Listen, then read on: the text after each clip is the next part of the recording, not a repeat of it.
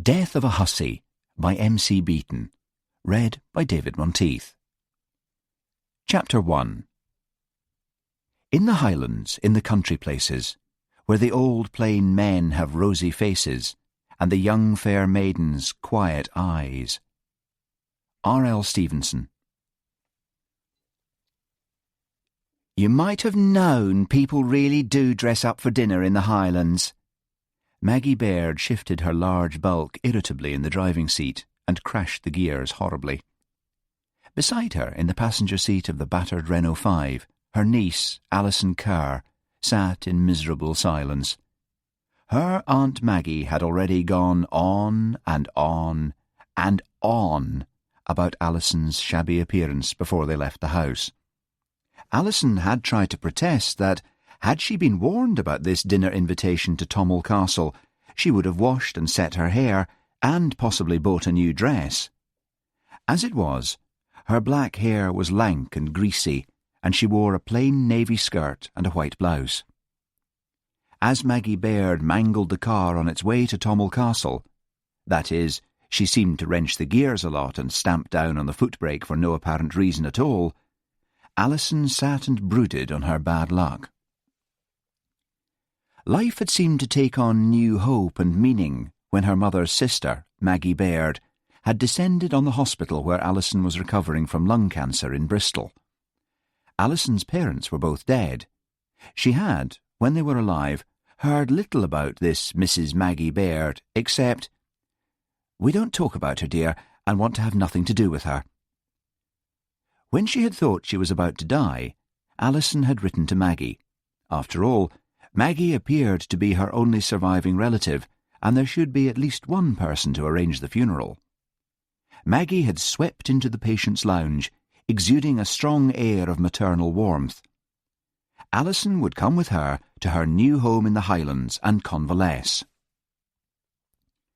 And so, Alison had been borne off to Maggie's large, sprawling bungalow home on the hills overlooking the sea outside the village of Lochdu, in Sutherland, in the very north of Scotland. The first week had been pleasant. The bungalow was over-carpeted, over-warm, and over-furnished. But there was an efficient housekeeper, what in the old days would have been called a maid-of-all-work, who came up from the village every day to clean and cook. This treasure was called Mrs. Todd, and although Alison was 31, Mrs. Todd treated her like a little girl and made her special cakes for afternoon tea. By the second week, Alison longed to escape from the house. Maggie herself went down to the village to do the shopping, but she would never take Alison. Eventually, all that maternal warmth faded, to be replaced by a carping bitchiness.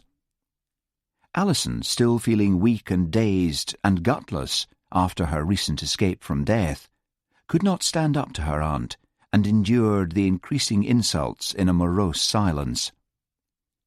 Then had come the invitation to dinner from the Halberton Smythes, local landowners who lived out on the far side of the village at Tommel Castle, and Maggie had not told her about their going until the very last minute, hence the lank hair and the blouse and skirt. Maggie crashed the gears again as they went up a steep hill. Alison winced. What a way to treat a car! If she herself could only drive! Oh, to be able to go racing up and over the mountains, and to be free and not immured in the centrally heated prison that was Maggie's bungalow. Of course, Alison should just leave and get a job somewhere, but the doctors had told her to take it easy for at least 6 months, and somehow she felt too drained of energy to even try to escape from Maggie. She was terrified of a recurrence of cancer. It was all very well for other people to point out that these days cancer need not be a terminal illness. Alison had had a small part of her lung removed. She was terribly aware of it, imagining a great hole lurking inside her chest. She longed daily for a cigarette, and often refused to believe that a diet of 40 cigarettes a day had contributed to her illness. Maggie swung the little red car between two imposing gateposts and up a well-kept drive. Alison braced herself. What would these people be like? Priscilla Halberton-Smythe pushed the food around her plate and wished the evening would end. She did not like Maggie Baird, who, resplendent in a huge green and gold caftan, was eating with relish. Her voice was county as she talked to Colonel Halberton-Smythe about the iniquities of poachers, and only Alison knew that Maggie had a talent for sounding knowledgeable on all sorts of subjects she knew little about. I can't quite make her out, thought Priscilla. She's a great fat woman, and quite nasty to that little niece of hers, and yet Daddy is going on like an Edwardian gallant. He seems quite taken with her. She looked again at Alison. Alison Kerr was a thin girl. Well, possibly in her 30s, but such a waif that it was hard to think of her as a woman. She had thick horn-rimmed glasses, and her black hair fell in two wings shielding most of her face. She had very good skin, very pale, almost translucent.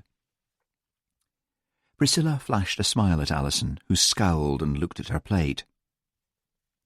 Priscilla was everything Alison despised. She was beautiful in a cool, poised way, with shining pale gold hair, worn in a simple style. Her scarlet silk dress with the ruffled Spanish sleeves must have cost a fortune. Her voice was charming and amused. I would be charming and amused if I lived in a castle and had doting parents, thought Alison bitterly. I know what that smile meant. She's sorry for me. Damn her. You will find you have to do a lot of driving in the Highlands, Mrs. Baird, the Colonel said. Maggie sighed, and then looked at him with a wicked twinkle in her eyes. How true, she said. I'm up and down that road to the village like a tart's drawers. There was a little silence. Mrs. Halberton-Smythe opened her mouth a little, and then shut it again. Then the Colonel gave an indulgent laugh. It's not London, he said. There isn't an Asian grocer at the corner of every field. You have to make lists, you know. It's quite possible to buy all the groceries for a week in one go. Doesn't that housekeeper of yours do the shopping? I prefer to do it myself, said Maggie, once more falling into the role of country gentlewoman. I like to get the best of everything, although Loch Dew is pretty limited. I think the inhabitants must live on a diet of fish fingers. You should take a trip into Inverness and stock up, said Mrs. Halberton-Smythe. They've got everything there now. Quite a boom town and expanding every day. Why, I remember not so long ago when it was a sleepy place and they drove the Highland cattle to market through the main street. Now it's all cars, cars, cars. And crime is on the increase, said the Colonel. What those fools in Strathbane think they're about, to leave us without a policeman, I don't know. Hamish, said Priscilla, you didn't tell me. She smiled at Alison. I only arrived last night and haven't caught up with the local news. Hamish gone? Where? They've closed down the police station and taken that lazy lout off to Strathbane, said her father. It's funny. I never thought Macbeth actually did anything. Now he's gone, and someone has been netting salmon in the river. At least Macbeth wouldn't have found a way to stop it, although he never arrested anyone. But this is dreadful, exclaimed Priscilla. Hamish is a terrible loss to the village. Well, you would naturally think so, said her father acidly. Priscilla's cool manner seemed ruffled. Oh-ho, thought Alison. I wonder if the daughter of the castle is in love with the absent local copper. Maggie looked amused. If you want to get him back, she said, all you need to do is manufacture some crime in the village. She flashed a flirtatious look at the Colonel. Priscilla thought, it's as if there's a beauty encased under that layer of fat. But she said aloud, what a good idea! Why don't we organise a meeting in the village hall and put it to the locals? The Colonel seemed about to protest, but the suggestion caught Maggie's imagination. She liked to imagine herself a leader of a Highland village society. "I'll arrange it for you if you like," she said. "Alison can help, or try to help. She's not really good at anything, you know. When shall we have this meeting?" "Why not this Saturday?" asked Priscilla. "You're not suggesting you're going to encourage the villagers to commit crimes so as to get Hamish back?" said Mrs. Halberton Smythe. "Something must be done," said Priscilla. "We'll put it to the locals and then take a vote." "A vote on what?" demanded her father. "On whatever suggestions are put up," said Priscilla evasively. "There's no need for you to get involved, Daddy. I'm sure Mrs. Baird and I can handle everything." Alison found herself beginning to speculate on this local Bobby. He must be someone very special to attract the cool Priscilla. Her mind wandered off into fantasy. What if she helped to get him back, managed to do more than Priscilla? This Hamish Macbeth would be tall and fair and handsome, like those paintings of Bonnie Prince Charlie on the old biscuit tins. He would fall in love with her, Alison, and take her away from Maggie and leave Priscilla with the knowledge that Alison's inner attractions were more important to a man than stereotyped outward beauty. "She lacks character in her face," thought Alison, looking under her lashes at Priscilla and trying to find fault. At last the evening was over. Maggie was wrapped by the butler in a voluminous mink coat. "I hope Macbeth isn't into animal liberation," thought Alison maliciously. "That coat must have taken a whole ranch of minks." As she was leaving, the Colonel suddenly leaned forward and kissed Maggie on the cheek. She flashed him a roguish look, and he puffed out his chest and strutted like a bantam. "Oh dear," thought Priscilla, "I wish he wouldn't make such a fool of himself." She did not know that her father's misplaced gallantry was to start a chain of events which would lead to murder. Maggie was in a good mood as she drove home through the wintry landscape and under the bright and burning stars of Sutherland. So, she could still attract a man. And if she could attract a man when she was like this, well, plump. Think what effect she could have if she took herself in hand. It was all the fault of that damned waiter, thought Maggie. Maggie Baird had earned a considerable amount of money during her career. Although she had managed to stay off the streets and had been married and divorced twice, she had made a business out of being mistress to a long string of wealthy men, occasionally straying to the poorer ones for her own amusement. Like most women addicted to food, she also had a tremendous appetite for sex. Unlike most of her sisters on the game, she had squirreled away her earnings, buying and selling property and investing cleverly. That was when the blow had fallen. Finding herself a very wealthy woman and looking for amusement, Maggie had taken up with a Greek waiter whose swarthy good looks had appealed to her. But, for the first time in her life, she had fallen hopelessly in love, and when she found that he was taking her money to save enough to marry a young blonde from Stepney, she felt her life was over. She had bought the bungalow in the Highlands, a place to lick her wounds. She had let the bleach grow out of her hair so that it became its natural brown streaked with grey. She had put on pounds and pounds in weight. She wore tweeds and suede hats and oilskin coats and brogues, and everything she could to adopt the character of a Scottish gentlewoman, as if hiding her hurt under layers of fat and country dress. Taking Alison out of the hospital made her feel good for a while, until the novelty had worn off. Now the pain of the waiter's rejection was fading as well. "There's life in the old girl yet," she said cheerfully. "You mean the car?"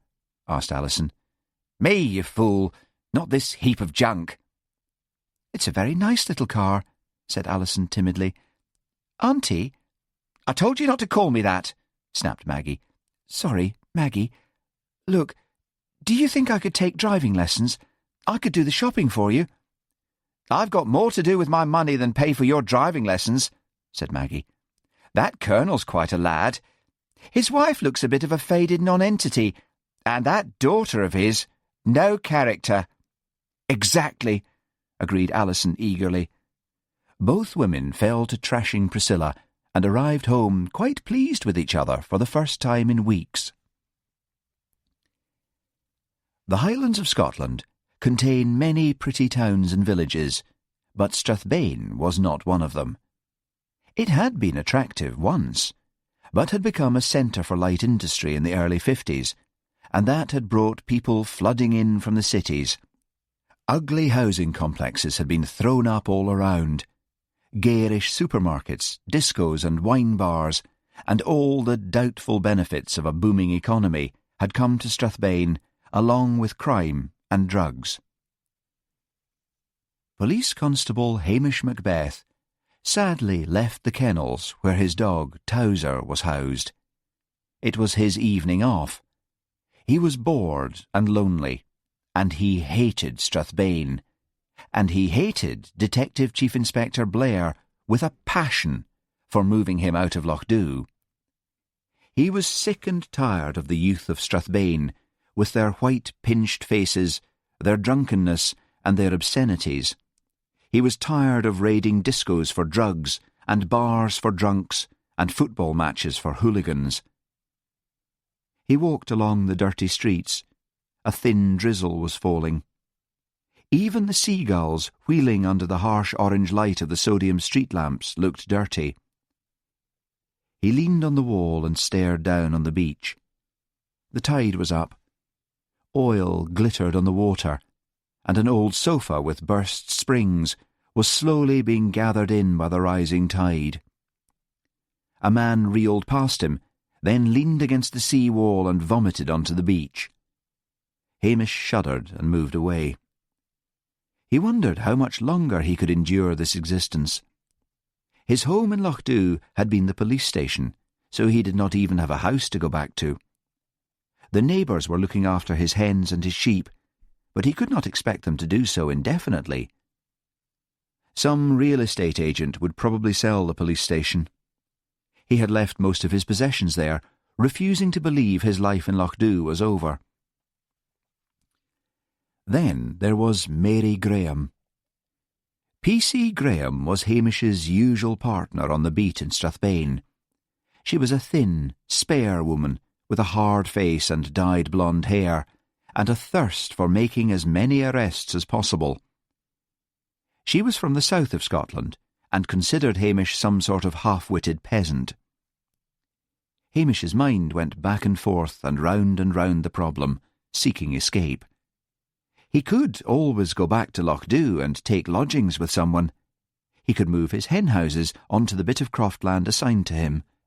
But, like all crofters, he knew it was impossible to live on small farming alone, trying to wrest a living out of a few stony fields. He could work on the fishing boats, of course. What hurt most of all was that the people of Lochdoe appeared to have taken his banishment without comment. He felt very friendless. On Saturday night, the village hall in Lochdoe was crammed to capacity.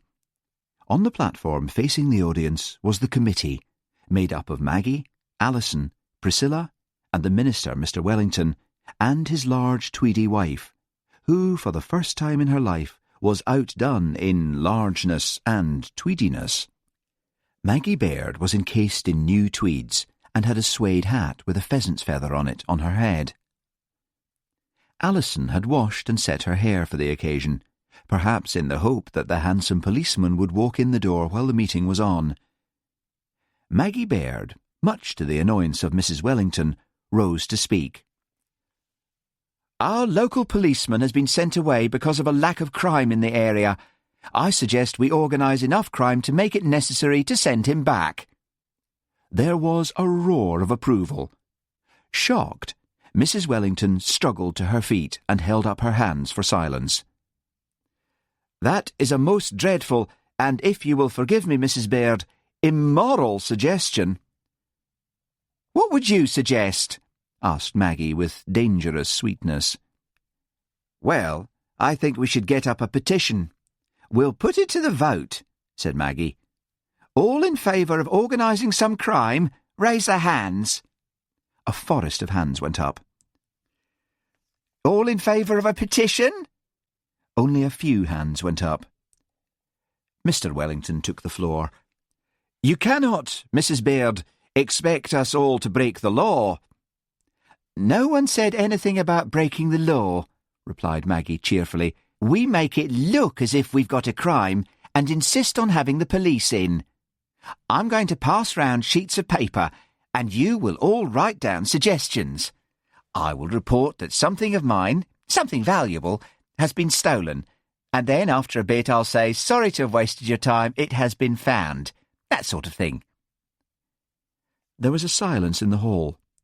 Maggie realised furiously that everyone was obviously waiting for Priscilla to say something.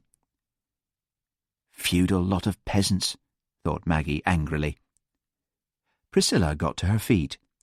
She was wearing a smart grey tailored pinstriped suit with a white blouse, sheer stockings and patent leather high heels. Yes, I think a bit of organised crime is the sensible answer, said Priscilla. My father is having trouble again with poachers. I shall start off with that complaint. There was a cheer, and a man shouted, Good for you! We knew you would think of something! In that moment, Alison felt quite warm toward her aunt. It did seem unfair that Maggie should have thought up the scheme only to have everyone give Priscilla all the credit. Papers were passed around, and a few half-bottles of whisky were produced. The villagers scribbled busily. The air was soon heavy with the raw smell of alcohol and a fog of cigarette smoke. When the meeting was over, everyone was happy with the results, with the exception of Mr. and Mrs. Wellington, Maggie, and Alison. Why did I bother? Fumed Maggie on the road home. Did you see that Halbert and Smythe bitch calmly taking the credit for everything? Anyway, my crime is the best, and so I shall show them. Sergeant MacGregor drove angrily over the twisting Highland roads that led from Nothin to Lochdoe. Some female had lost her diamond earrings, and what should have been handled by that Macbeth fellow was now having to be handled by him, MacGregor.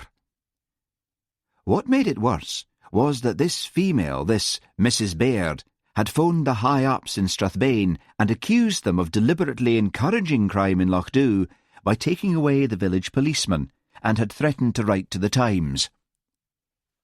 He drove through Lochdoe, remarking sourly to himself that it looked as sleepy as ever, and took the coast road to Maggie's bungalow.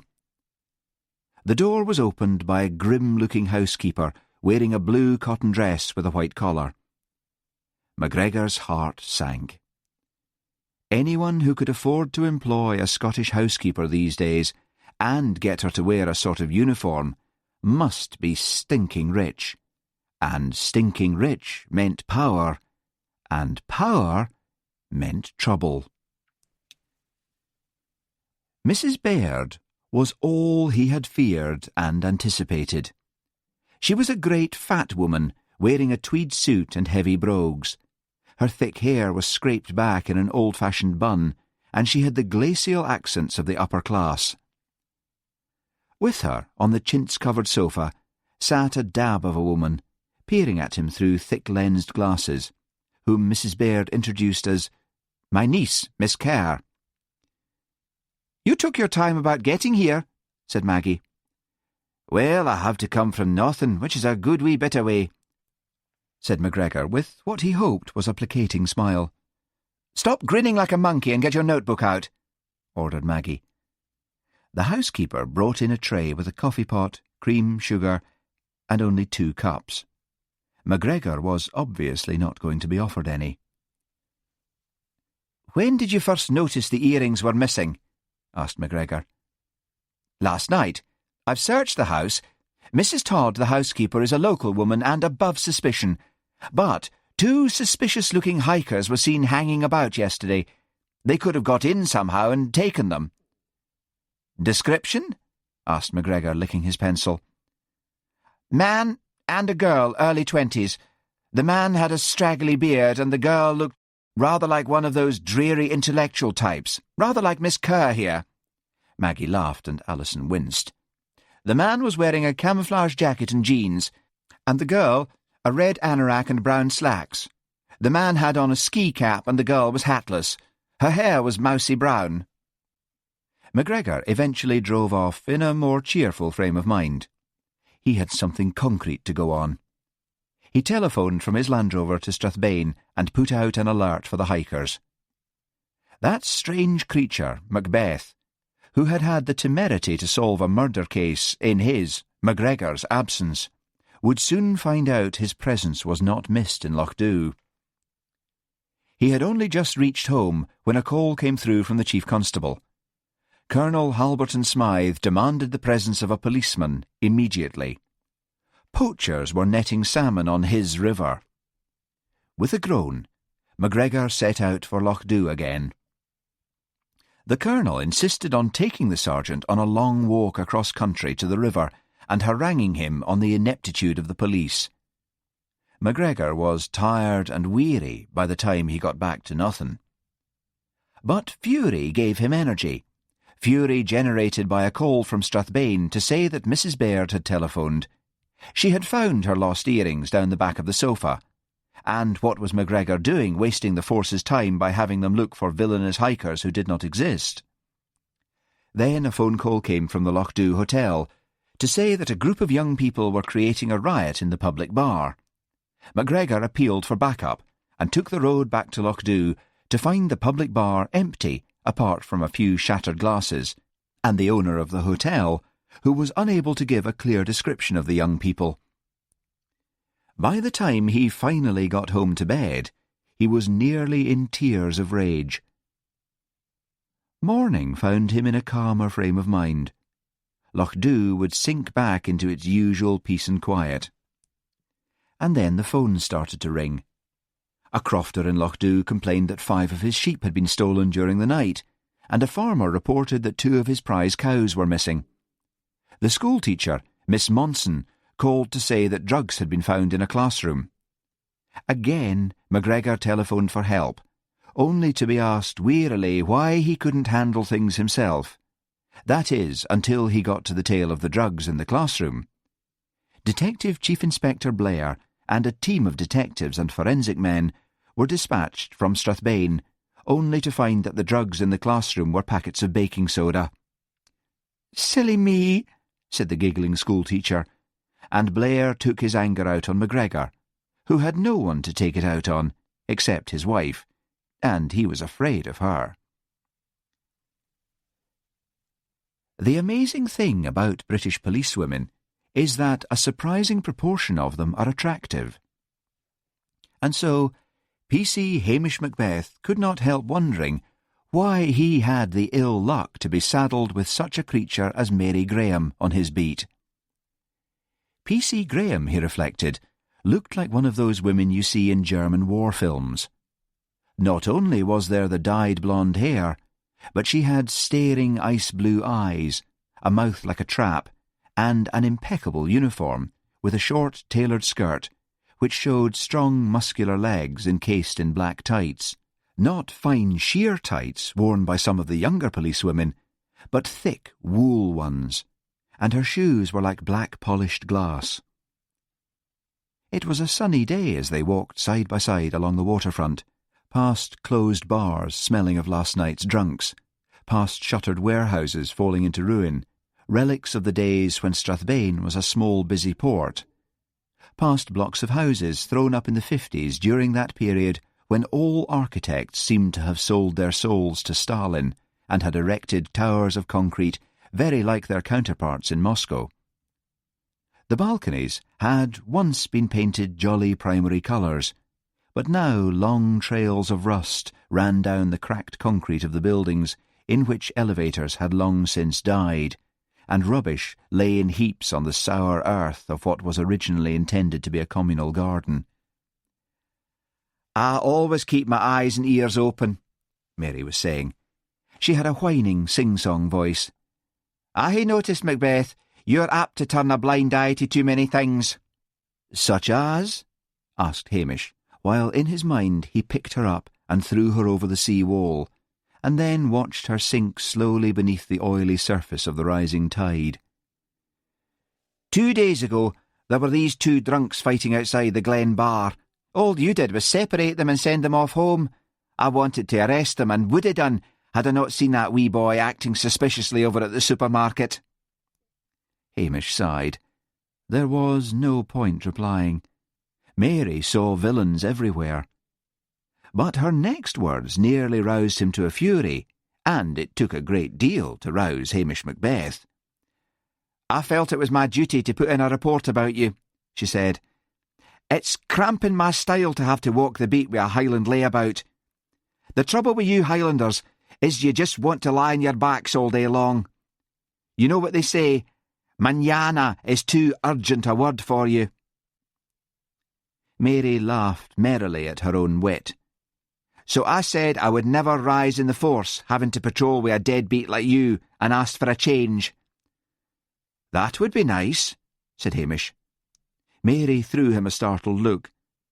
"I'm surprised you're taking it so well." "Of course I'm taking it well. You dinna think I enjoy walking along on a fine day with a sour-faced bitch like you," said Hamish in a light, pleasant voice, although Priscilla, for example, would have recognised by the sudden sibilancy of it that Hamish was furious. "Was I not saying just the other day," said Hamish dreamily, "that it was sore luck getting landed with you instead of someone like Pat MacLeod?" Pat MacLeod was a curvaceous brunette of a policewoman who wore sheer stockings instead of tights. Every policeman who had seen her flashing her thighs in the canteen as she deliberately hitched up her short skirt to sit down could bear witness to that. Mary could hardly believe her ears. She would never for a moment have dreamt that P.C. Macbeth would even think of insulting her. She did not know that her contempt for him was largely based on jealousy. Macbeth, in a short time, had made himself popular on the beat, and householders preferred to bring their troubles to him rather than to Mary. "I have never been so insulted in all my life," she said. "Oh, come now. With a face and manner like yours, you must have been," said Hamish, who, like all normally polite and kind people, was relishing the rarity of being truly and thoroughly rude. "You're just mad because Blair winkled you out of your cosy number in Lochdew," sneered Mary. "And you claim to have solved them murders. You! You're no a man. I could beat the living daylights out of you any day." "Try it," said Hamish. She squared up to him. "I warn you, I'm a black belt in karate." "Behave yourself, woman," said Hamish, suddenly sick to death of her. With amazing speed, he moved in under her guard, swept her up in his lanky arms, dumped her head first in an enormous plastic rubbish bin, and, deaf to her cries, strolled off. "That's it," he thought with gloomy satisfaction. "I may as well go back to the police station and resign." The desk sergeant looked up as Hamish ambled in. "Upstairs, Macbeth, the super's screaming for you." "So soon?" said Hamish, surprised. "Did P.C. Graham fly in on her broomstick?" Never mind. Better get it over with." Come in, Hamish," said Superintendent Peter Davitt. "Sit down, man. Tea?" "Yes, thank you," said Hamish, sitting down on a chair facing the desk and putting his peaked cap on his knees. "It seems, Hamish, that there's been a bit of a crime wave in Lochdew, and Sergeant McGregor's being run ragged." "Is he now?" asked Hamish with a smile. He did not like McGregor. "Milk and sugar? Right, here you are. Yes, on due consideration we have decided you should finish up the week here and return to Lochdew. Here are the keys to the station." "Thank you." Hamish felt suddenly bleak. Why had he risen to that stupid Graham woman's insults? The door opened, and Detective Chief Inspector Blair heaved his large bulk into the room. "Oh, you're here, are you?" he said nastily when he saw Hamish. "Yes," said Mr. Daviot. "It seems you made a bad mistake in suggesting that Hamish be taken away from Loch Dhu. There's been nothing but crime for the past few days." "I know," said Blair heavily. "I've been there on a drugs report. Baking soda it turned out to be." His Glasgow accent grew stronger in his irritation. "Do you know what I think? I think them damn villagers are making up crimes so as to get this pillock back." The superintendent's face froze. "Mind your language in front of me, Mr. Blair," he said. "Are you questioning the word of Colonel Halberton Smythe, for example?" No, said Blair hurriedly. "But it did look a bit suspicious, you ken, considering nothing happens there from one year's end to the other." "Except murder," put in Hamish. "Do not forget, Hamish solved that woman's murder," said the superintendent. "I'm just telling him he must go back and take up his duties there." "Aha," said Blair. His face creased into an unlovely smile. "Why I came up, Mr. Daviot, is to tell you we might be discussing Macbeth's dismissal from the force." "What? Why?" "He assaulted P.C. Graham." "You assaulted a policewoman, Hamish?" "It was self-defence, sir." Ah, roared Blair. "Will you stop cackling, Blair, and give me an outline of the complaint?" "P.C. Graham has just come into the station. She said she was patrolling the beat when Macbeth here suddenly picked her up and threw her in a rubbish bin." "Is this true, Macbeth?" No more Hamish. "She said she could beat me up and approached me in a threatening manner," said Hamish. "I was fed up with her. I just picked up the lassie and dumped her in with the rubbish." "I can hardly... This is very serious. Very serious indeed. Oh, what is it, Sergeant?" The desk sergeant had just entered. "It's 3 women and a man for the tower blocks," he said. "They say they've come to defend Macbeth here. They say they saw Graham attacking him and Macbeth being forced to defend himself. They say when they helped Graham out of the bin, she said she was going to get Macbeth charged with assault, and they say if that's the case, they will all go to court as witnesses for Macbeth's defence." "We must not let this get into the newspapers," said the superintendent, horrified. "Get rid of these people, Sergeant, and say that Macbeth is not being charged. Shut Graham up at all costs. Good heavens, just think what the tabloids could make of this. Macbeth, I suggest you go back to your quarters and pack and leave for Loch Dhu in the morning. Blair, I'm surprised at you. In a situation as potentially explosive and damaging to the police as this, you should get your facts right. Macbeth, wipe that smile off your face and get going."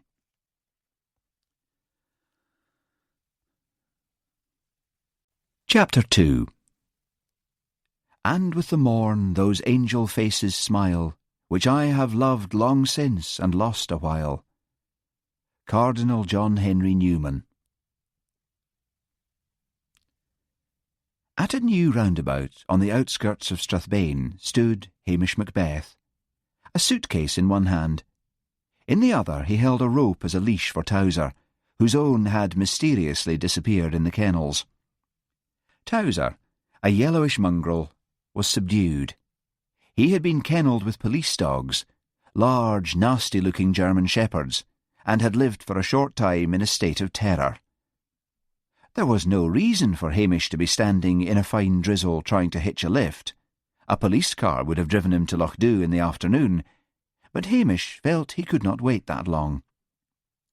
One car after another slowed at the roundabout, and then drove past the solitary figure with the battered suitcase and dog. Many people firmly believed you had to have a death wish to give a lift to a stranger these days. Hamish looked around. There was a thick stand of bushes behind him. He walked into their shelter, opened his case, took out his policeman's tunic, and, after tugging off his old sweater, put it on. He was already wearing his regulation trousers. He also fished out his peaked cap and knocked it back into shape and put it on his head. "I told you you shouldn't be driving without a licence," said Mrs. Mary Webb to her husband Bert, as the tall, thin figure of a policeman stepped out into the road just before the roundabout and held up his hand. Bert Webb slowed to a halt, his heart hammering. Whatever happens, keep your mouth shut, he hissed to his wife. He rolled down the window. "Good day, officer," he said with an ingratiating leer. "What can we do for you?" "I was wondering if you were travelling anywhere near the village of Lochdew," said Hamish. "We are going further north," said Bert uneasily. "The nearest we get to Lochdew is the Ardest crossroads." "That would do me just fine," said Hamish. "I can walk from there easily." A look of relief wiped the worry from Bert's face. "You mean you want a lift?" "If you would be so kind." Relief made Bert hearty. "Jump in the back," he said. "Thank you very much," said Hamish with a sweet smile. "I will just be getting my dog." And he disappeared back into the bushes beside the road where he had left Towser. "Dog!" exclaimed Mary Webb. "And us with our new seat covers!" She twisted her head and looked at the back seat, which was covered in imitation fur fabric of a leopard skin pattern. "Shut up!" snapped Bert, uneasy again. "It may be some sort of trick." His wife looked at him in alarm, but he had no time to say anything, for the back door of the car opened, and P.C. Macbeth and a wet Towser climbed inside, Hamish pulling his suitcase in after him. Hamish tried to make conversation, but found it very hard going. Mary Webb was thinking furiously, "Perhaps it isn't Bert's licence. Perhaps it's those library books I never took back. Then there was that restaurant. They forgot to charge Bert for the drinks, and he never said a word." Bert was thinking of the young girl with whom he had enjoyed a brief fling down in Worcester 3 months ago. He was a shop fitter and travelled around the country. The girl had looked awfully young. What if she was under 16? Hamish finally fell silent. His thoughts turned to Lochdew. He was still saddened by the way in which all his friends had taken his banishment without any fuss. He had phoned the hotel the night before and had told Mr. Johnson, the manager, of his imminent return, and Johnson had taken it calmly, almost coolly, in fact. "Here we are, officer," said Bert with forced joviality. "The Ardest turning." Hamish thanked them and climbed out with suitcase and dog. He touched his cap as the Webbs drove off. The Webbs, who were now full of indignant rage at having been forced to give a lift to what had turned out to be nothing more sinister than a scrounging copper. Towser turned slowly in the direction of Lochdew, rather like an overstuffed armchair turning around on its casters. He sniffed the air, and slowly his tail curved over his back. A shaft of sunlight struck through the grey clouds, a William Blake shaft of sunlight. All it lacked were the angels. The wind was from the west, holding an underlying touch of warmth. Above the shaggy heath of Sutherland soared the mountains, rising up to heaven, away and beyond the ant-like machinations of the police force. Hamish took the rope from around Towser's neck, and the dog surged forward down the road to Lochdew, stopping every now and then to look back and make sure his master was following. Hoisting his suitcase up onto his shoulder, Hamish stepped out smartly, and the sky above grew brighter and brighter, and the wind in the heather sang a welcome home. "Thank goodness the sun is shining," said Priscilla. "Are you sure he said he would be here sometime this morning, Mr. Johnson?" "That's what he said," remarked the hotel manager. "Said he couldn't wait, and he would hitch a lift." "Maybe he can't get a lift," worried Priscilla. "One of us should have gone and collected him." "And spoil the surprise. No, better this way. Doogie, the gamekeeper, is posted up on the hill, and he'll wave a flag when he sees him coming." Priscilla shook her head doubtfully, having visions of lazy Hamish stretched out asleep in the back of some limousine and unable to be spotted by even such an eagle eye as Doogie's. "Everything's ready anyway," she said, looking around. In the centre of the village stood a raised platform that was normally used for school prize-giving day.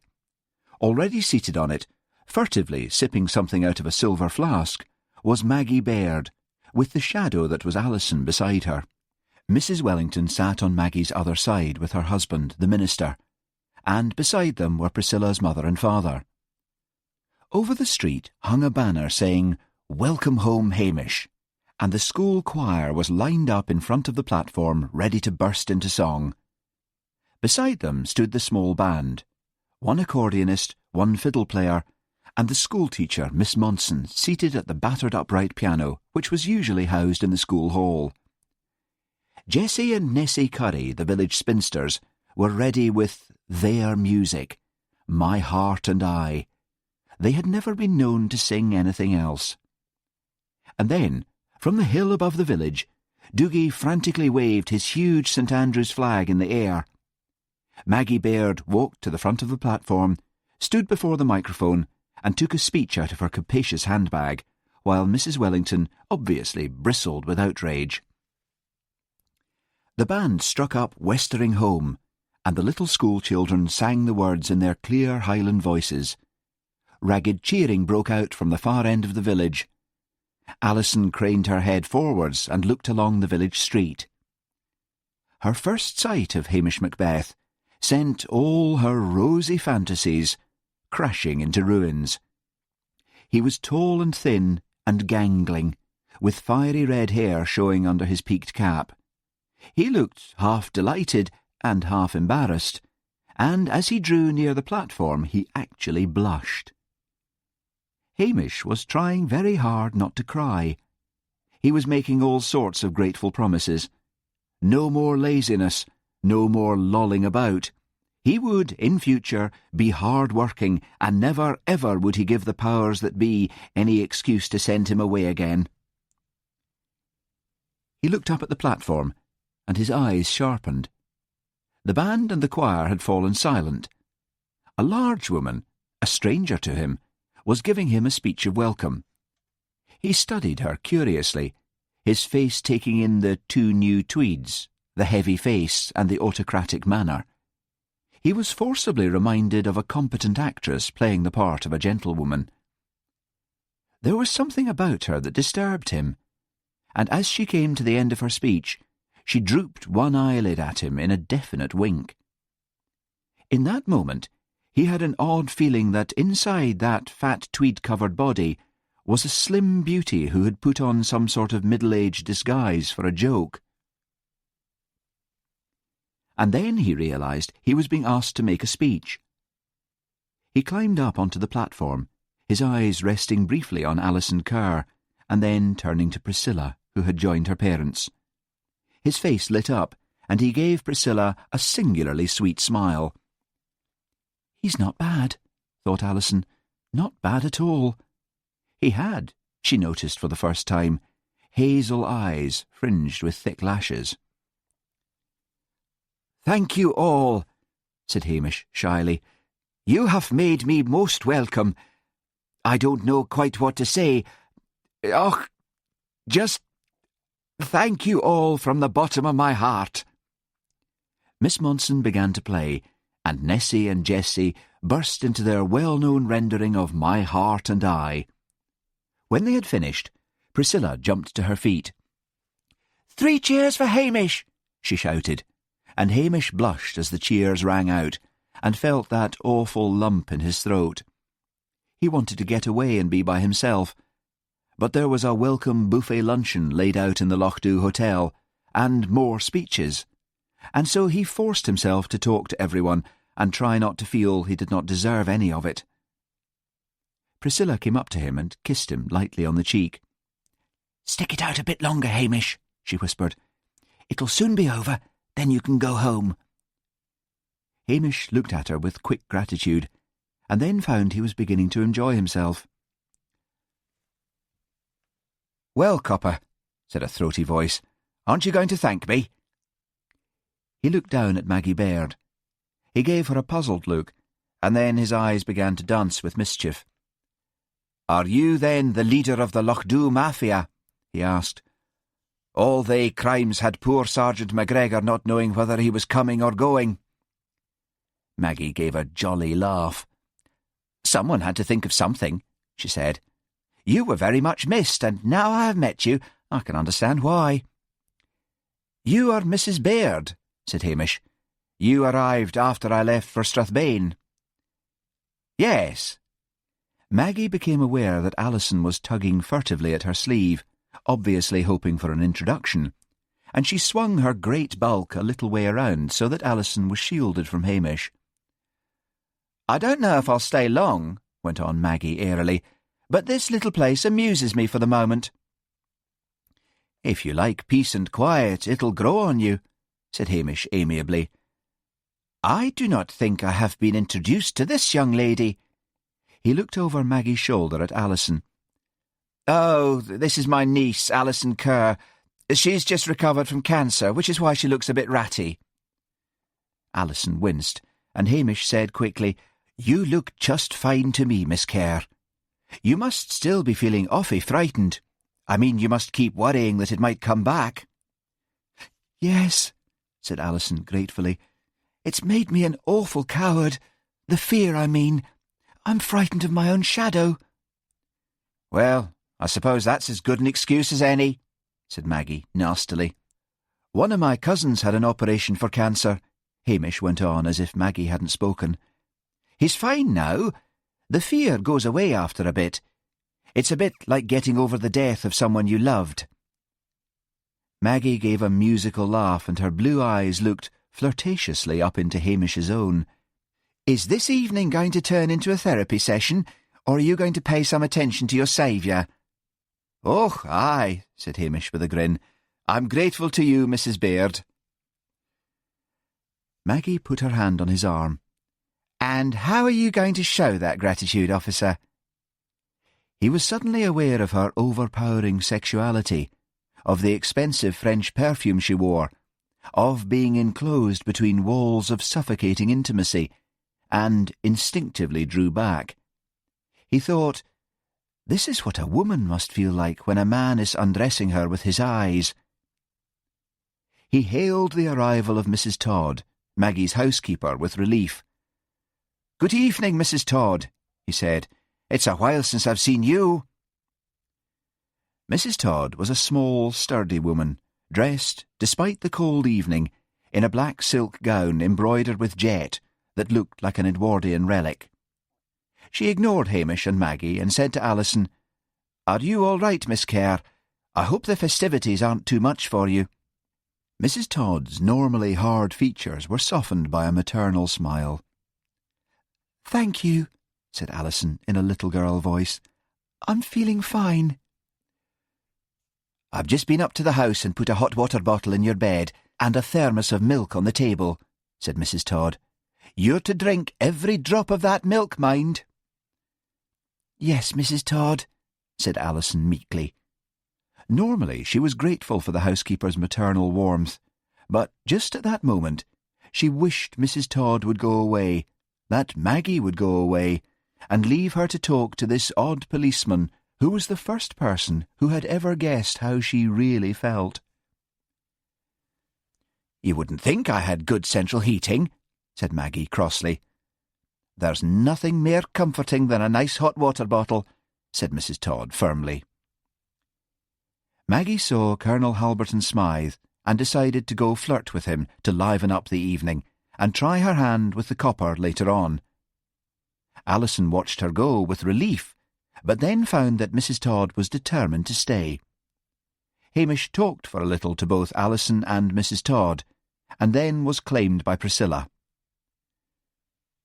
"The guests are thinning out," said Priscilla. "Not long to go, Hamish.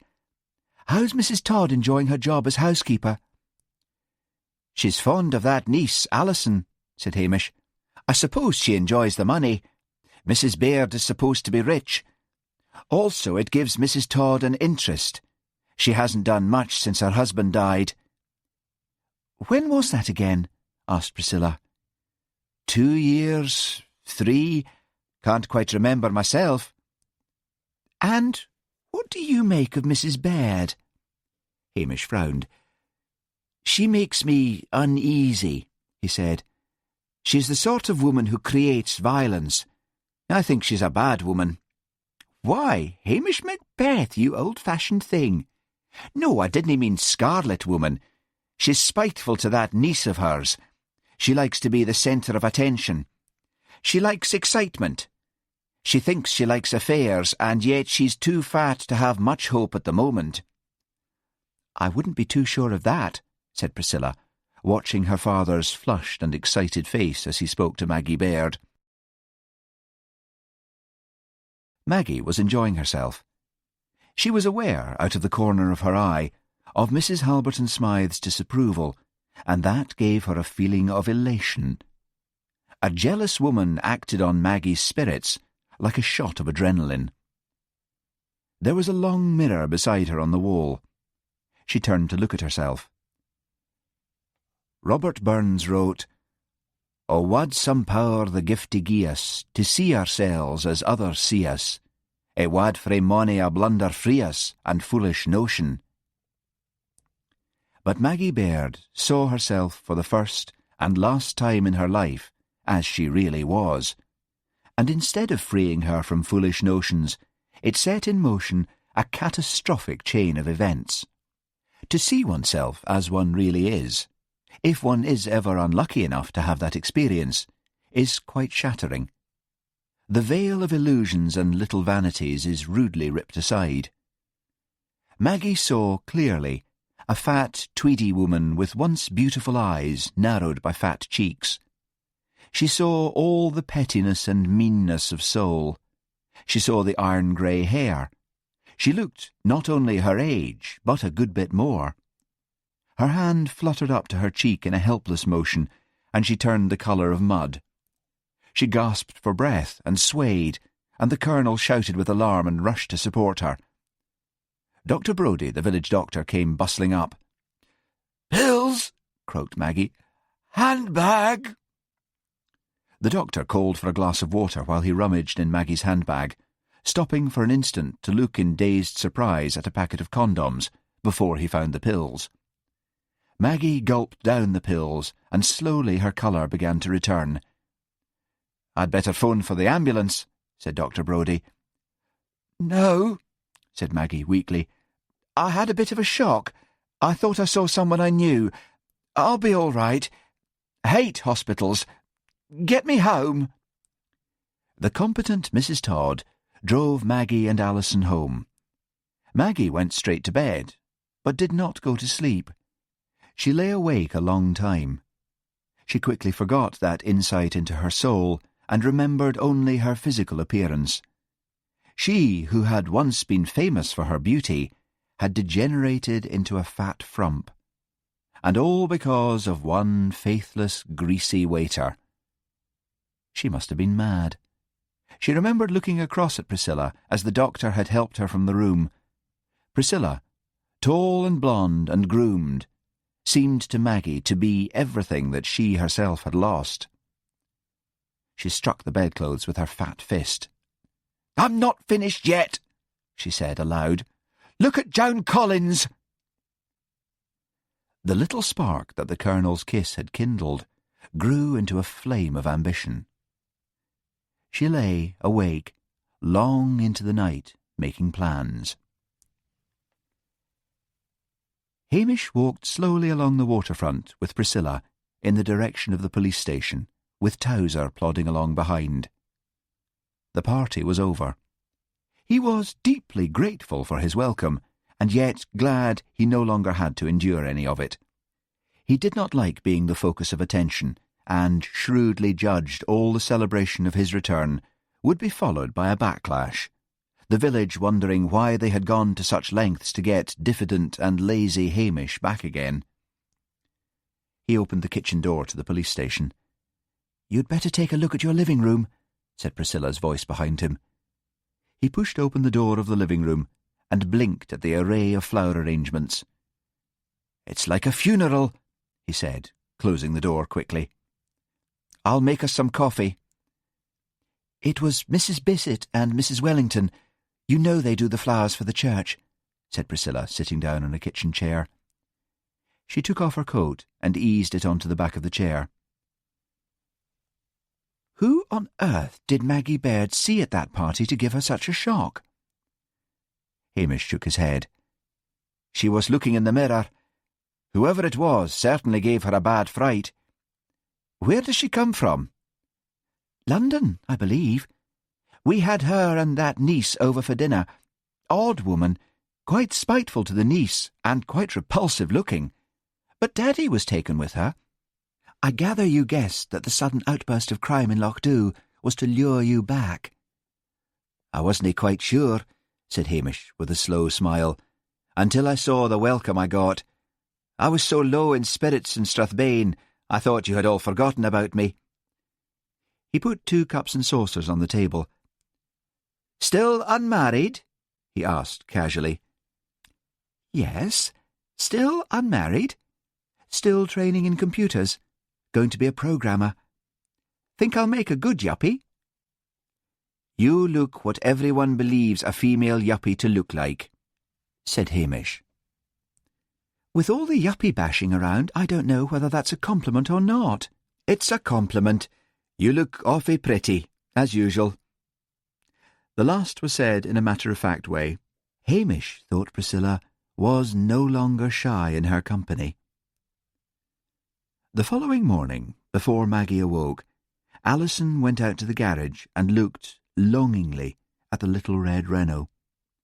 In the post that morning, she had received a notification that her driving test was to be held in 3 weeks' time in Loch. When she had first arrived, she had written off for a test, confident that her benevolent aunt would surely allow her to learn to drive. That was when Maggie had been warm and kindly. To learn to drive had become an obsession with Alison. In her dreams at night, she soared up and down the Highland roads, competent behind the wheel. She should move to the nearest town, she lectured herself, get a job and get a car on the pay-up. Gutless, she raged at herself. But she was gutless. Her growing dislike of Maggie and her longing for freedom were not strong enough to enable her to face the world on her own.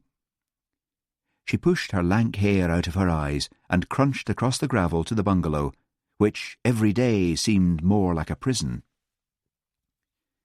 It was too warm, too characterless, decorated in interior designers brown and cream, with glass-topped tables, glass dining table and glass coffee table on wrought-iron legs, and little glass side tables.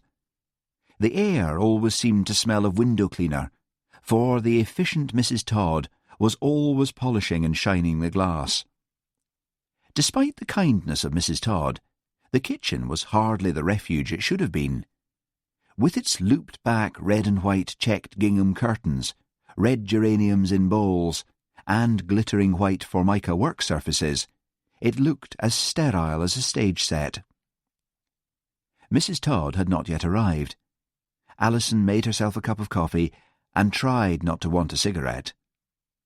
Then she heard Maggie lumbering down the stairs, and her thin shoulders hunched as if to ward off the verbal blows about to descend on her.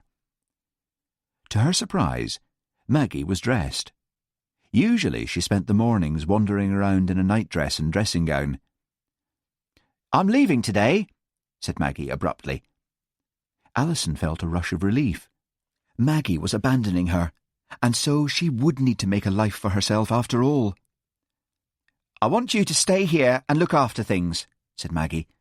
"You can type, can't you?" Alison nodded. "Well, on the desk in the study you'll find a pile of tapes. I've been dictating my life story. I want you to type it out. High time you earned your keep." "If you let me learn to drive," said Alison defensively, "I could have taken a job in the village." "What you would have earned in the village would barely have paid for the petrol," snapped Maggie. "I'll be away a few months." "When are you leaving?"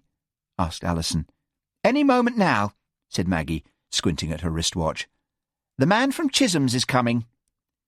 Ian Chisholm, the local garage owner, had a large antique Daimler, which was usually hired only for weddings and funerals. "I'm getting him to take me down to Inverness," went on Maggie. "I'll do some shopping, have dinner, and take the sleeper." "What are you going to do?" asked Alison, beginning to brighten. Maggie was obviously not taking her car. She always left the keys in the ignition. Now, if she would only leave those keys behind, then— "I'm going to do a bit of work on myself," said Maggie. "I've let myself go to seed. Makes 2 of us, eh? Although I used to be beautiful and you quite obviously never were." All in that moment, Alison reflected that Maggie was indeed very like her sister, Alison's late mother. Alison's mother had been a colourless woman compared to Maggie, but she would say things just as Alison was preparing to go off to a school dance, like, "I've done my best, but you'll never be a beauty, dear." People always said things about words not hurting you, thought Alison miserably, but they hurt like hell. The insults piling up until one's self-esteem begins slowly to crumble under the sheer weight of them. She thought of Maggie's mild heart attack, if that's what it had been, the evening before. She thought of Maggie's money. She, Alison, was Maggie's only relative. Had Maggie made a will? What if Maggie should die and leave her the house and the car and the money? Alison half closed her eyes. She would redecorate the house and sweep away the brown and cream and the glass tables and make it a homey place. "Take that silly look off your face," said Maggie. "Oh, here's Mrs. Todd. Go off and get started on those tapes, Alison. I want the whole thing typed up by the time I get back." Alison rose and went through to the room off the sitting room, which Maggie called her study. It had a workmanlike desk, an electric typewriter, and there, sure enough, were the tapes and a recorder. Alison had never seen Maggie at work. Maggie must have dictated the tapes during the nights, Alison thought, or have done them at some point in the past before she came north. She began to listen to the first tape, her eyes slowly widening in horror. It was pornography. But then Maggie's life had obviously been pornographic. The first chapter dealt with Maggie's loss of virginity. Alison did not know yet that it was mild stuff compared to what was to follow. Then, above the sound of Maggie's voice, she heard the Daimler arriving. She switched off the tapes and went outside. Only one small suitcase was being loaded into the car. Mrs. Todd was standing respectfully while Maggie rapped out last-minute instructions. "And take all my clothes from my bedroom and send them to Oxfam or to the Salvation Army," Maggie was saying. "I'll leave it to you. And see that Alison gets on with typing out that life story of mine and doesn't moon around getting lazier and spottier." Alison, whose clear skin was her one vanity, had found 2 small spots on her forehead that morning. Trust Maggie to have noticed them. And then Maggie suddenly threw her arms around Alison and gave her a warm hug. "Look after yourself, pet," she said. "That nasty cancer isn't going to come back. Just take care of yourself." There were tears in her blue eyes. Alison hugged her back, startled, and then moved. Maggie climbed into the old Daimler, waved her fat hand once, and the car drove off. Alison and Mrs. Todd returned to the house and sat and talked about nothing in particular, and then Alison steeled herself to go back to her typing. The sudden burst of affection she had felt for Maggie after that hug was fast evaporating, to be replaced with the calculating thought, "Why, the old bag's fond of me. Will she leave me her money? Please, God, she leaves me her money." Alison was a good typist. She finished the first chapter, part of her mind noting mechanically that the writing was so bad it would surely never get published, and the other part thinking, did she leave the car keys? And if she did, what could I do? At last she could not bear it any longer. She went out to the garage and looked in the window of the Renault. There were the keys. Her heart began to hammer against her ribs. She felt the crumpled piece of paper that was the notification for her driving test. But even if she learned to drive, the insurance might not cover her. Perhaps the insurance covered only Maggie's driving. She ran back into the house and began to search through the jumble of papers in the desk drawer.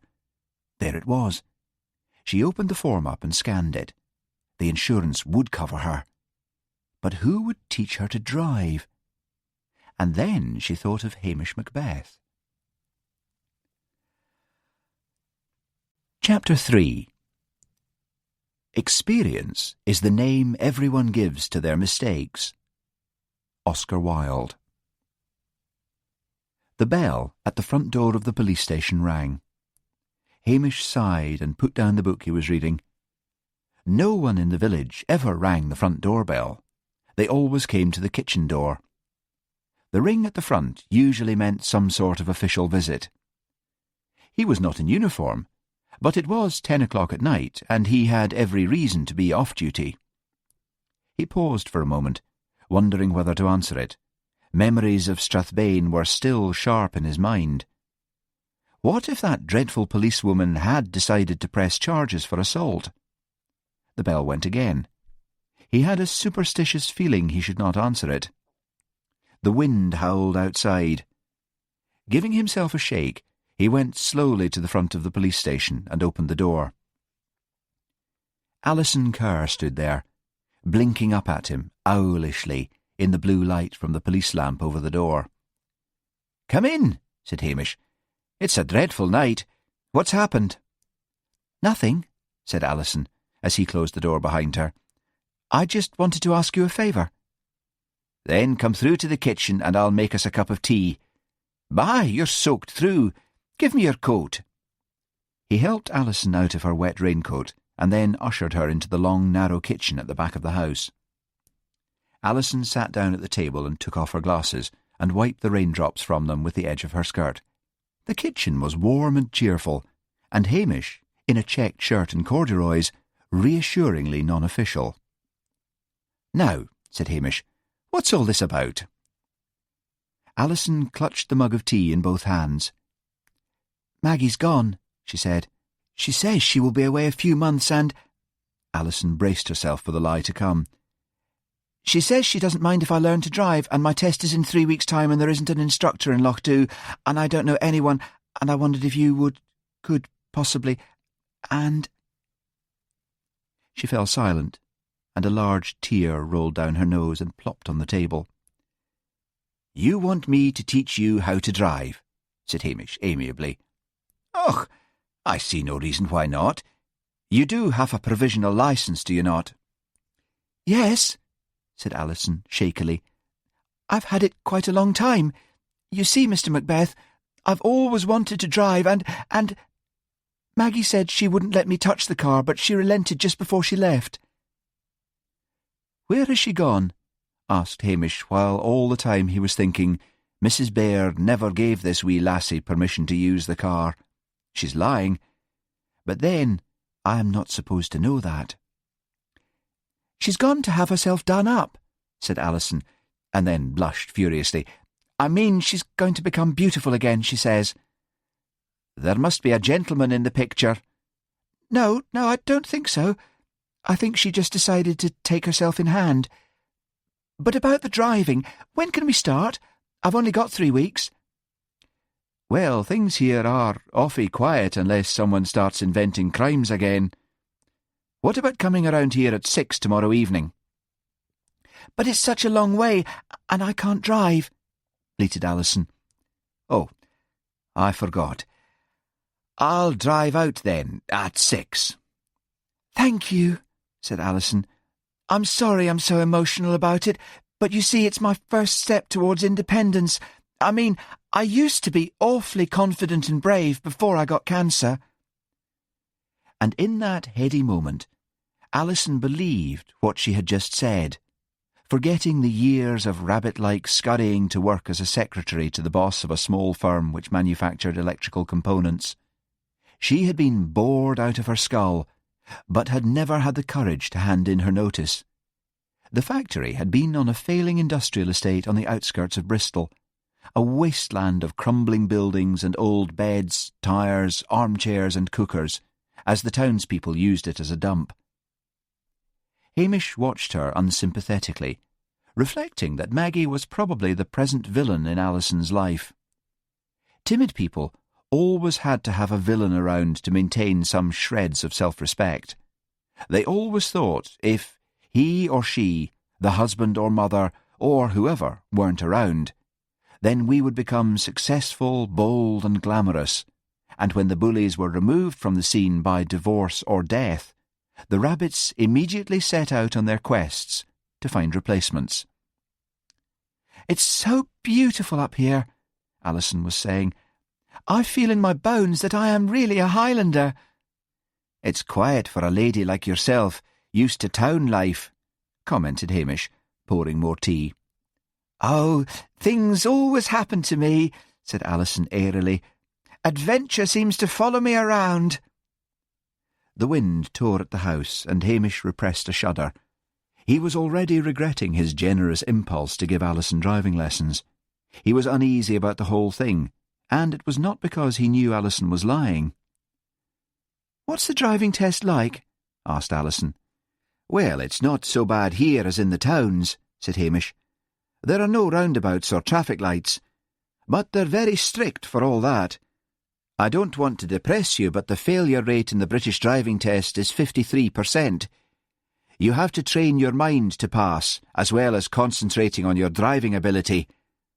Stop worrying too much about the test and work instead at becoming a skilled driver. At the test, before you even get in the car, before you can even slide behind the wheel, you must be able to read a car number plate at a distance of 67 feet. So make sure your glasses are up to the mark. Then, after your test, you will be given an oral exam on the highway code. Have you got a copy?" "Oh, yes," said Alison. She sighed. "I wish I were more experienced." She cast a sudden flirtatious look at Hamish, and blushed, and blew her nose on a rather grubby handkerchief to cover her confusion. "I'd better be running you back," said Hamish. "That's very kind of you." Alison got to her feet and gazed up adoringly into Hamish's hazel eyes. But the policeman's eyes were a polite blank, and he seemed to have retreated to somewhere inside of himself. Alison felt exactly as if she had made a bold pass and been ruthlessly snubbed. "It's all the fault of that Priscilla," thought Alison. "She doesn't want him for herself, and yet she won't let him go." By the time Hamish drove up to the bungalow, his police Land Rover having been returned to him by Strathbane headquarters, Alison had turned Priscilla in her mind into a scheming harpy. "Won't you come in for a cup of coffee?" she asked. "No, I'd best be getting home," replied Hamish. "See you tomorrow." He smiled, and Alison suddenly felt elated and light-hearted. "You asked who to teach you to drive?" Mrs. Todd had been in the act of whipping up a bowl of batter when Alison told her on the following day about the proposed driving lessons. She stood with her mouth slightly open, the wire whisk poised over the bowl. No modern electrical methods for Mrs. Todd. "I asked Hamish Macbeth and he agreed. I mean, the local Bobby is surely the best." Mrs. Todd put down bowl and spoon. "Let me tell you, that man is a womanizer. The things I've heard. He's lazy and incompetent and useless. Why, when my man died, he came around poking his nose into everything." But, I mean, the village loves him," wailed Alison. "You saw the reception." "Aye, and a waste of time and money." Mrs. Todd was a formidable figure, even in her early 70s. Her hair was still brown and her back ramrod straight. Her eyes narrowed suddenly.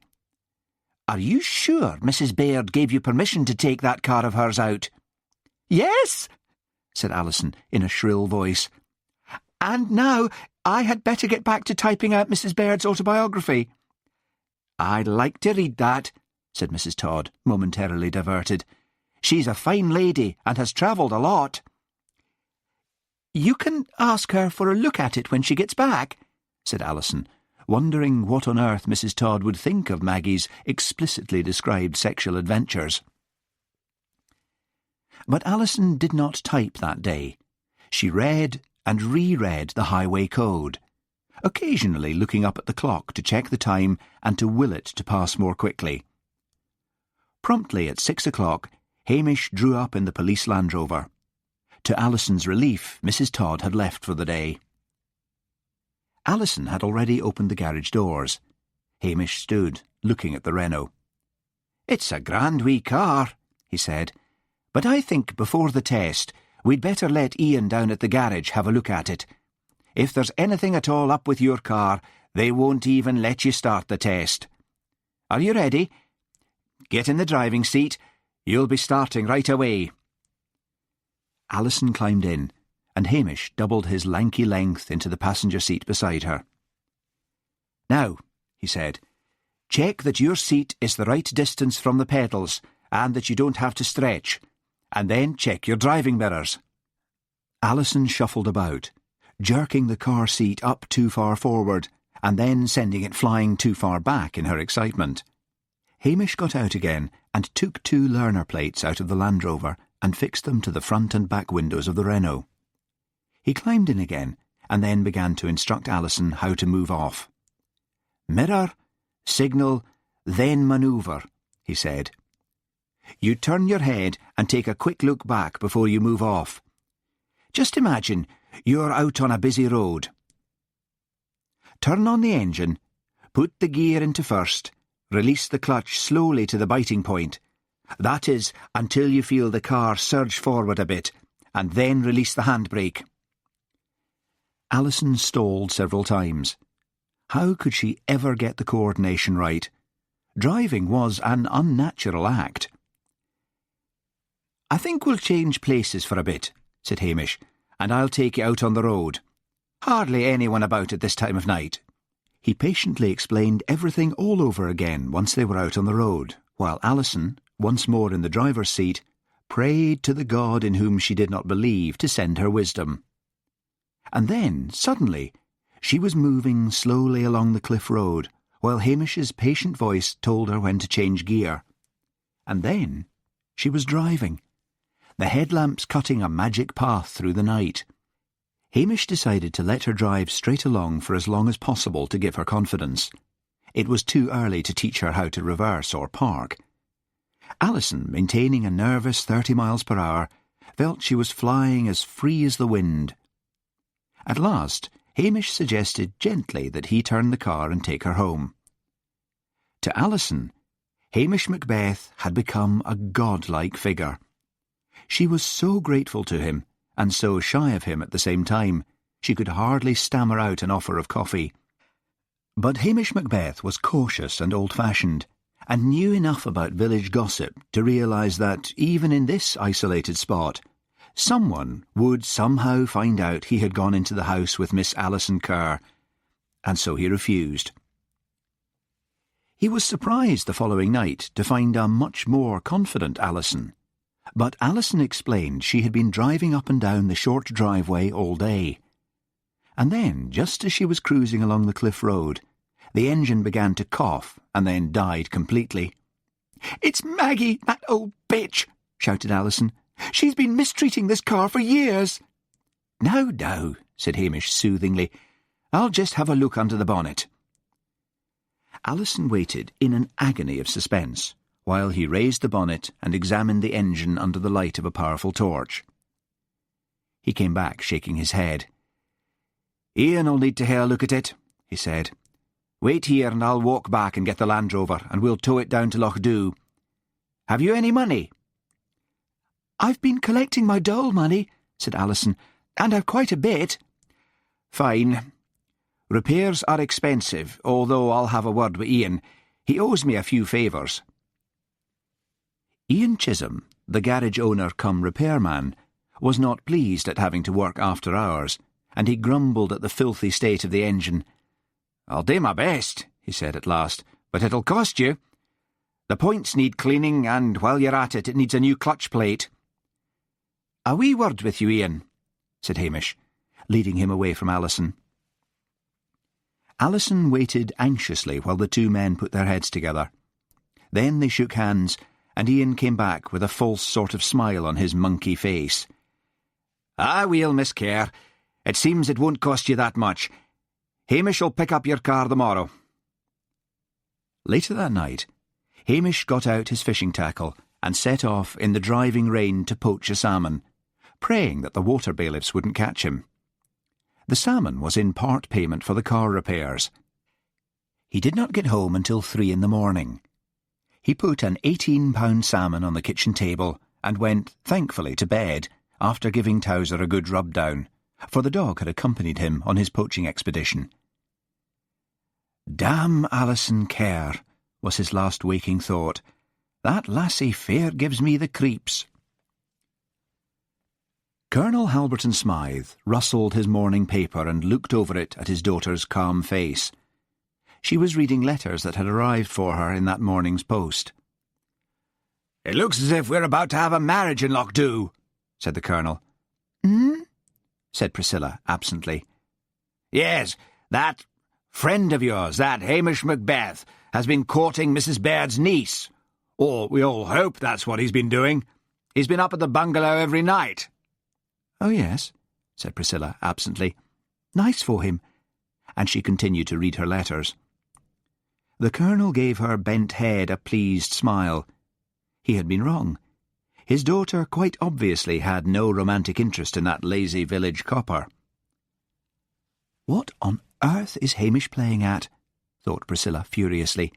"He can surely do better than get tied up with that little drip. He's probably sorry for her. Typical Hamish.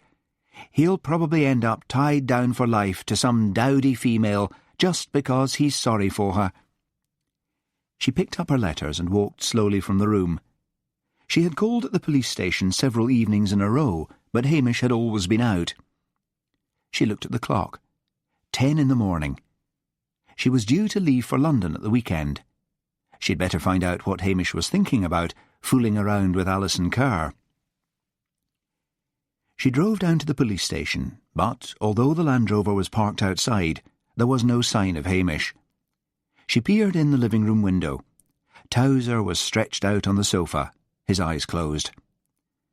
Now, if I were Hamish, thought Priscilla, where would I be at this time in the morning without dog or car? She stood for a moment. Small flakes of snow were beginning to fall. Her face cleared. He was probably at the Lochdew Hotel mooching coffee.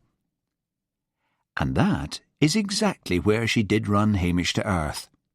He was sitting in the manager's office, a mug of steaming coffee in his hands. He rose in pleased surprise as Priscilla walked in.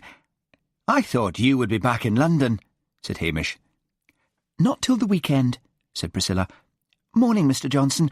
I just wanted a quick word with Hamish." "I've got to get back to work," said the hotel manager. "Be my guest, Miss Halberton Smythe. Help yourself to coffee." "No, not here," said Priscilla. "Is it police business?" asked Hamish anxiously. "Something like that." They walked together to the police station, Priscilla refusing to discuss what was bothering her until they were both indoors. "It's like this," she said, not looking at him. "I've been hearing tales that you are courting Alison Kerr."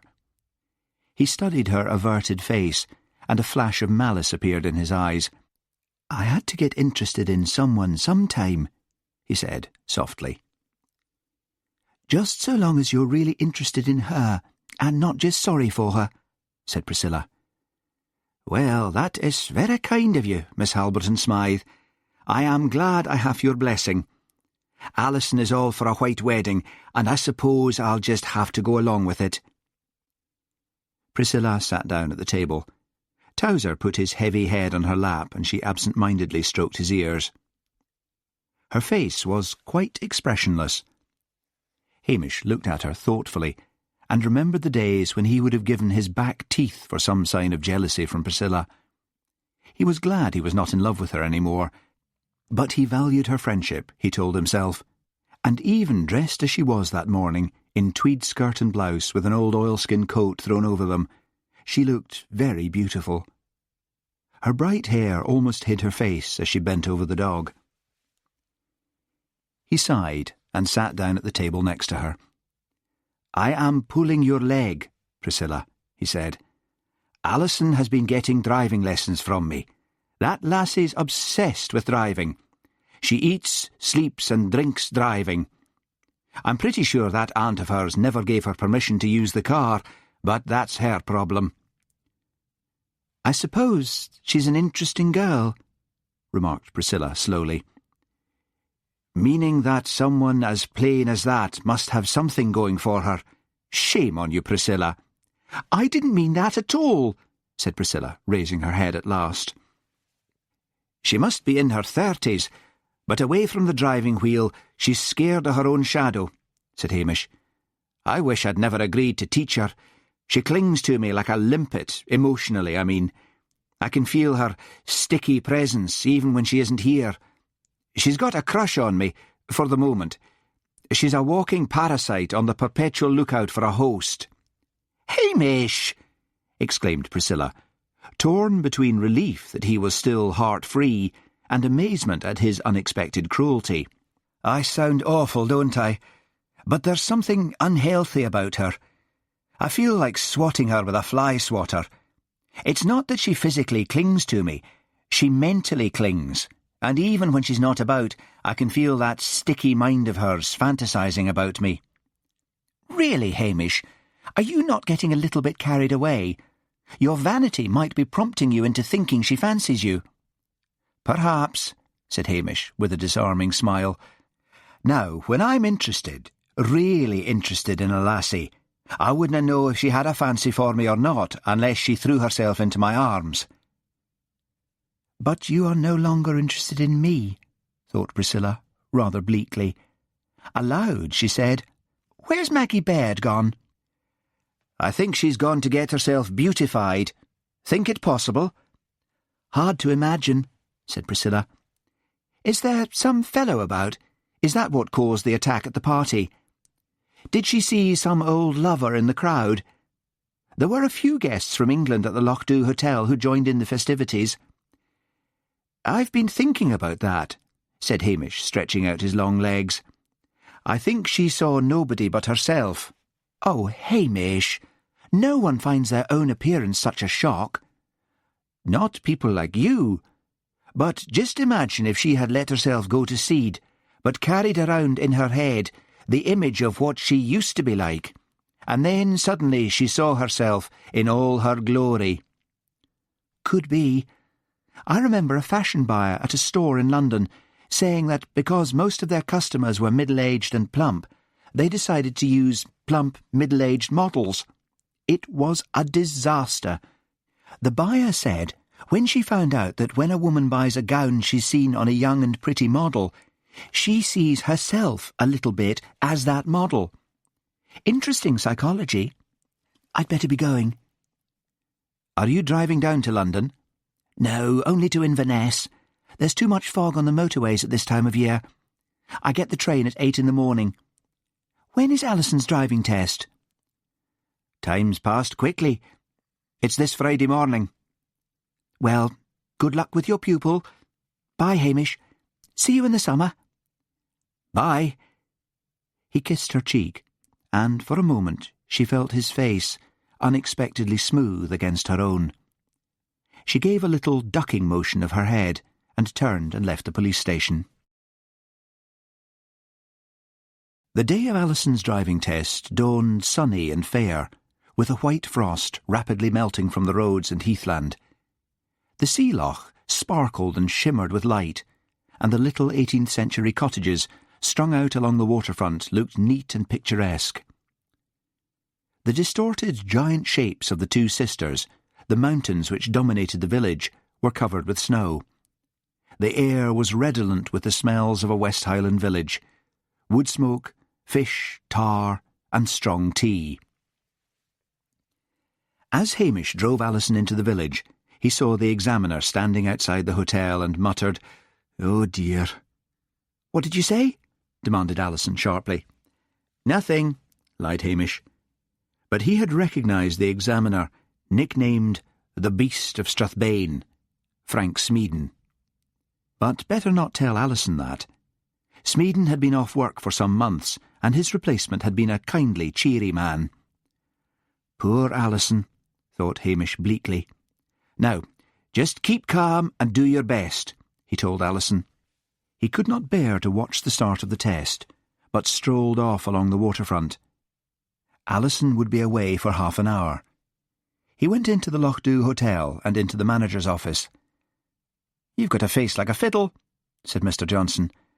"I've just dropped Alison off for her driving test, and the examiner is Smeaden." "Oh, my, she hasna a hope in hell," said Mr. Johnson. "That man hates wee lassies." "It's her own fault for looking like a waif," muttered Hamish. "She's in her 30s. Why is he such a woman-hater? He's married, isn't he?" "Aye, he's not only married, he's got a bint on the side." "Never!" exclaimed Hamish. "Who?" "D'ye ken that driving school in Strathbane, Harrison's? Well, there's a secretary there, a little blonde tart. He's old enough to be her father. What's her name?" "Maisie McCallum." "And does Mrs. Smeaton know about this?" "No, she's an old battle-axe and she'd kill him if she ever found out. Coffee, Hamish?" "No, it's a grand day. Think I'll just stretch my legs. In fact, I have never seen a better day." Mr. Johnson, like Priscilla, had known Hamish long enough to recognise the danger signals in the sudden sibilancy of Hamish's Highland accent. "Hey," said Mr. Johnson in alarm. "What I told you about Smeaton is in confidence." But Hamish had gone. Alison was meanwhile feeling calm and confident. She had driven correctly along single-track roads. She had reversed competently and performed a three-point turn with exact precision. She sat in the car and correctly answered all Mr. Smeaton's questions on the highway code. When he snapped his notebook shut and picked up his clipboard, she smiled at him, waiting for the tremendous news that she had passed. "Well, you've failed," said the examiner. Alison's world came tumbling about her ears. Failure again. "What did I do wrong?" she asked in a shaky voice. "Not allowed to tell you," he said smugly. "But that's not true. All that's been changed. I read in the paper that examiners—" began Alison desperately. There was a rap at the window on the driving instructor's side. Smeaton looked up and saw Hamish Macbeth. "Good day to you, Miss Kerr," said Smeaton, opening the door and getting out. Alison laid her head on the steering wheel and wept. "Good morning, Mr. Smeaton," said Hamish lazily. "Spring won't be far off, and the thoughts of men will turn to love. But of course, in your case, they've already turned." "Blithering idiot," snapped Smeaton, beginning to stride towards his own car. Hamish put out a long arm and held Smeaton's shoulder in a strong grip. "I'm not asking you if Miss Kerr passed her test," said Hamish, "for you were determined to fail her before she even got behind the wheel. What have you got against the lassies? I wonder what Maisie McCallum would say if she knew what you were really like." Smeaton looked as if he had been struck by lightning.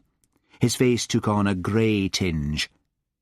Like quite a lot of first-time philanderers, he was convinced his doings were immune from the probings of prying eyes.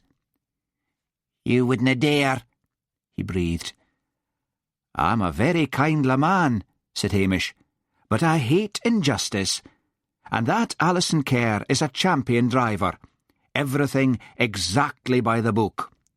Now, if I thought you'd failed her out of spite, there's no knowing what I'd do.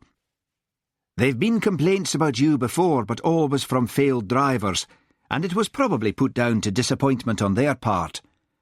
But what if a policeman were to add his voice to the complaints? And what if that self-same policeman were a very moral fellow and decided Mrs. Smeaton ought to know what you were up to?" "I passed, Miss Kerr," said Smeaton desperately. "You told her?" I was thinking of something else and made a wee mistake."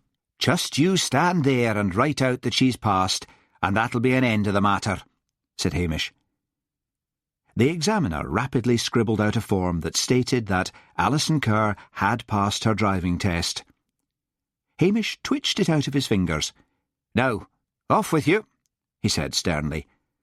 "You'll not—" "No, I won't be saying a word to Mrs. Smeaton," said Hamish.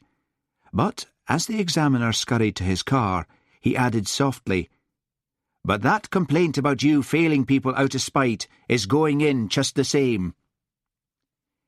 He went over to the Renault, opened the door and slid into the passenger seat.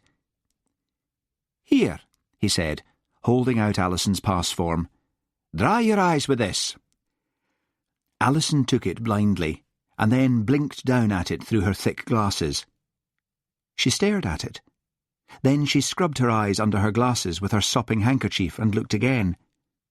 "But he said I'd failed." "We all make mistakes," said Hamish comfortably. "He's put it right." Alison flung her arms around him and pressed a damp kiss against his cheek. "You did this," she said in a choked voice. "You made him do it." "No, no," said Hamish, pulling free and resisting a strong temptation to wipe his cheek with the back of his hand. "Never mind who did or said what. You're free to drive on your own." Alison looked at him shyly. "It's nearly lunchtime," she said, "and I've booked a table for us at the hotel, you know, for a celebration lunch. My little surprise." "That's very nice," said Hamish, "but I am on duty." "But Hamish!" Alison had dreamt about this lunch since she first thought of the idea. Hamish opened the door and got out. How sweet the air outside was! It was as if Alison had been wearing a cloying, sticky perfume, although she never wore scent. "Take yourself for a drive, and enjoy yourself," said Hamish, bending down and looking in at her.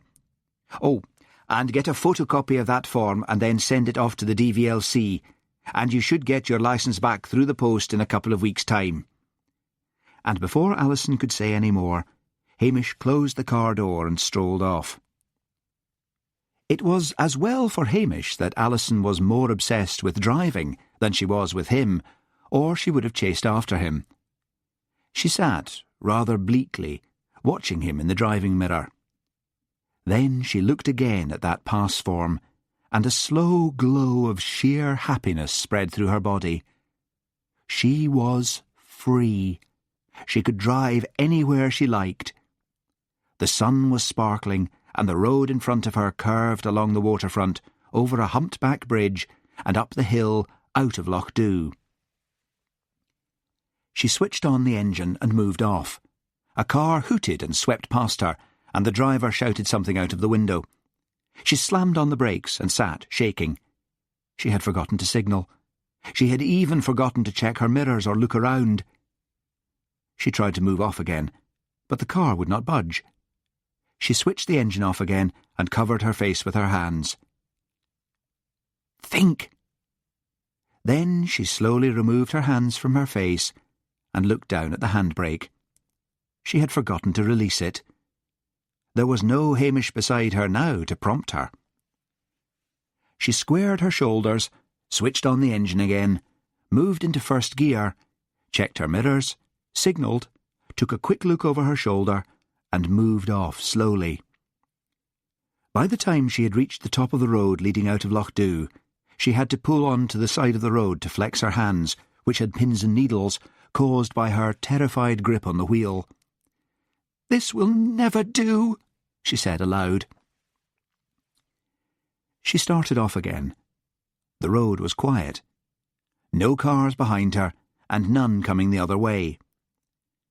Slowly she increased her speed until she was bowling along, her hands relaxed on the wheel, but only dimly aware of the stupendous majesty of the Sutherland Mountains soaring on either side of the road.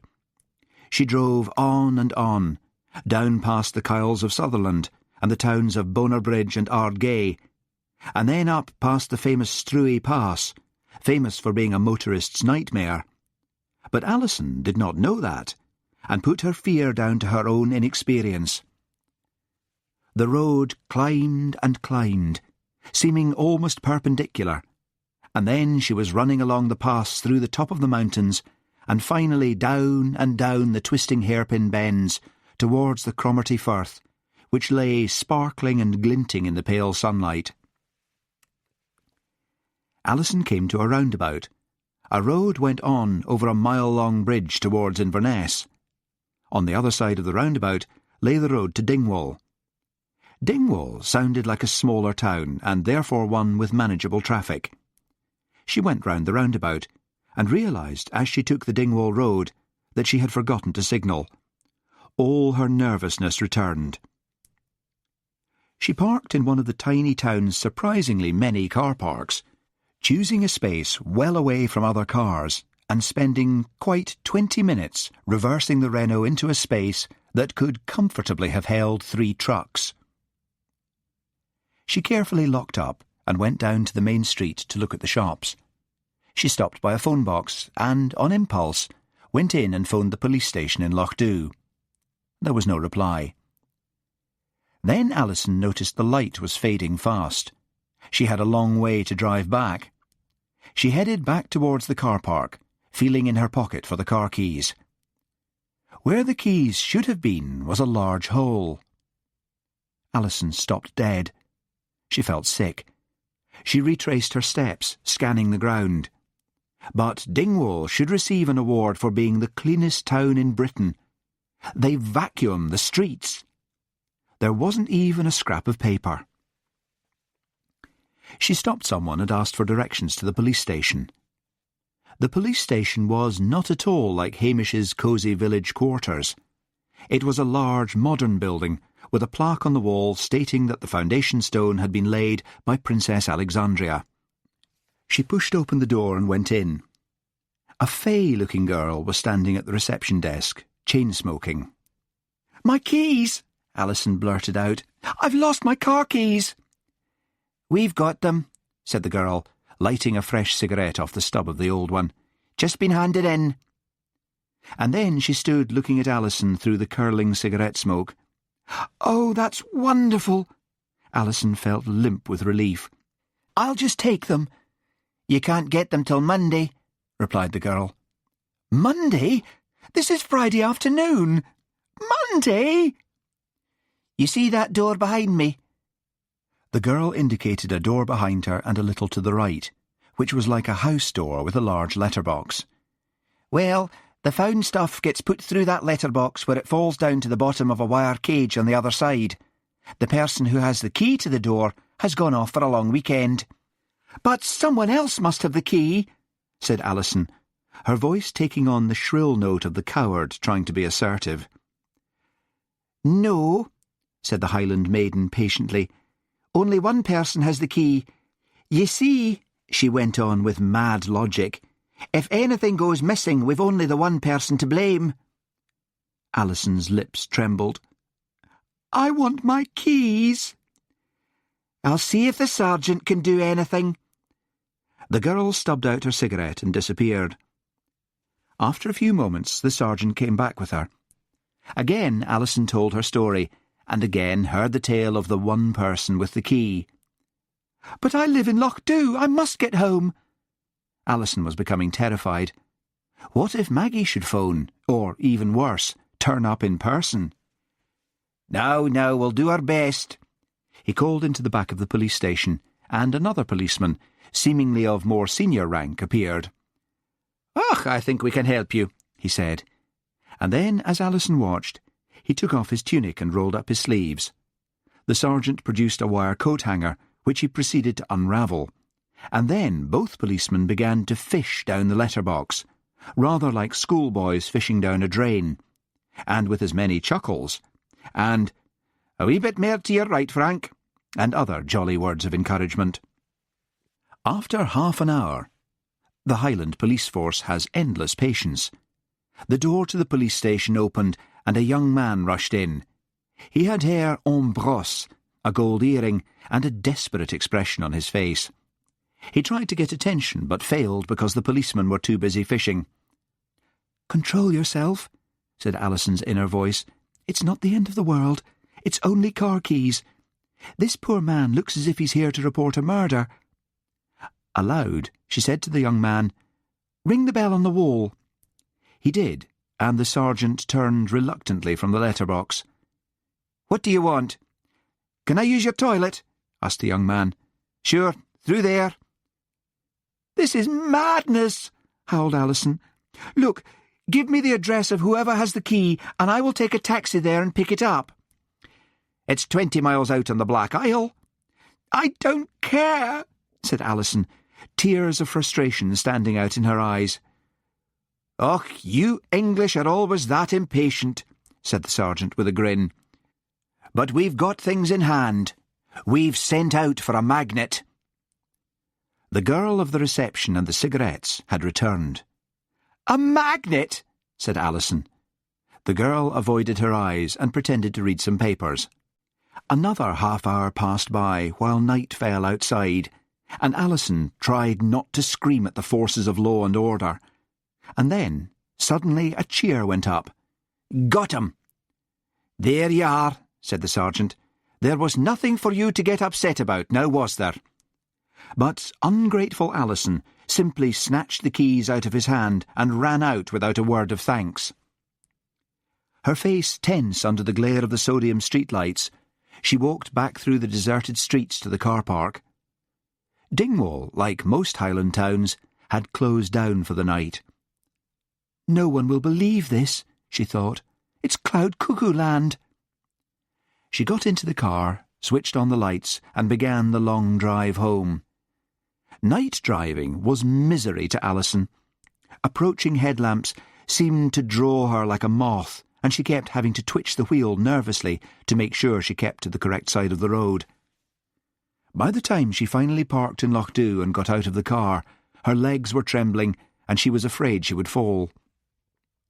She rang the police station bell, but Hamish had seen her coming and was lying down behind his living room sofa, waiting for her to go away. Sadly, Alison went home. It had been a nightmare. Driving was a nightmare. She would never get back behind the wheel again. But no sooner had she managed to park the car neatly in the garage than she found herself already restless for a new day, a day that would contain her two favourite obsessions, driving and Hamish Macbeth. Priscilla climbed aboard the Highland Chieftain, the train which was to take her from Inverness to London. Outside, the snow had begun to fall, and inside, the air conditioning was blasting away. She had complained before about the freezing temperature on British Rail trains, and so knew she had no chance of getting any heat. She wondered, savagely, if the anti-pollution campaigners had thought of doing anything about British Rail. The employees, reflected Priscilla, were so bloody rude that most people preferred to drive and pollute the air rather than go by train.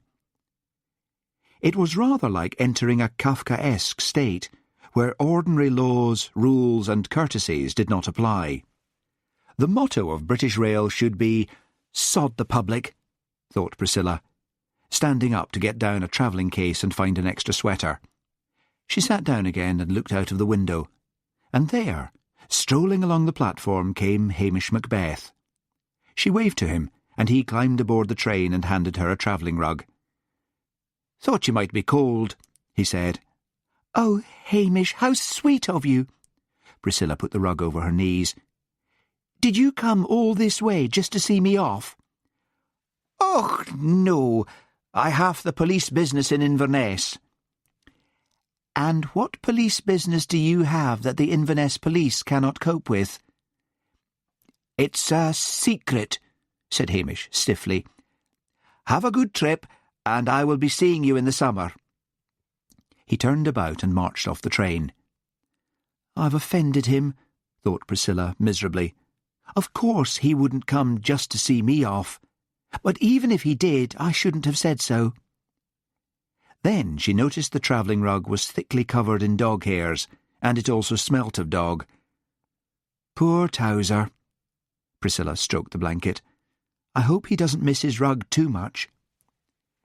Hamish walked angrily out of the station. What on earth had made him drive all the way to Inverness just to say goodbye to Priscilla? The fact was, he suddenly thought, stopping dead in his tracks and oblivious to curious stares, he missed being in love with her. He had only been hoping to stir up a few embers. And imagine giving away poor old Towser's favourite rug. "Better buy the smelly mongrel a new one," he said aloud, "or he'll be mad at me for weeks." He looked down and found a small middle-aged woman looking up at him curiously. "Can I help you, madam?" he demanded, awfully. The woman sniffed and then said, "I'm thinking you could do with a bit of help yourself, laddie, stonning there mumbling." Hamish walked on, pink with irritation. Damn all women.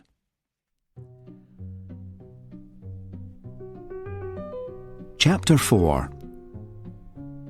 I'd be a butterfly, living like a rover, dying when fair things are fading away.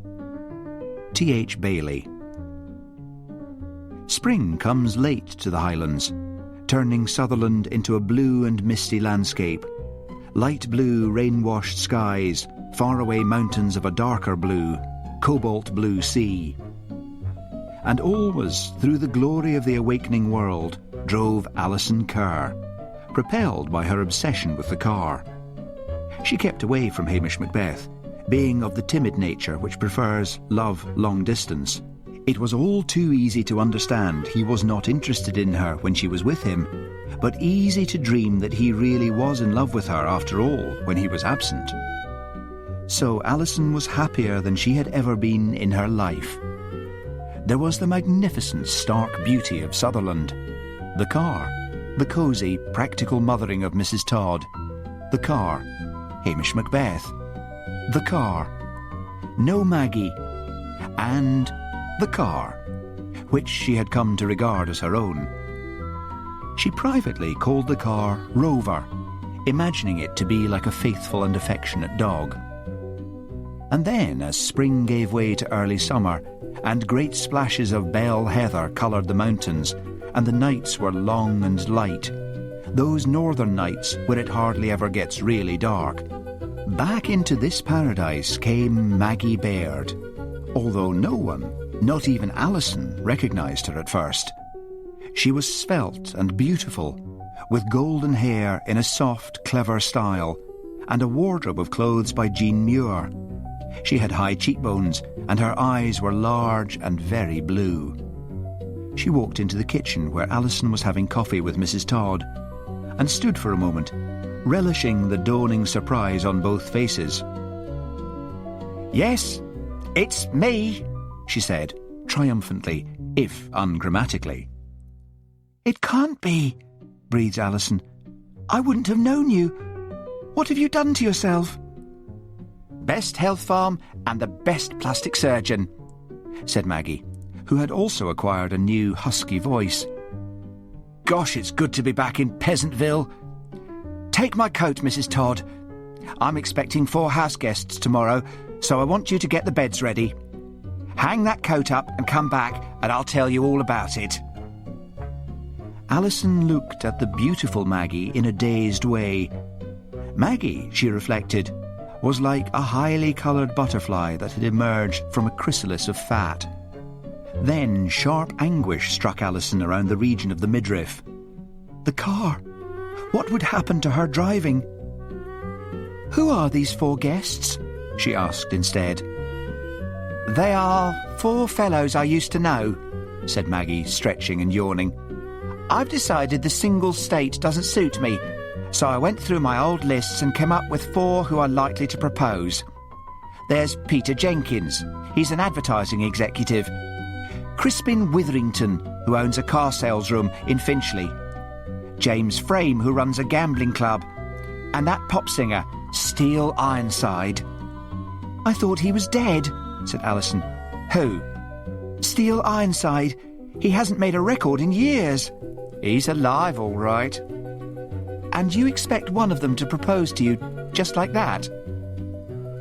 Maggie smiled slowly while Alison studied her aunt's new face for wrinkles and couldn't find one. "I expect all of them to propose." "Oh, I don't rate my charms all that much. They all need money, and whichever one marries me will get it, and so I'll tell them. Cuts you out, of course." "How does it cut me out?" asked Alison. "Oh, I'd made my will out in your favour, but I'll change it as soon as I've made my choice." "How's your heart?" asked Alison, and then blushed. "Hoping I'll pop off before I change my will? Hard luck, sweetie." Mrs. Todd came back, and Maggie began to tell her briskly what to do about preparing for the guests. If only Maggie would drop dead, thought Alison fiercely. It would be all mine, the house and the car and Mrs. Todd. She longed for Hamish. In fact, the only thing to lighten her misery at Maggie's return was that it gave her a good excuse to visit Hamish. But oh, that dreadfully long, long walk along the coast, now that she could not use the car. "Have you finished typing that manuscript for me?" Alison suddenly realised Maggie was speaking to her. "Yes, it's all typed up," said Alison, quickly averting her eyes so that Maggie should not see the disgust in them. The manuscript had become increasingly pornographic as it went along. Until she had read Maggie's book, Alison, who read a great deal, had thought that she knew every sexual kink and aberration there was. But Maggie's writing had introduced her to a whole new and disgusting world of sleaze. Then Alison decided to take the plunge. Better to ask Maggie about the car, this new and relaxed Maggie, and to ask her while Mrs. Todd was present. "I've a surprise for you, Maggie," she said in a breathless rush. "I passed my driving test while you were away." The words began to tumble out. It wasn't Mrs. Todd's fault. She, Alison, had told her that she had had Maggie's permission to use the car, but Alison knew that dear Maggie wouldn't really mind because... Her voice trailed away before the glacial expression in Maggie's now beautiful and large blue eyes. "That is my car," said Maggie, "and you are not to touch it again, do you hear?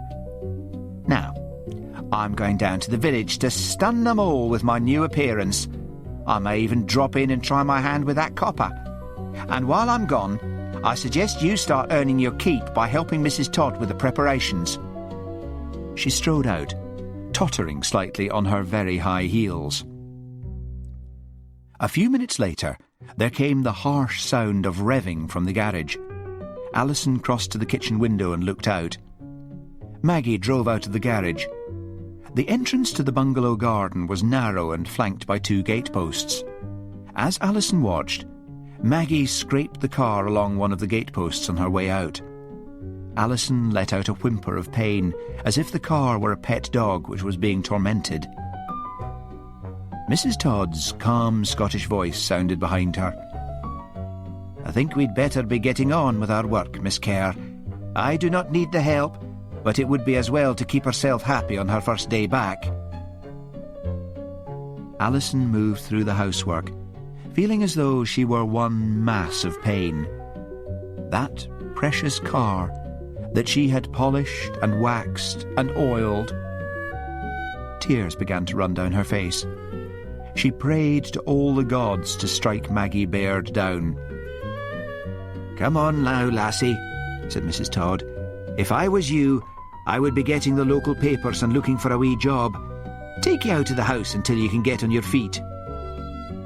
"How can I take a local job when I haven't a car?" sobbed Alison. "If you're that desperate," said Mrs. Todd grimly, "you'll walk. It's only 15 miles to the village." But 15 miles to town-bred Alison seemed impossible. She had done it once, to go to ask Hamish about driving lessons. But to do it every day...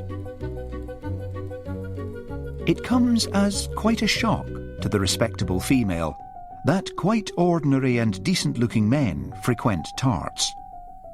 When Alison first met Maggie's 4 guests, she was surprised to find that, with the exception of the failed pop singer, they all looked normal and ordinary. The fact that Maggie, in the old days, had been what would have been called a high flyer or good-time girl did not cut any ice with Alison. She had read Maggie's manuscript and knew what she had got up to between the sheets, or in the woods, or up against walls, or on yachts, and did not realise that Maggie's less exotic liaisons had all been pretty normal and regular. Crispin Witherington, the owner of the car sales room, was middle-aged, like the others. He had that glossy, artificial look which comes from a lot of gin and saunas. He was slightly balding, with black, restless eyes, a small button of a nose, and a prim little mouth. He was expensively, if tastelessly, dressed. His double-breasted blazer with some impossible crest draped across his stomach, and the flowered handkerchief in his breast pocket matching his flowered tie. James Frame from the gambling club was tall and willowy and rabbity-looking. He had a strangulated voice and appeared to cultivate a silly-ass manner, which he fondly imagined to be upper class. He had patent leather hair and smelled strongly of expensive aftershave. The pop singer remained frozen in the age of Sergeant Pepper. He had grey shoulder-length hair, small half-moon glasses, a denim jacket and jeans, a flowered waistcoat with watch chain and red leather shoes. He spoke with a strong Liverpudlian accent, nasal and irritating to the ear, and somehow slightly phony, as if he had adopted it during the Beatles era. Finally, the advertising man, Peter Jenkins, was tall and fair with a thin, clever, rather weak face and a drawling voice. In normal circumstances, Alison would have been impressed by him, but as it was, Maggie's bedroom antics came between her and her assessment of the four men, although not one of them had featured in the memoirs. The men all talked about their surprise at getting Maggie's invitation and how marvellous she looked, while Maggie flirted and cajoled and flattered, exuding that air of maternal warmth that she seemed able to turn on at will. They all, with the exception of Maggie, who had a salad, and Alison, who was too distressed to feel hungry, ate their way through an enormous meal. It was when they were sitting over coffee after dinner that Maggie casually announced that she wanted to get married again, and that any husband of hers would find himself a very rich man. "And probably sooner than he thinks," said Maggie, one hand fluttering to her bosom. "Got this terrible dicky heart."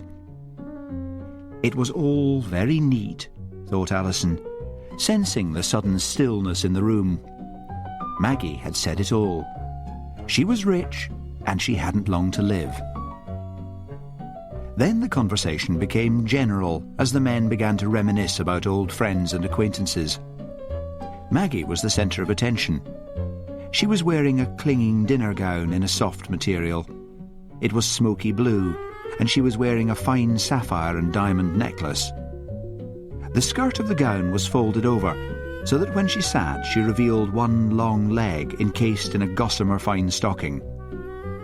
Her breasts, expertly reduced in size, were displayed to advantage by the low neck of the gown. She was playful, she was amusing, she was teasing, and she threw only a few barbed remarks in Alison's direction. But she did order Alison around. "Fetch Peter a drink," or "Move that ashtray near a Crispin." But as the evening wore on, the tension in the air grew, and the men, with the exception of Peter Jenkins, the advertising executive, began to vie for Maggie's attention. Maggie persuaded Steele to get his guitar and perform. The pop singer returned with an electric guitar. While he was singing what seemed to be a protest song, Maggie began to tear up little pieces of paper napkin and pass them around to the other three men to use as earplugs. Fortunately for Steele, he was too absorbed in his performance to notice his audience was sniggering. Alison found it all very unpleasant. Her head ached. She mourned her lost days of freedom. She hadn't been able to bear to look at the car when Maggie had brought it home. A Maggie full of stories about how Hamish Macbeth had called her a miracle. The guests, fortunately, were tired after their journeys, and an early night was proposed. Fully dressed, Alison lay in bed, waiting until she heard the large bungalow settling into silence. Then she rose and put on her coat and went downstairs and out to the garage. She opened the small side door, switched on the light, and stood looking at the little red car. There was a vicious scrape along the right side. Alison began to cry in a dreary, hopeless sort of way. She had to get away from Maggie, but how could she find the strength to make the first move? She heard steps crunch on the gravel and switched off the light and walked outside. A tall, dark figure stood outside the house, watching her. "Who is it?" asked Alison, her voice barely above a whisper. "Peter Jenkins." "What do you want?" "Just needed to get some air." He moved closer, sensing rather than seeing her distress. "You upset about something?" "It's the car," whimpered Alison. "She scraped the car." "Maggie did? I don't understand. Is it your car?" "No." There was a long silence. Then Peter let out a faint sigh. "I don't want to go back in there yet. I may as well hear your troubles. Come and sit in my car and tell me all about it." "I'll bore you," said Alison. "More than likely, but come along anyway." His car turned out to be the latest model of Jaguar. It was parked with the others in a bit of open space outside the gateposts. He turned on the engine and switched on the heater. "It'll get warm pretty quickly," he said. "Cigarette?" "I can't," said Alison. "I've had cancer." She began to sob and hiccup again. He handed her a handkerchief and waited for her to stop, then gently urged her to tell her story. Bit by bit, it all came out. "If only she would die," said Alison. "She's going to change her will as soon as she chooses one of you as a husband." "She can't choose me," said Peter. "I don't want her." "Why was she so sure of you then?" The end of Peter's cigarette glowed red in the darkness as he dragged on it. Then he said, "She's changed. I had a fling with her. Oh, let me see. I'm 48 now. Say about 20 years ago?" "How did it start?" asked Alison, curious despite her misery. "I mean, did you just say, 'I will pay you X amount to go to bed with me'?" No. That's not how the Maggies of this world operate. We went out on dates. I fell in love. She appeared to. At first it was expensive restaurants and expensive holidays. Then she needed help with her mortgage. Then she needed some bills paid. Then it seemed logical to besotted me to give her a weekly allowance. But on my part, it was all for love. "And then you got wise to her?" "Oh, no. She ditched me for an Arab sheikh and left for the south of France with him. It took me a long time to get over it. There's something cruel and, well, unbalanced about her now. I couldn't believe my luck when I got her letter. I didn't know she had invited the other fellows. She used to be so funny and warm and scatty and affectionate. You couldn't help forgiving her. That's why I couldn't sleep. I've been carrying a torch for her for years. Never married. What a waste." But Alison couldn't imagine a lovable Maggie and thought Peter a fool. "I wish I could speak to Hamish," she said in a small voice. "Who's Hamish?" "The village policeman." "But look here, you can't report Maggie for scraping her own car." "No, it's not that. It's just that Hamish seems to make things all right." "Well, as I can't sleep, I'll take you there." "But it's after midnight." "If he's a conscientious bobby, he won't mind being woken up." "All right," said Alison shyly, suddenly elated at the idea of seeing Hamish while being accompanied by this handsome man. And Peter did seem handsome to Alison, who did not notice the weakness in his face, having a pretty weak character herself. Hamish Macbeth opened the kitchen door. Alison had quickly learned that friends and locals never used the front door. Thought wearily as he looked at the two faces, "God help us all if the meek do inherit the earth." He tucked his shirt tail into his trousers. He had been undressing for bed when he had heard the knock at the door. "Come in," he said. "I am quite sure it must be something awfully important to get me out of bed." Towser stood beside his master, blinking sleepily in the light. He let out a low growl, sensing Hamish's dislike of Alison. "Oh, Hamish!" Alison wailed and threw herself against his chest. Peter noticed the way the policeman quickly put Alison away from him. Fat lot of sympathy she's going to get from him, he thought, feeling suddenly protective of Alison. "Sit down," said Hamish, "and I'll fetch us a dram." Hamish, when he drank, preferred warm bottled beer. His sideboard contained only a bottle of 12-year-old malt whisky, a Christmas present he had never broached. It seemed such a waste to open it now. But hospitality was hospitality, and Alison, tiresome though she might be, might cheer up with a little whisky inside her. He went back into the kitchen carrying bottle and glasses and poured 3 measures. "Now," said Hamish, "begin at the beginning and go on to the end. I have had a visit from herself today. My, isn't plastic surgery and bleach the wondrous thing? She was like one of they film stars, you know. She looked like beauty preserved rather than beauty reclaimed." Clutching her glass, Alison told the whole dismal story.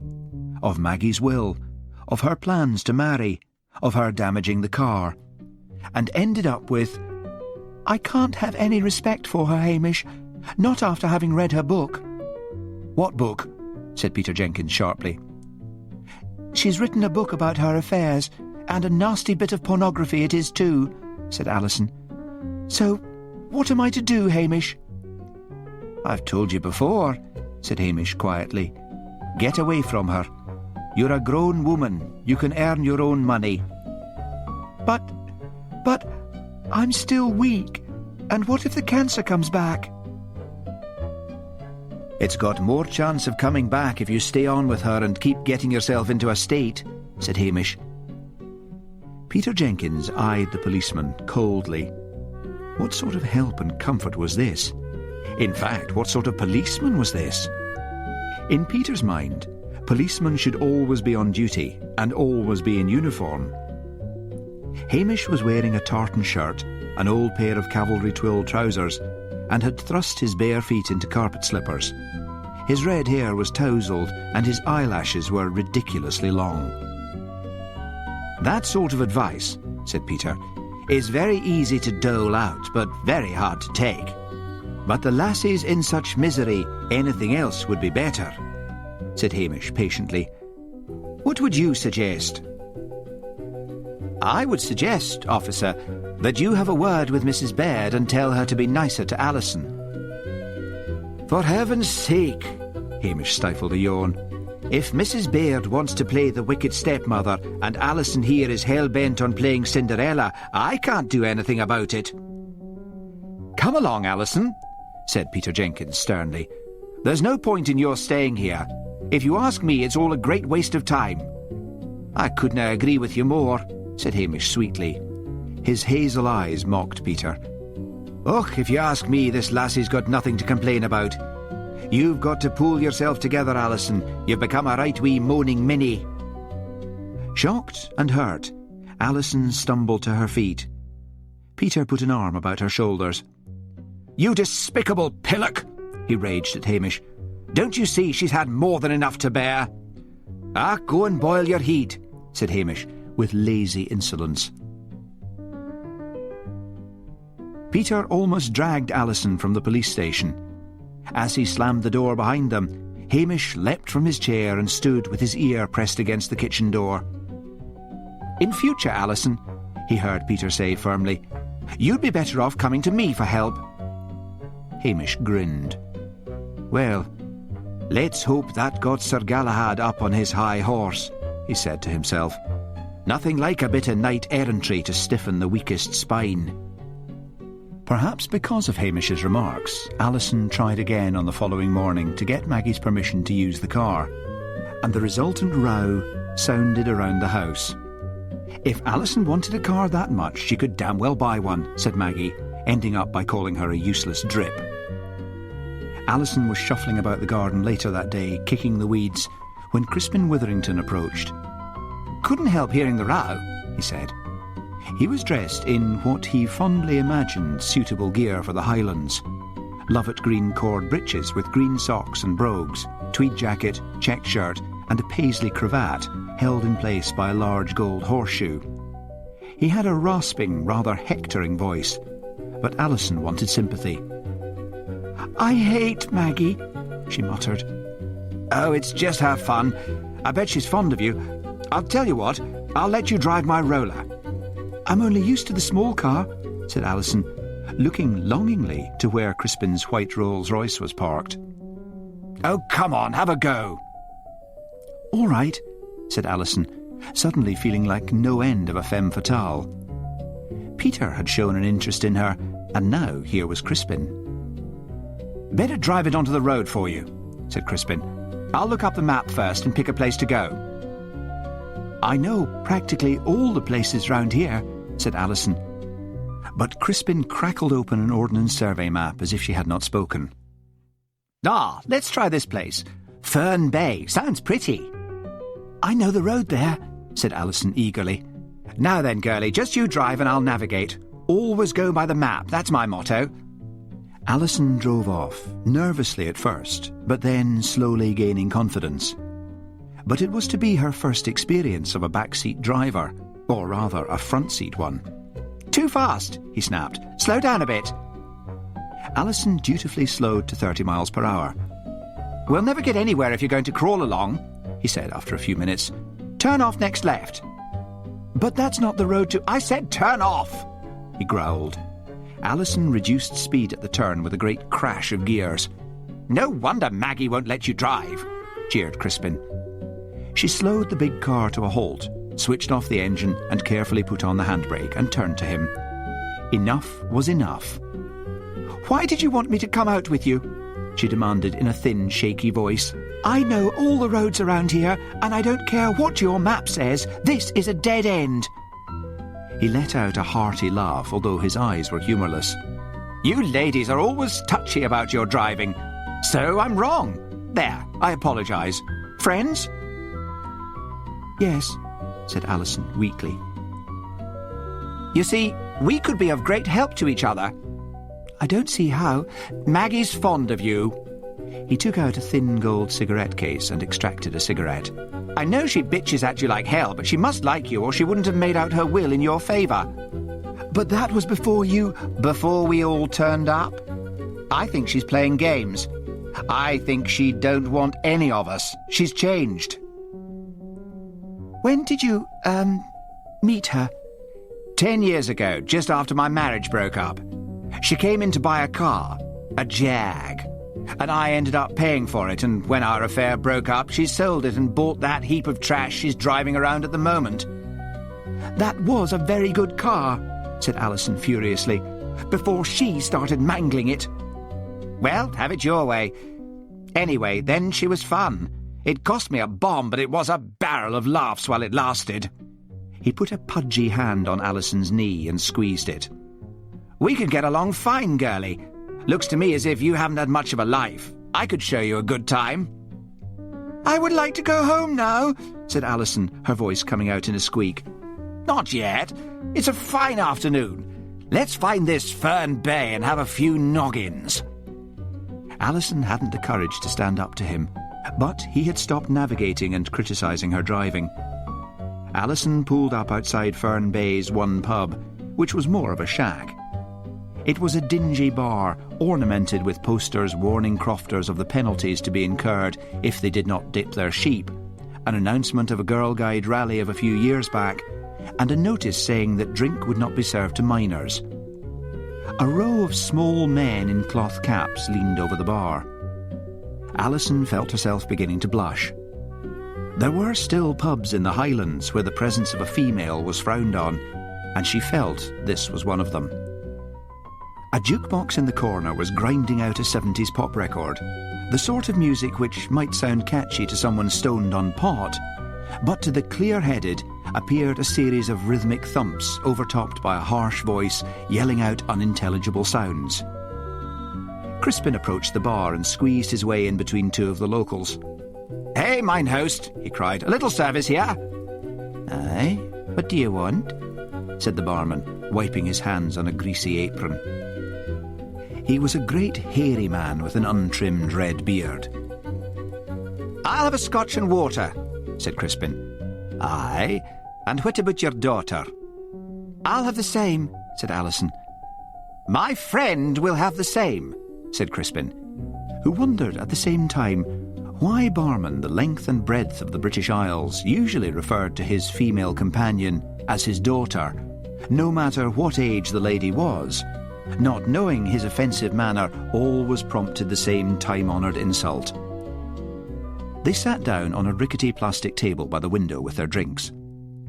"This is fun," said Crispin. "I like these quaint old places. It's amazing when you look about places like this and realise that Britain still does have a peasantry." One of the small men turned from the bar and approached their table. He went straight up to Crispin, who smiled at him weakly.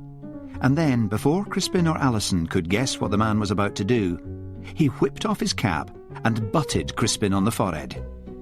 Crispin groaned and clutched his head. "You assaulted him!" screamed Alison. "I'll call the police!" But the word police seemed to have an amazingly restorative effect on Crispin. "I'm fine," he said. "Let's get out of this smelly place." When they got outside, Alison noticed he looked white and shaken, and there was a lump beginning to form on his forehead. "I'd best get you back," said Alison. "Are you sure you're all right? I mean, I could call the police." Fern Bay was probably on Hamish's beat, thought Alison, and then remembered Hamish's cruelty of the previous evening. No, I'll be all right in a tick. That little bastard. Did you see the way he just put his cap back on and went back to his drink as if nothing had happened?" "It's because you're English," said Alison soothingly. "They don't like the English, and I don't suppose they like being called peasants either." Maggie was waiting for them when they got back. She was holding a pile of typed manuscript. "I've made some changes," she said nastily to Alison. "So you'd better get in there and start typing." "Alison said you were writing a book. Are we all in it?" asked Peter Jenkins. "Wait and see," said Maggie with a husky laugh. The four men who were in the living room exchanged uneasy looks. Maggie rounded on Alison. "Well, stop standing there like a drip and get to work." "I'd like a word with you in private, Maggie." "Now," said Peter. "Very well. Come outside." Alison went into the study, feeling a little glow of warmth. Peter was going to give Maggie a telling off about her harsh treatment of her. The study window overlooked the garden. Alison longed to hear what Peter was saying. She pushed open the window and listened hard. Peter's well-modulated drawl reached her ears quite clearly. "This advertising business of mine has been going through some hard times, Maggie," she heard him say. "But I've got some top new clients, and the money will be coming through soon. If you could see your way to lending me a few thousand, I can pay you back at the end of 6 months, and at a good rate of interest too." "So, you want my money without having to marry me to get it?" said Maggie. "Oh, love, come here and give me a kiss. If I thought I had a hope in hell of getting you, I wouldn't have asked." Alison closed the window and sat down feeling miserable. No one loved her. Hamish was fed up with her, and Peter and Crispin were only making up to her because they thought she had an in with Maggie. The study door opened, and James Frame sidled in. "I say," he began tentatively. "If you've come to ask me to put in a word with Maggie, forget it," said Alison bitterly. "She hates me and I hate her, and I wish I were dead, but I'd like to see her in her grave first." "Gosh, you are in a tizzy," said James, smoothing down his patent leather hair with a nervous hand. "I only came to ask you.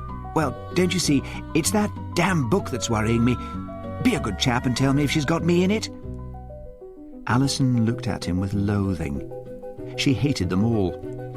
"You're all in it," she said spitefully. "And highly pornographic it is too.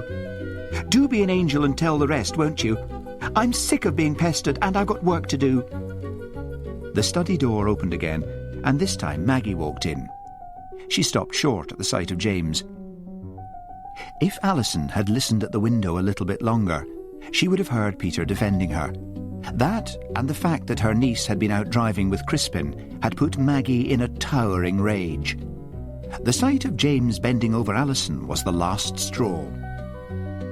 "When you've finished typing that book," said Maggie to Alison, "you can pack your things and leave." "But I've got nowhere to go," said Alison weakly. "Listen, Alison," said Maggie, "you've got your health and strength, so I suggest you stop sponging off me and start working for a living.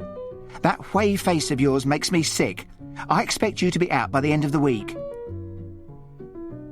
"Could I have a word with you, beautiful?" oiled James. Maggie went in for one of her lightning changes of mood. "Of course," she murmured seductively. "Come up to my bedroom." Alison sat, numb with misery, but somewhere at the bottom of her misery was a tiny feeling of relief. The door opened again, and she heard Steele Ironside's Liverpudlian accents. "Well, that's that. She's taken that gaming club creep up to her room. He's probably getting his leg over right now." Alison sat, rigid and silent. The pop singer began to pace up and down the room. He was wearing a black cotton shirt open to the waist, revealing a thick mat of grey chest hair, in which nestled a large gold medallion. "God, I could do with a bit of her money," he said. "I know I've got to hit, but I need the money for a backing group and then the hire of a studio." Alison began to cry. She had been crying such a lot lately that the tears came easily, splashing onto the typewriter. "Hey, what's up, love?" The pop singer sat down on a chair beside Alison and peered at her through his half-moon glasses. "Maggie's throwing me out at the end of the week," hiccuped Alison. "Haven't you any place to go?" Alison dumbly shook her head. "Here, give me a piece of paper. There's these bods in a squat down in Liverpool who'll take you in. Give them this note." "You're very kind," said Alison when she could, although she thought she would rather die than move in with a lot of Liverpudlian squatters who were probably all high on dope. "Fact is, the four of us were talking about you this morning. Maggie's gone on so much about her bad heart. In the event of her dying soon, we were saying it might be better for one of us to marry you and then divvy up the takings." "If Maggie died," said Alison, "I would take the money, keep it and throw you all out. I hate Maggie and I hate you." But he merely laughed and patted her head. "Maggie's turned out a right bitch," he said. "She's enough to turn the milk. When I think what a smasher she was, warm and beautiful. Right bloody cow she is now. Don't take her out on me. With any luck she'll drop dead. I'll survive somehow." "I'm sorry if I was rotten to you," said Alison, "but you all seem so mercenary. Not one of you seems to like Maggie." "It's all very well to live in slums and eat baked beans when you're young," said Steele, half to himself. "But one day you wake up old and broke, and the thought of going back and starting all over is scary. Know what I mean?" "I'm going to have a cup of coffee," said Alison, getting to her feet. "Coming?" "Sure, lead the way." Mrs. Todd was in the kitchen and looked anxiously at Alison's tear-stained face. "What's the matter, Bernie?" she said. Alison told her of Maggie's throwing her out. "Maybe she's worried about something," said Mrs. Todd. "Mrs. Baird's a fine, decent woman and—" "Decent?" Alison's laugh was shrill. "I never told you, Mrs. Todd, but she was, and still is, a tart. You should read that book of hers." "Don't be saying nasty things about herself," said Mrs. Todd soothingly. "It's right all the same," said Steele, slouching around the kitchen with his hands thrust into the pockets of his jeans. "Real old whore is our Maggie. I will not be having that language in my kitchen." Mrs. Todd was quite pink with outrage. The pop singer grinned and strolled out. "Don't worry your head at the moment," said Mrs. Todd. "I have a wee bit cottage in the village, and I can put you up there until you get on your feet." "Thank you," said Alison weakly. But inside her head, another prison door seemed to slam. She only half realised that she would probably accept Mrs. Todd's invitation, and therefore say goodbye to any hope of independence. "I'd better get back to work," said Alison, picking up the cup of coffee Mrs. Todd had poured for her. The bungalow had gone suddenly quiet. In her misery, she vaguely wondered where everyone was. She sat down at the desk and forced herself to begin typing, trying to divorce her mind from the words. She heard a noisy chattering and clattering, as though they all met for lunch, but could not bring herself to join them. She typed steadily on. And then, in the afternoon, Maggie came in. She sat down in a chair beside the desk. "Look here, Alison," she said in her new husky voice. "You mustn't take me too seriously these days. Fact is, my nerves are screaming, and I take it out on you." Alison sat very still, her fingers resting on the keys. I don't know what's up with me, Maggie went on. Half the time I seem to hate the world, and I think if I see another bowl of salad I'll puke. You weren't very nice to me when you were fat either, said Alison in a low voice. It's your own fault. There's something kickable about that cringing air of yours, sweetie. You can stay. I wish I'd never invited this lot, but I want to get married again, and all men are much the same. But why these four? Asked Alison, curious despite her distrust of Maggie's sudden friendliness. They are the ones who were actually in love with me, once, said Maggie. I got a private detective onto them and found out they all need money. I don't rate my charms that high. Stuff women's lib. It's still rotten trying to get the maitre d' in a restaurant if you're a single woman. And when it comes to business, men only want to deal with men. Other women pity you if you're on your own. I like a man about the place. God knows why. Anyway, it's no use looking for romance. In a marriage, it all comes down to the same thing in the end. Why do you keep losing my socks? But I've never settled down long enough with any man to find out what it's all about. The minute one of them got difficult, I'd give him his marching orders. Cheer up, sweetie, you're still in my will.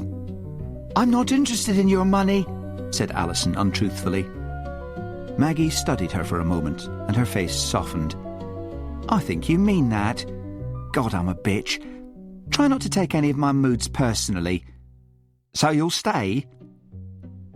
Alison looked up into Maggie's blue eyes and received the full force of that lady's considerable personality. Yes, she said weakly. Good girl. Maggie gave her a hug. The Maggie of old. The Maggie who had swept into the hospital. The warm, maternal Maggie. For the rest of the day, Alison felt happier than she had since Maggie's return. Maggie's change of mood permeated the house. Tomorrow, thought Alison, I'll ask her about the car. Peter Jenkins went out of his way to be particularly nice to Alison, and Maggie did not seem to mind. Alison slept late and awoke to the sound of the garage doors being opened. The car! Maggie must be about to drive it. All at once, Alison felt she just had to ask her about that car. She threw on a dressing gown and ran downstairs and out onto the drive. The engine was coughing and choking. Maggie did not seem to be able to start it. Alison walked forward and stood in front of the car, just as Maggie wrenched the key once more in the ignition. 1 minute, Alison saw Maggie's beautiful face quite clearly through the windscreen. The next, it had vanished behind a sheet of flame.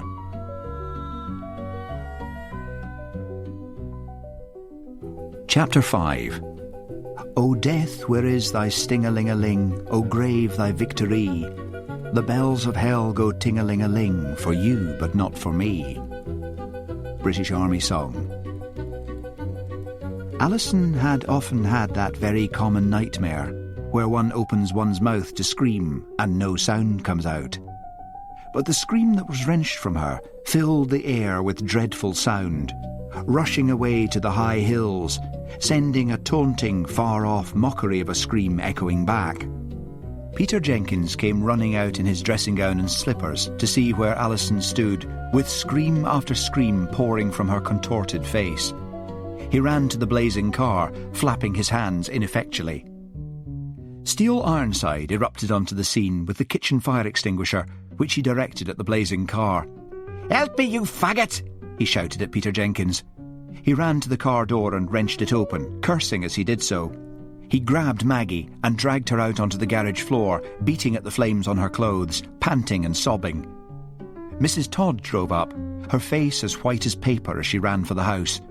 She seized the phone in the kitchen and dialed 999 and demanded the fire brigade, the ambulance and the police. Then she went out and struck the still screaming Alison across the face.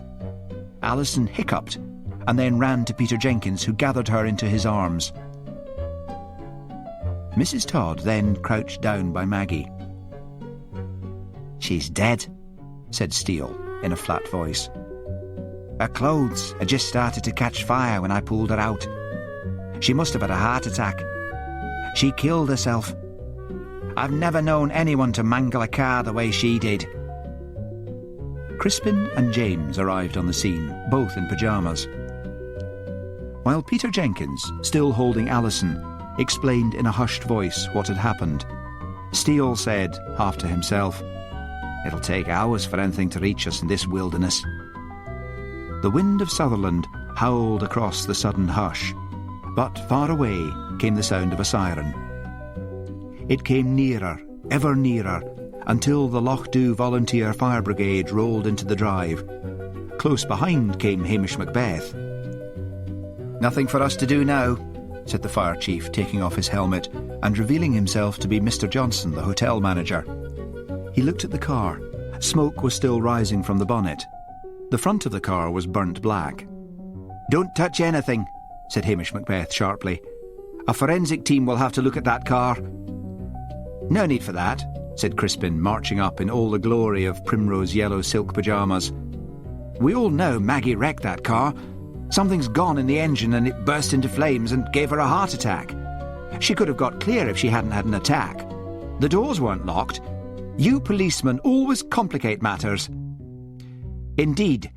Then I'm going to complicate them further," said Hamish quietly. "The minute the ambulance has been and gone, I'll start taking statements." Hostile eyes looked at him. Even Alison, despite her distress, thought he was being over-officious. Hamish went back to the Land Rover. He did not believe the car had just burst into flames through some fault. Dr. Brodie had arrived and was examining the body. Hamish called Strathbane and reported a suspected murder. When the ambulance rolled up, Hamish said in a flat voice, "Leave the body where it is." Everyone looked at him. Alison, Mrs. Todd, the 4 guests, the fire brigade, the doctor, and the ambulance men. "What's up with you, Hamish?" snapped Dr. Brodie. "It's a clear case of a heart attack. I know you've solved murders in the past, but don't let it go to your head, laddie." "I've reported a suspected murder attempt," said Hamish. The silence that followed that statement almost hummed in the ears.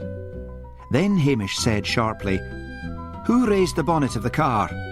"Och, we only lifted it up to make sure there was no flames left underneath," said Mr. Johnson crossly. "You shouldn't have touched anything," said Hamish. "Mrs. Todd, I think if you take Miss Kerr and the guests into the house, I'll come with you and start taking statements. We'll need to wait until the team arrives from Strathbane." "I'll hear a word to say to your superiors," raged Mrs. Todd. "You can't see a straightforward death when you come across it. When my man died, you was ferreting around my cupboards looking for poison." "Had you told me your husband drank to excess, I wouldn't have had to bother," pointed out Hamish.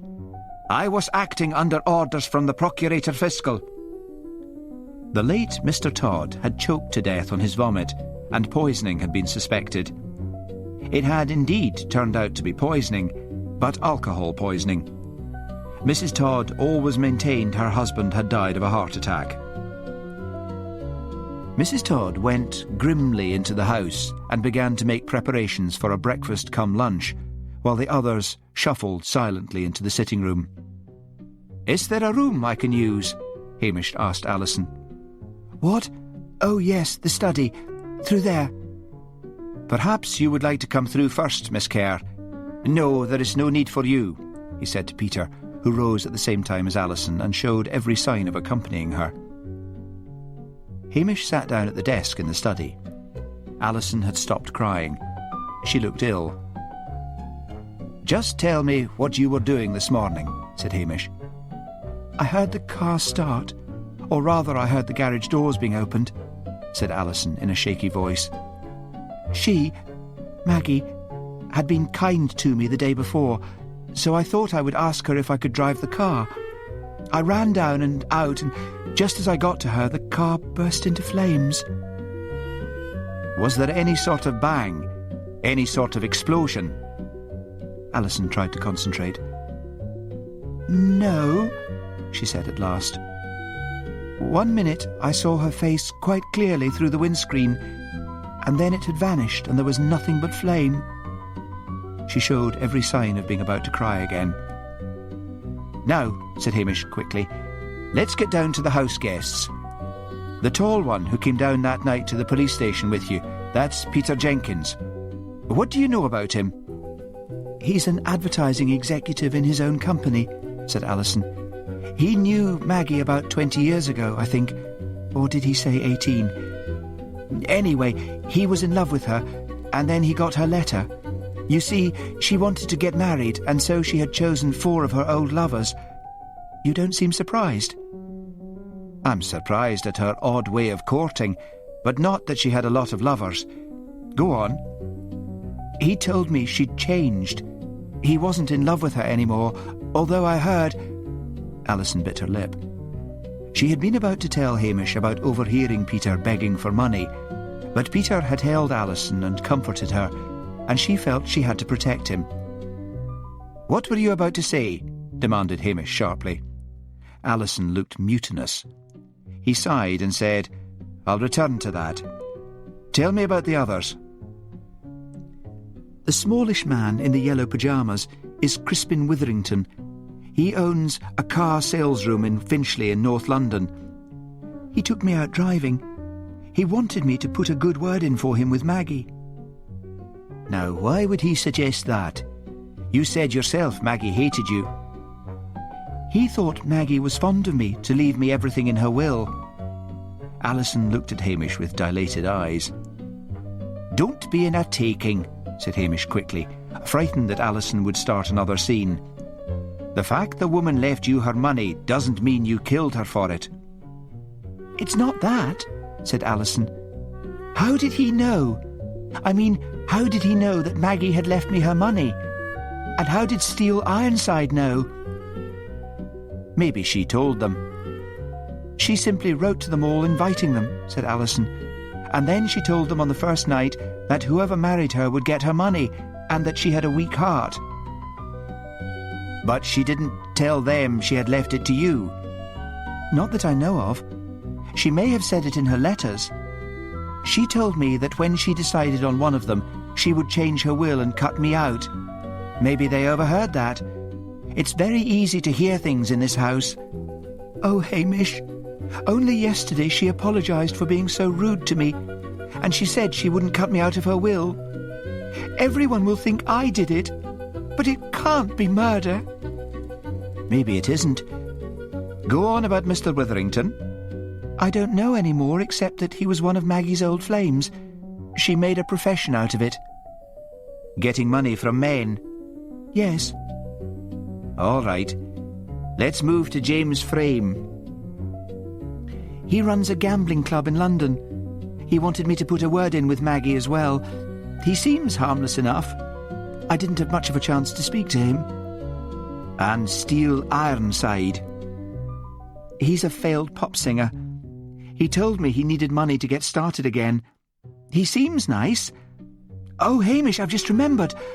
I asked Maggie why she was sure that one of these 4 would want to marry her, and she said she'd had a private detective to check up on them, and they all need money." "Good. I'll have a look through her papers and see if I can find the name of the detective agency. Send in your friend, Peter." Alison was soon replaced by Peter Jenkins. Hamish looked at him curiously, but he seemed just the same as he had done when Hamish had first met him, a pleasant, if weak man, slightly effeminate. He looked at Hamish with dislike. "You're making a fuss over nothing," said Peter, "and causing a great deal of unnecessary distress. The sooner someone higher up arrives, the better. It's a clear case of accident." "So you say. Let's get down to business. Full name?" In his slow, drawling voice, Peter outlined the bare facts. He had been in love with Maggie 20 years ago, and had only really fallen out of love with her when he arrived and found her changed. She had invited him for 2 weeks, and he had taken leave from his firm. He needed a holiday, and so had decided to stay. And all the time he was talking, Hamish was thinking, "He's been carrying the torch for years for a prostitute. He must be awfully immature. I wonder how he manages to run a company." "How did you manage to set up this company?" he asked when Peter fell silent. I had been working for Sanford and Jones, said Peter, naming one of the biggest advertising agencies. I was 30 when a rich uncle died and left me quite a bit, so I decided to go into business for myself. My firm is Jenkins Associates. Doing well? Very well. We've got the Barker baby food account, for example. Barker was bought out by a Japanese company last year. Do they still retain your services? Of course. Didn't I just say so? Hamish sat back and surveyed Peter in silence. Peter stared at him, and then suddenly shrugged and said boyishly, I shouldn't lie. A vice of advertising men. Fact is, I had this friend working with me right from the beginning, and he recently quit and took that account with him. I hope the Japanese dump him. And what were you doing last night and this morning? I was asleep the whole time. I heard Alison scream and rushed out. And did you hear any explosion? Any loud bang? No, nothing. But there could have been one before Alison woke me with her screams. It was an accident. Very well, Mr. Jenkins, that will be all for now. Send in Mr. Witherington. Crispin Witherington was very jovial and hearty. Then he obviously decided that jollity was out of place and became pompous. He outlined the facts about his relationship with Maggie, where he was during the night and morning, in bed, his business and his home address, in a way that led Hamish to believe he had had dealings with the police before. Then he launched into a diatribe about the pub in Fern Bay and the attack on him. Why didn't you report it? Asked Hamish. What's the point? Said Crispin rudely. You local yokels stick together. Don't be cheeky, said Hamish mildly. Did you want to marry Mrs. Baird? Hadn't made my mind up. I only came up for a giggle. And yet you asked Miss Kerr for help. That sneaky little drip would say anything. Look, if it is murder, you only have to look in that direction. Are you saying you didn't ask Miss Kerr for help? I can't remember every blasted word I've said. I'll be getting back to you. I'll hear a word with Mr. Frame next. James Frame sidled in, smoothing down his already smooth hair with a nervous hand. Without prompting, and with many don't you knows and I says, he launched into his tale of how he had been asleep the whole time. He had almost perfected the silly-ass manner, thought Hamish, but the man's eyes, behind a glaze of helpful and innocent goodwill, were hard and watchful, as if a smaller, meaner man were staring from behind thick glass. When he had met Maggie, he said, oh, so long ago, he had been doing a bit of this and that. Money in the family, don't you know? All the while, Hamish made mental notes. Lower middle class, accent assumed. Probably was a small-time crook. I believe Mrs. Baird was very expensive, said Hamish. She wasn't a whore, said James indignantly. We were very much in love. Of course, a chap helps out a bit with the rent and things like that, but a chap would do that for any girl. What is the name of the gambling club where you work? The Dinosaur in Half Moon Street. That's Mayfair. Yes, I know where Half Moon Street is. Do you own the Dinosaur? Well, not exactly. Run it for a chap. And the chap's name? Harry Fry. Champagne Harry. Out of prison, is he? James looked sulky. Even Hamish had heard of Harry Fry. He was a con artist. His last fling had been to ingratiate himself into the graces of a colonel who was a close friend of the royal family and who lived in a Grace and Favour house in Windsor. That is, a rent-free house given by the Crown. The colonel had gone to the Middle East to raise money for one of his favourite charities, Save the Donkeys, and had left Harry alone in his house. Harry had sold the house for a vast sum to an Arab and had been caught just as he was about to board a plane to Brazil at London Airport. His sentence had been surprisingly lenient. He had great charm and had used it to good effect in court. He had paid back all the money he had gained for the house, Harry was reputed to be worth millions. He tricked and conned only because it was the breath of life to him. At last, Hamish sent James off, and Steele Ironside took his place. "Real name?" asked Hamish. "Victor Plummer," said the pop singer in a sulky voice. But asked about his previous relationship with Maggie, he perked up and grew almost lyrical. He might have been describing a teenage romance. Maggie's arrival on the scene, their first meeting at a party where she had shown no interest in him, the long tours, the sleazy hotels and theatrical digs, the sudden fame, the just-as-sudden falling in love and the start of the affair with Maggie, the walks in the park, the dog they had bought, the plans they had made. "And why did she leave you?" asked Hamish. Steele's face darkened. "Someone else came along," he said in his flat, nasal twang. "Another pop singer?" "No, Sir Benjamin Silver, head of Metropolitan Foods." "The multimillionaire?" "Yes." "I see." "I didn't at the time," said Steele. "That was the thing about Maggie. She went through a mint of my money, but I never thought of it as paying her. I mean, she wasn't the kind you left the money on the bedside table for. I was in love, and I thought she was. I thought she would come back to me." "Are you married?" "Separated." "So, how could you have married Mrs. Beard?" "I'd have got a divorce. Never got around to it before." What a weak bunch of men, thought Hamish. He took some more notes and then braced himself to interview Mrs. Todd. He took down Mrs. Todd's account of her arrival on the scene of Maggie's death and then began to ask questions. Why had Mrs. Todd not rushed to see if she could help instead of going straight to the house and dialing 999? What had led her to believe no one had yet dialed? "I do not know," she said primly. "It all happened that quick. They're a useless bunch and wouldn't think of doing anything sensible." "Very well. Where were you last night and this morning?" "I was at a meeting of the Women's Rural Institute at the school hall, went to my bed, and then collected some groceries in the village and drove up here." "Do you know where Mrs. Baird meant to go?" "I don't know.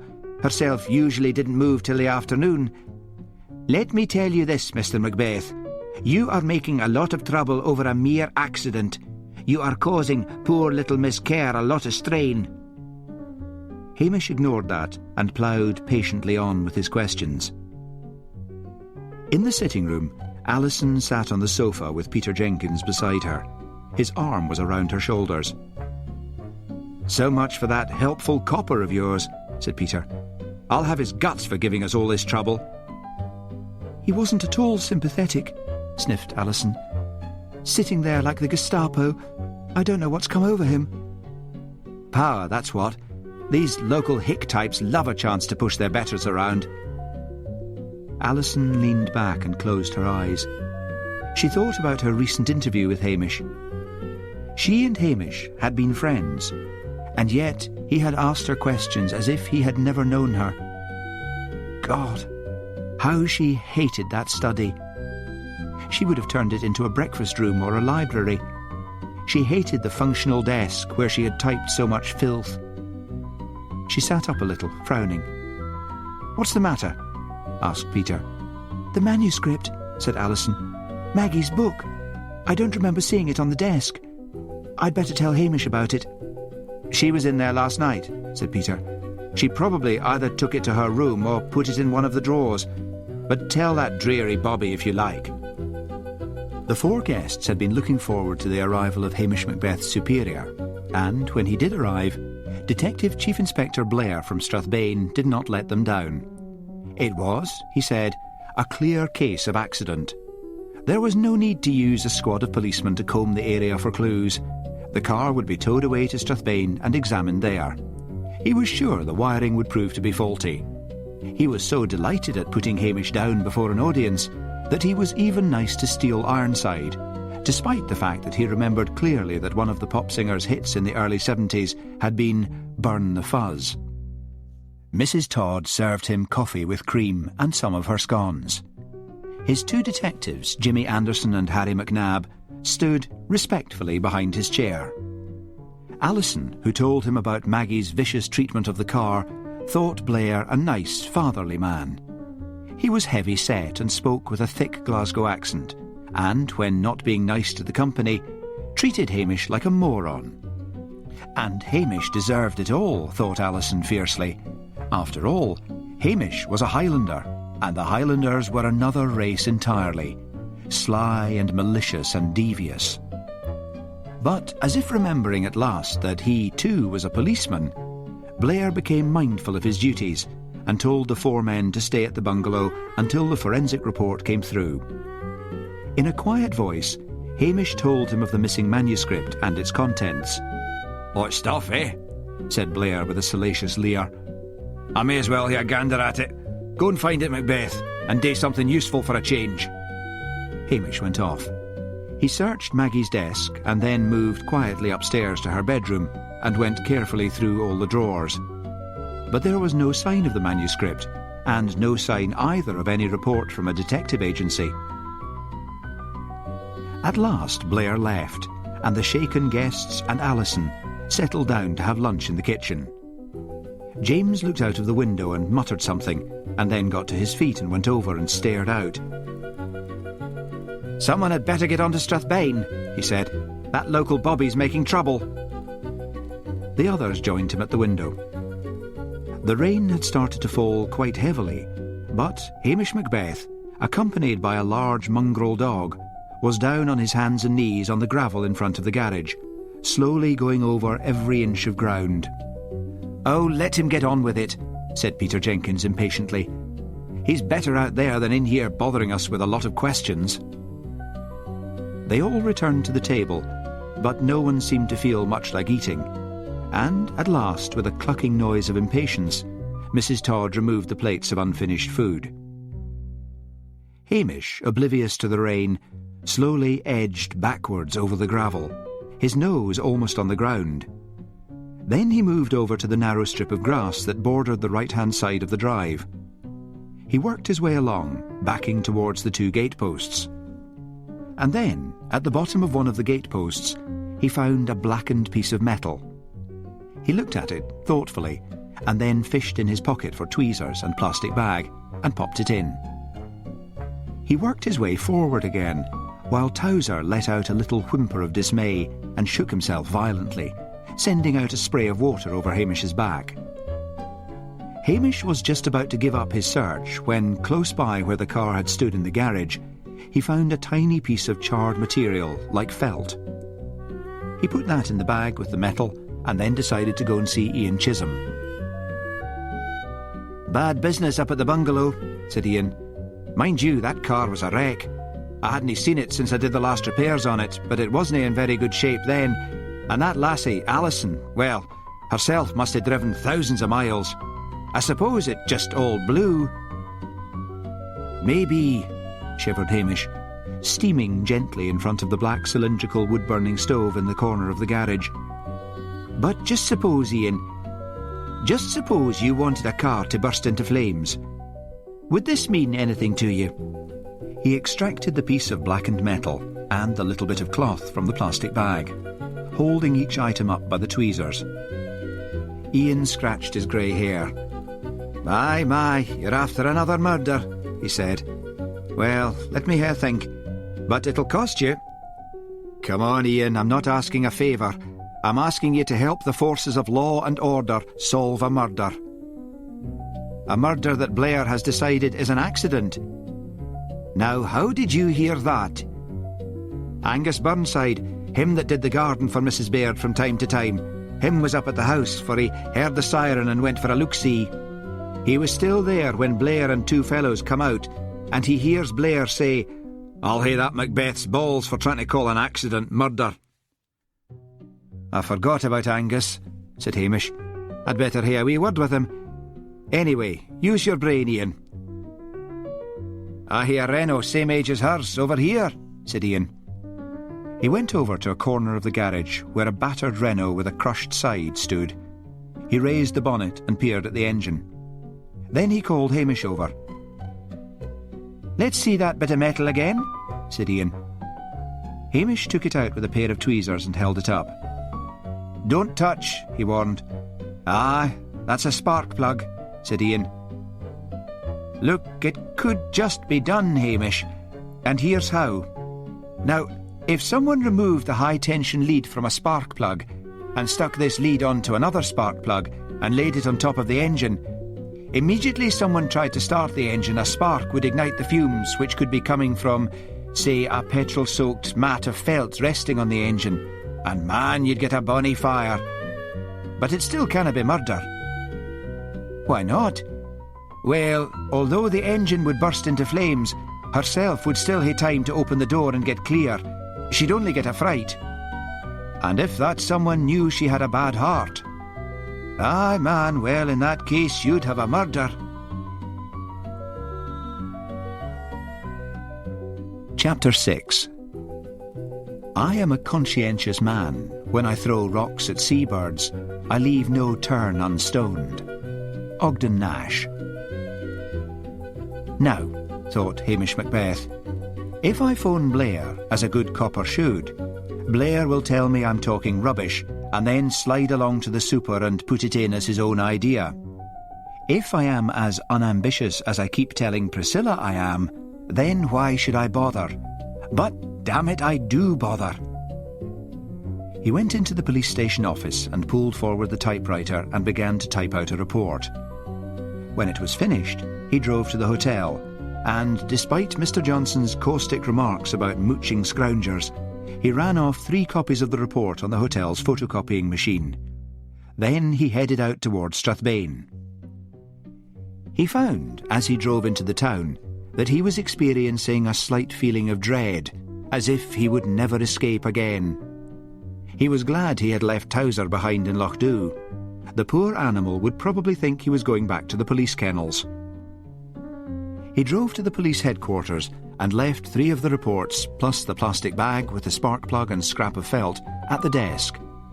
1 of the reports to go to Detective Chief Inspector Blair, 1 to Superintendent Peter Daviett, and 1 plus the bag to go to the forensic department. Then he went back out into the night. He decided to celebrate with a drink before returning to Lochdoe. He cast his mind back over his busy day. He had not had anything to drink, so he could indulge in a small glass of whisky without being in any danger of being over the limit. Soon Hamish was standing at the bar of an unlovely pub called The Glen, which he had recently patrolled on his beat. It still reflected the Calvinistic days when drinking was a sin, and the only point in going to a pub was to get drunk. There was a bar along the end of a small room. The floor was covered with brown linoleum. There were 2 tables, a battered upright piano, a jukebox and a fruit machine. The whole place smelled of beer, disinfectant, damp clothes and unwashed bodies. The habitués of the Glen dating from the days when a bath was something you had before you went to see the doctor. "Evening, Hamish," said the barman. It had been a great source of irritation to PC Mary Graham that the locals on the beat all called Hamish by his first name. "Haven't I seen yous for a long while?" "I'm back in Lochdoe," said Hamish. "I'll hae a dram." "This one's on the hoose," said the barman. "You're sore missed, Hamish. That blonde scunner's aye poking her nose in here looking for trouble." Correctly identifying the blonde scunner as PC Graham, Hamish thanked him and then turned and looked around the busy bar. Several of the locals called greetings to him, and he nodded cheerfully back. The customers were not working class, rather they were underclass, the denizens of the dole world who lived from one drink to the next. The jukebox fell silent. A local, who rejoiced in the nickname of Smelly McCrystal, lumbered to the piano.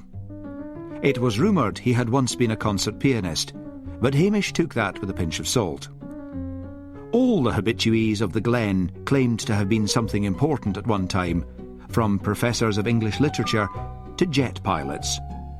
But when only half drunk, as he was that evening, Smelly could play well, and he played all the old and favourite Scottish songs. "Come on, Hamish," shouted someone. "Gie us a song." Hamish turned red with embarrassment. He had drunk far too much on the evening of that wonderful day when he was told he could go back home, and he had celebrated in the glen by entertaining the surprised locals to a concert. He shook his head, but found himself being propelled towards the piano. He shrugged and gave in. PC Mary Graham quietly pushed open the door of the pub, hoping, as usual, to catch someone breaking the law. She stood there, amazed. Hamish Macbeth was standing by the piano, his fiery hair gleaming in the harsh neon lights of the pub. He was singing "My Love is Like a Red, Red Rose." Hamish was blessed with a good voice, that kind of voice which is often affectionately described as an Irish parlour tenor. But Mary noticed only that Hamish Macbeth was leaning on the piano, singing and surrounded by a group of dirty drunks, and he was not in uniform. She turned and sprinted for police headquarters. As she arrived, panting and breathless, Superintendent Peter Davitt was just coming down the stairs. Now, Mary should have reported to the desk sergeant, who would have taken the matter higher, but she was too desperate to get Hamish into trouble to bother about the niceties of police procedure. Davitt had been looking for Blair without success. He had Hamish's report in his briefcase. He had phoned the forensic department to learn that they had not started to examine the car because Blair had told them the matter was not urgent. He listened in amazement to Mary's story. One of his officers was howling drunk in one of Strathbane's sleaziest pubs. "We'll use my car," said Davitt. He was always worried about the police force's public image. He prayed one of the local reporters would not decide to visit the pub before he got there, the super being rather naive about the press, and not knowing that if the papers wrote stories about every roistering copper, there would be little room on their pages for anything else. He entered the pub just as Hamish was entertaining the company with a rendering of the Rowan Tree. Davitt stopped short, listening to the mellow voice soaring in the well-known sentimental ballad. Several of the drunks were crying. Hamish finished his song to noisy applause and shook his head when they demanded more. Then he saw the super and walked forward with a smile which quickly faded as he saw PC Graham's avid face behind the super's shoulder. "Evening, sir," said Hamish mildly. "Did you get my report?" "Yes, thank you," said Davitt. "It should have gone to Blair, you know." "I sent him a copy as well," said Hamish. "How did you know I was here?" "PC Graham was most concerned about your behaviour. She said you were drunk." "I wonder why," said Hamish pleasantly. "I suppose because you are not in uniform and singing in a low pub." "This pub," said Hamish firmly, "was on my beat.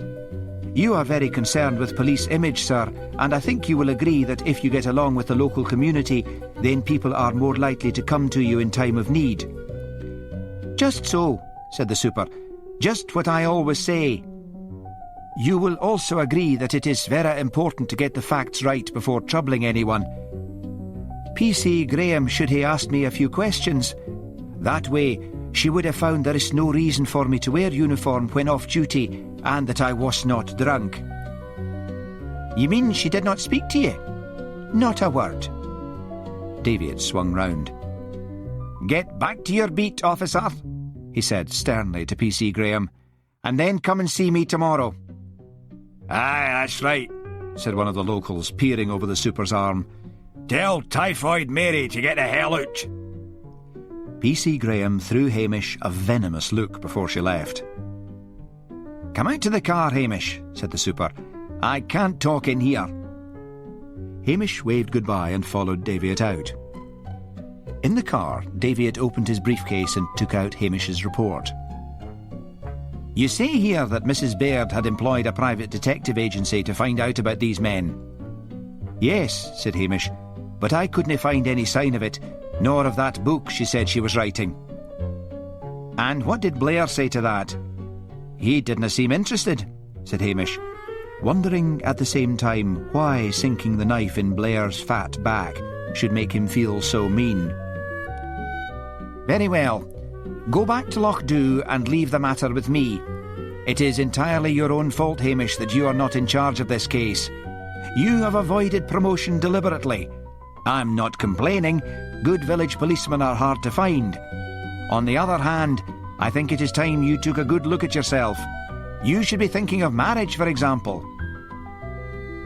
"I always wonder why detectives get married," said Hamish. "I mean, they're hardly ever home, and the only friends they have outside the force are villains." "A good, sensible wife would make allowances. It's time you settled down. I know my wife got some nonsense into her head that you might marry Priscilla Halberton Smythe, but I said to her, you would be better off with some strong village girl to look after you and iron your shirts." "I am a dab hand with the iron myself," said Hamish, defensively. "Well, you'll just need to go back to your regular duties and assist the detectives when and where they need you. You are a sore disappointment to me, Macbeth." And by that loss of his first name, Hamish knew the super was indeed angry with him. But David had given him a lot to think about. Blair would be back in Lochdu on the morrow, throwing his weight around and making life hell for everyone in general, and Hamish Macbeth in particular. But to join the detectives, to live in Strathbane, thought Hamish, as he drove slowly along the waterfront at Lochdu. Would no one ever understand the happiness and contentment of the truly unambitious man? Priscilla certainly did not. And there, as if his thoughts had conjured her up, standing outside the police station under the blue lamp, was Priscilla.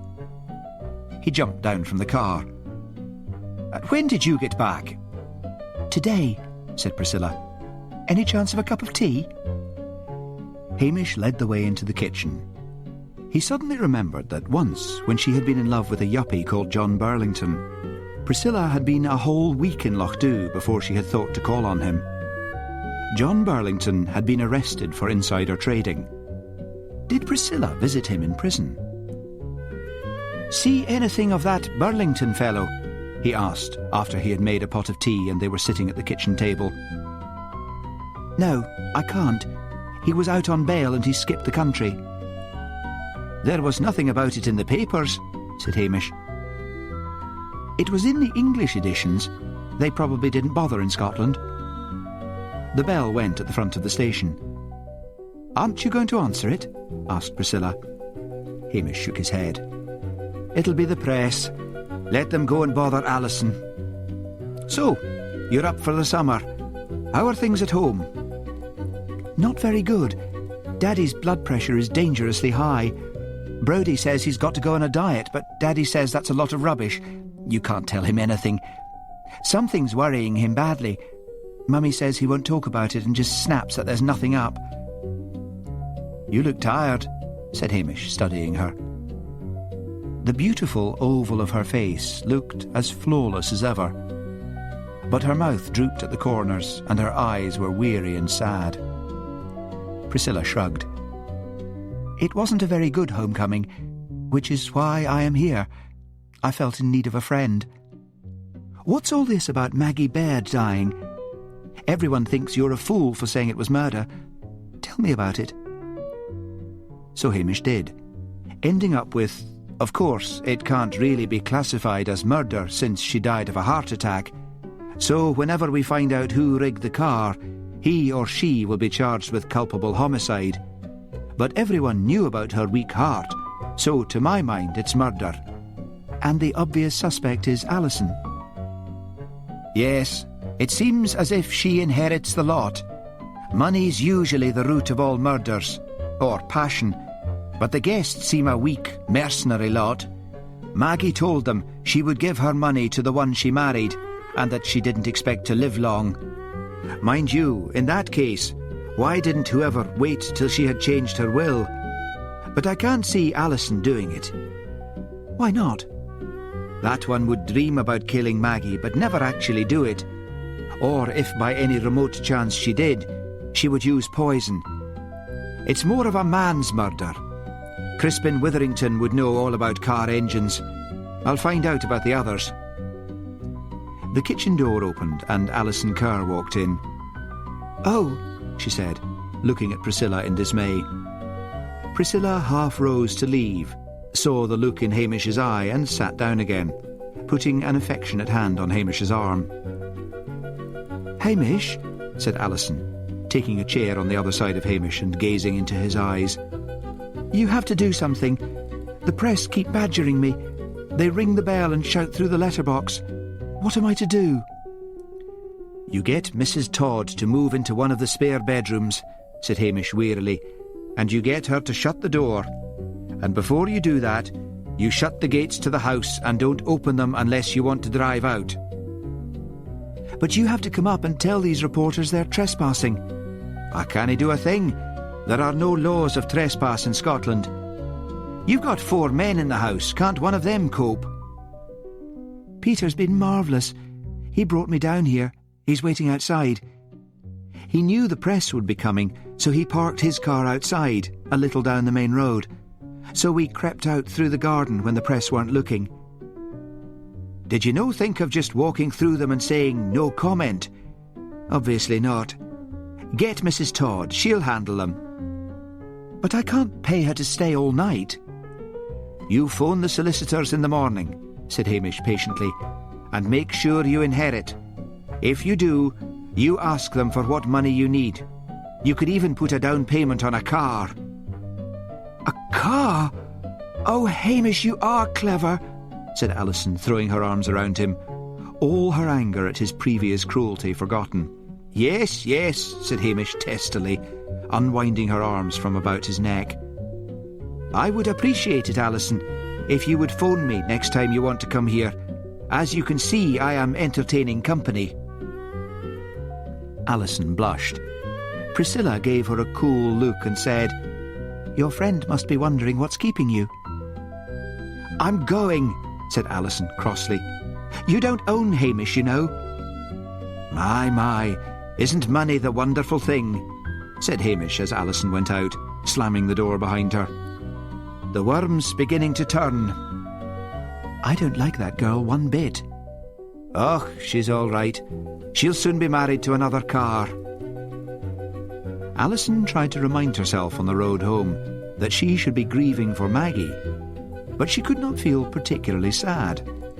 How much had Maggie left? Thousands? And a car.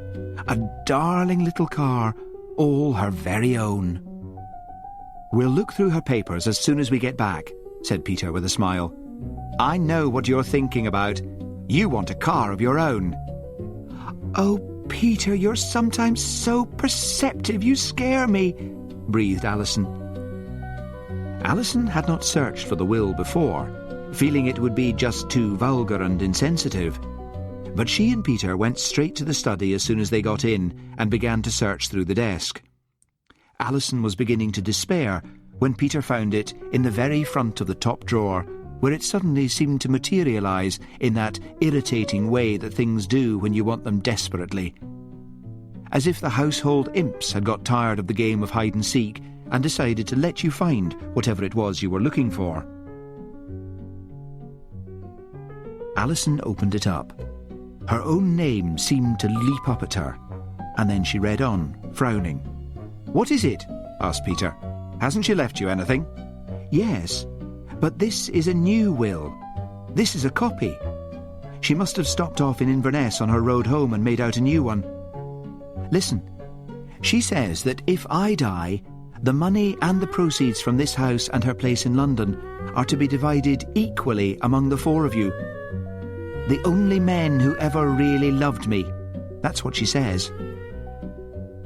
Peter looked at her thoughtfully. "Then you'd better just hope that one of us isn't the murderer," he said.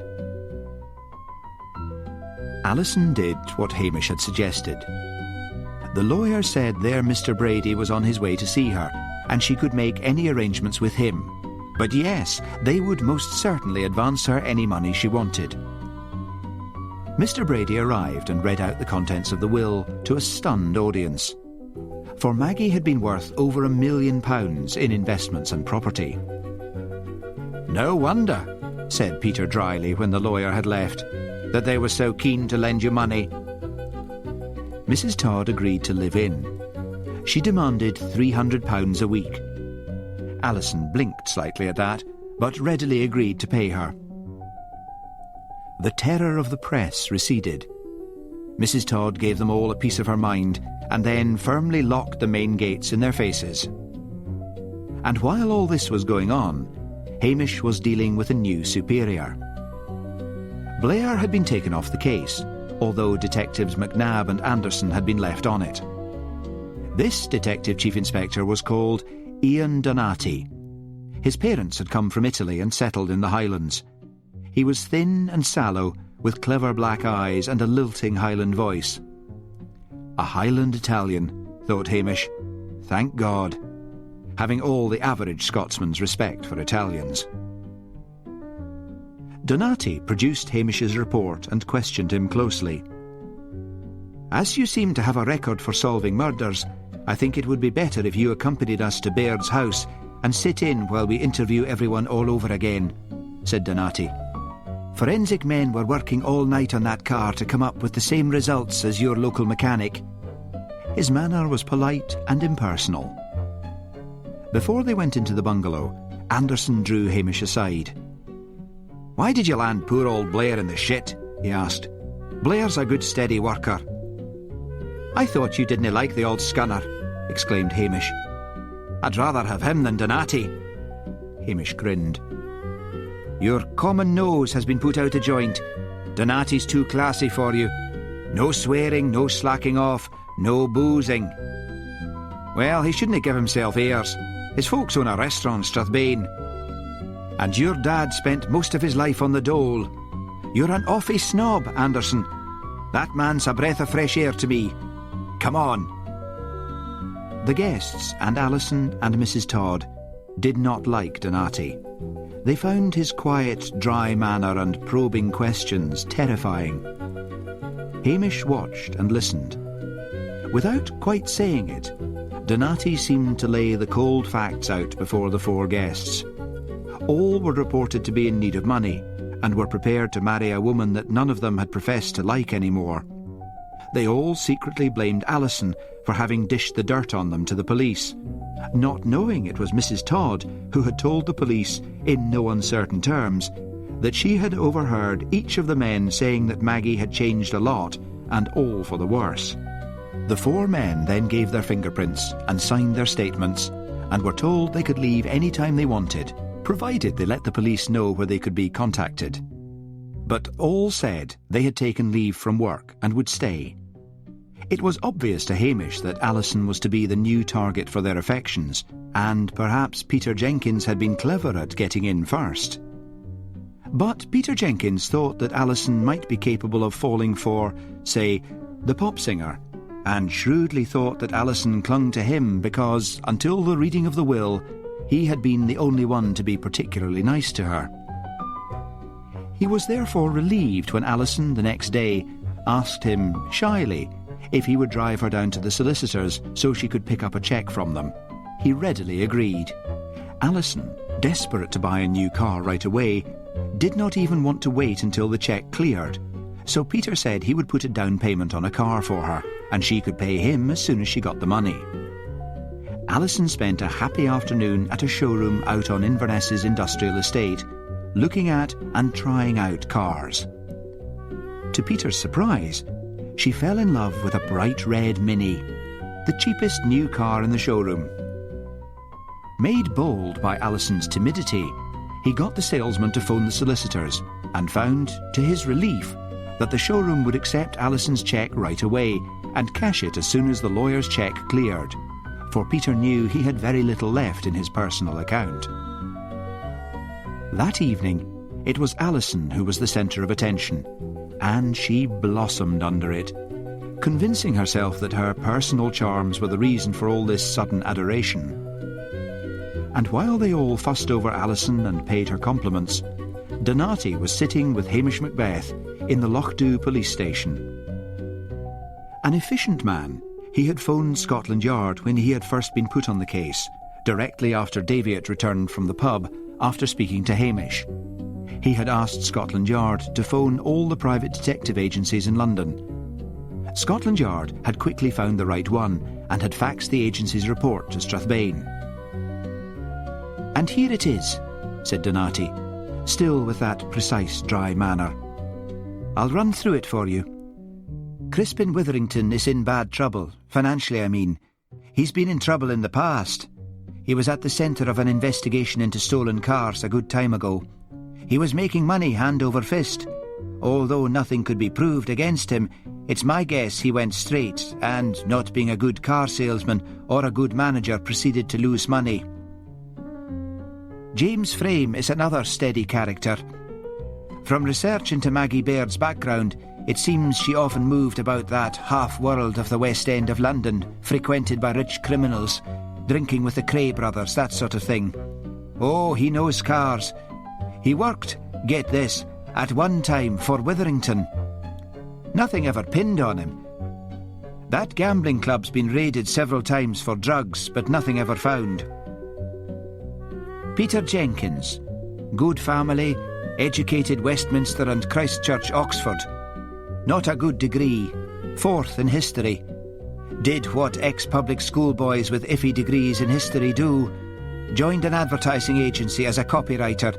Worked up to the management side, got inheritance, started his own firm. Did well for a bit, mainly owing to a brilliant partner who recently pulled out and went into separate business and took some of the best accounts with him. Needs money or firm will fold. No money left in the family. Only child, parents dead. Rich uncle was the last hope. Steele Ironside, née Victor Plummer, comes from a village in the Cotswolds. Must have adopted that accent. Sprang to fame in the late 60s during the drug culture and anti-establishment years. Was quite good-looking in a pretty unisex sort of way. You'd never think it now to look at all that grey hair. Back in prominence in the 70s with protest songs, his hit, "We'll Change the World," is still sung at demonstrations, but hardly by the type of people who'll pay any royalties. He wrote it. Married to some noisy slag in Liverpool, 2 kids, never sends them any money. Into drugs, but who wasn't in that sort of world? Nothing serious. Done a few times for carrying hash through London airport, but always for himself. Never pushed or supplied. What a right lot of Lulus our Maggie Baird picked. Who else would fall in love with a prostitute? Said Hamish, primly. Donati looked at Hamish in surprise, and then bent his head quickly to hide a smile. Aye, maybe you're right, he said. But the only one with a motive is Alison Kerr. Hamish clasped his hands behind his head and stared at the ceiling. I believe they all were in love with her at one time. She wasn't, I gather from Alison, who was typing those memoirs which have mysteriously disappeared, the kind to just demand money for services rendered. It was all done under the guise of love. You know, clothes, jewels, payment disguised as presents. They're all weak men with king-sized egos. Maybe one of them nursed a lifelong grudge and wanted to get back at her. She'd developed a real bitchy manner. Could have tipped one of them over the edge. One of them could have known about the will, the new one Brady told us about. Ugh, but he would have to get rid of Alison. Exactly. I think we'd better warn her, don't you? Alison was getting ready for bed when Mrs. Todd knocked at the bedroom door to say, "They Polis, we're back again." Alison opened the door. "Do I have to see them?" she asked weakly. She was wearing one of Maggie's white satin nightdresses with a white satin negligée trimmed with marabou. Mrs. Todd looked shocked. "I'm surprised at you, lassie, wearing a dead woman's clothes." "These were new," said Alison defiantly. She'd never even taken them out of the box. "Well, you are not seeing the Polis until you make yourself look decent," said Mrs. Todd, folding her arms across her aproned bosom. Alison wanted to scream that she was mistress of the house and would wear what she liked. But she sulkily went back into the bedroom and soon reappeared in one of her old skirts and a sweater. "Now, that looks like my wee lassie again," said Mrs. Todd. "Come along and I'll stay with you. It's that Macbeth that gets my back up. Too young for the national service. He should have been drafted as a young man. A stint in the army would have knocked some of the laziness out of him. I remember during the war when I was in the army. But Alison closed her ears. She was tired of Mrs. Todd's lectures. I'm fed up with her, thought Alison mutinously as she followed Mrs. Todd down the stairs. But how can I get rid of her? I know. I'll sell this place and get away from her that way. The new millionairess walked into the sitting room, and both policemen rose at her entrance. You may leave us, said Donati to the housekeeper. No, I'll stay right here, said Mrs. Todd. Do as you are told, woman, snapped Donati. I'll be in the kitchen, Alison, if you want me, said Mrs. Todd. And Alison thought, she'll need to start calling me Miss Kerr. Donati said, We have established that Mrs. Baird died because someone deliberately tampered with her car. It was culpable homicide. Alison let out a whimpering sound. Her eyes sought those of Hamish Macbeth. Hamish stood like the epitome of the bone-headed police officer, hands behind his back, eyes on the middle distance. If you did not have any hand in this attempt, then we fear your life may be in danger, said Donati in that emotionless voice of his. Me? Why? Because the 4 men here stand to benefit from your death. Unless, of course, the criminal is lucky enough to get you to marry him. Alison began to cry. Hamish reflected he had never known anyone in his life before who could cry as much as Alison Kerr. Donati remained unmoved. A policeman will be on constant guard at the house. Tell him if you notice anything suspicious. Alison scrubbed her eyes. Can I have Hamish? She pleaded. No, I need Macbeth on this case, and he has his village duties as well. A policeman from Strathbane will be assigned to you. Now, I am sorry to keep you further, but you must tell me more about that book you were typing. Did she mention any of the 4 men in it? Alison shook her head. Hamish, glancing at her, noticed a sudden flash of alarm in Alison's eyes and wondered what she had just remembered. Well, I must ask you for the names of some of the men in the book. Also, did Mrs. Baird have any special friend in her heyday? I mean, around about the time these 4 men here would have been on the scene. While Alison talked, Hamish found himself beginning to feel useless. Donati was asking all the questions that he, Hamish, would normally have asked behind Blair's fat back. It was very hard to feel clever and superior with Donati around, and Blair's hatred and jealousy of him, Hamish reflected, was a compliment in a way. Donati treated him as an intelligent policeman on the beat should be treated, nothing more. I'm jealous, thought Hamish ruefully. When they had left, Alison threw herself into Mrs. Todd's sturdy arms and sobbed her heart out. Now then, said Mrs. Todd, you come upstairs and I'll tuck you into bed. There, you poor thing. Men. All Alison's thoughts of asserting herself and getting rid of Mrs. Todd disappeared. It was lovely to be mothered. But as soon as Mrs. Todd had switched out the light and left, Alison began to tremble. Which one of them would kill her for the money? Money was so important. She couldn't sleep. The wind sighed through the trees outside, a mourning sound. She shivered despite the centrally heated warmth of the room. And then she heard a soft sound outside her door. She switched on the bedside light. The door handle began to turn. Alison opened her mouth to scream, but the door opened quickly and revealed Peter Jenkins. "What do you want?" asked Alison harshly. He came and sat on the edge of the bed and looked down at her. "I couldn't sleep," he said. "That detective made me feel like a criminal." Peter was wearing a paisley silk dressing gown over his pyjamas, and his hair was tousled. Alison found she could not feel afraid of him. "I'm awfully scared," she said. "I can't sleep either." He took her hand in his. "I'll sit with you for a bit." "Thank you," said Alison shyly. They fell silent, looking at each other. Then Peter slowly bent his head and kissed Alison gently on the mouth. She wrapped her arms around him, and the next thing he was lying on the bed, and a few kisses later, in the bed, and a few more, and they had both managed to divest themselves of their nightwear with that strange agility of people who are determined to make love. Their love-making was brief but satisfactory to both.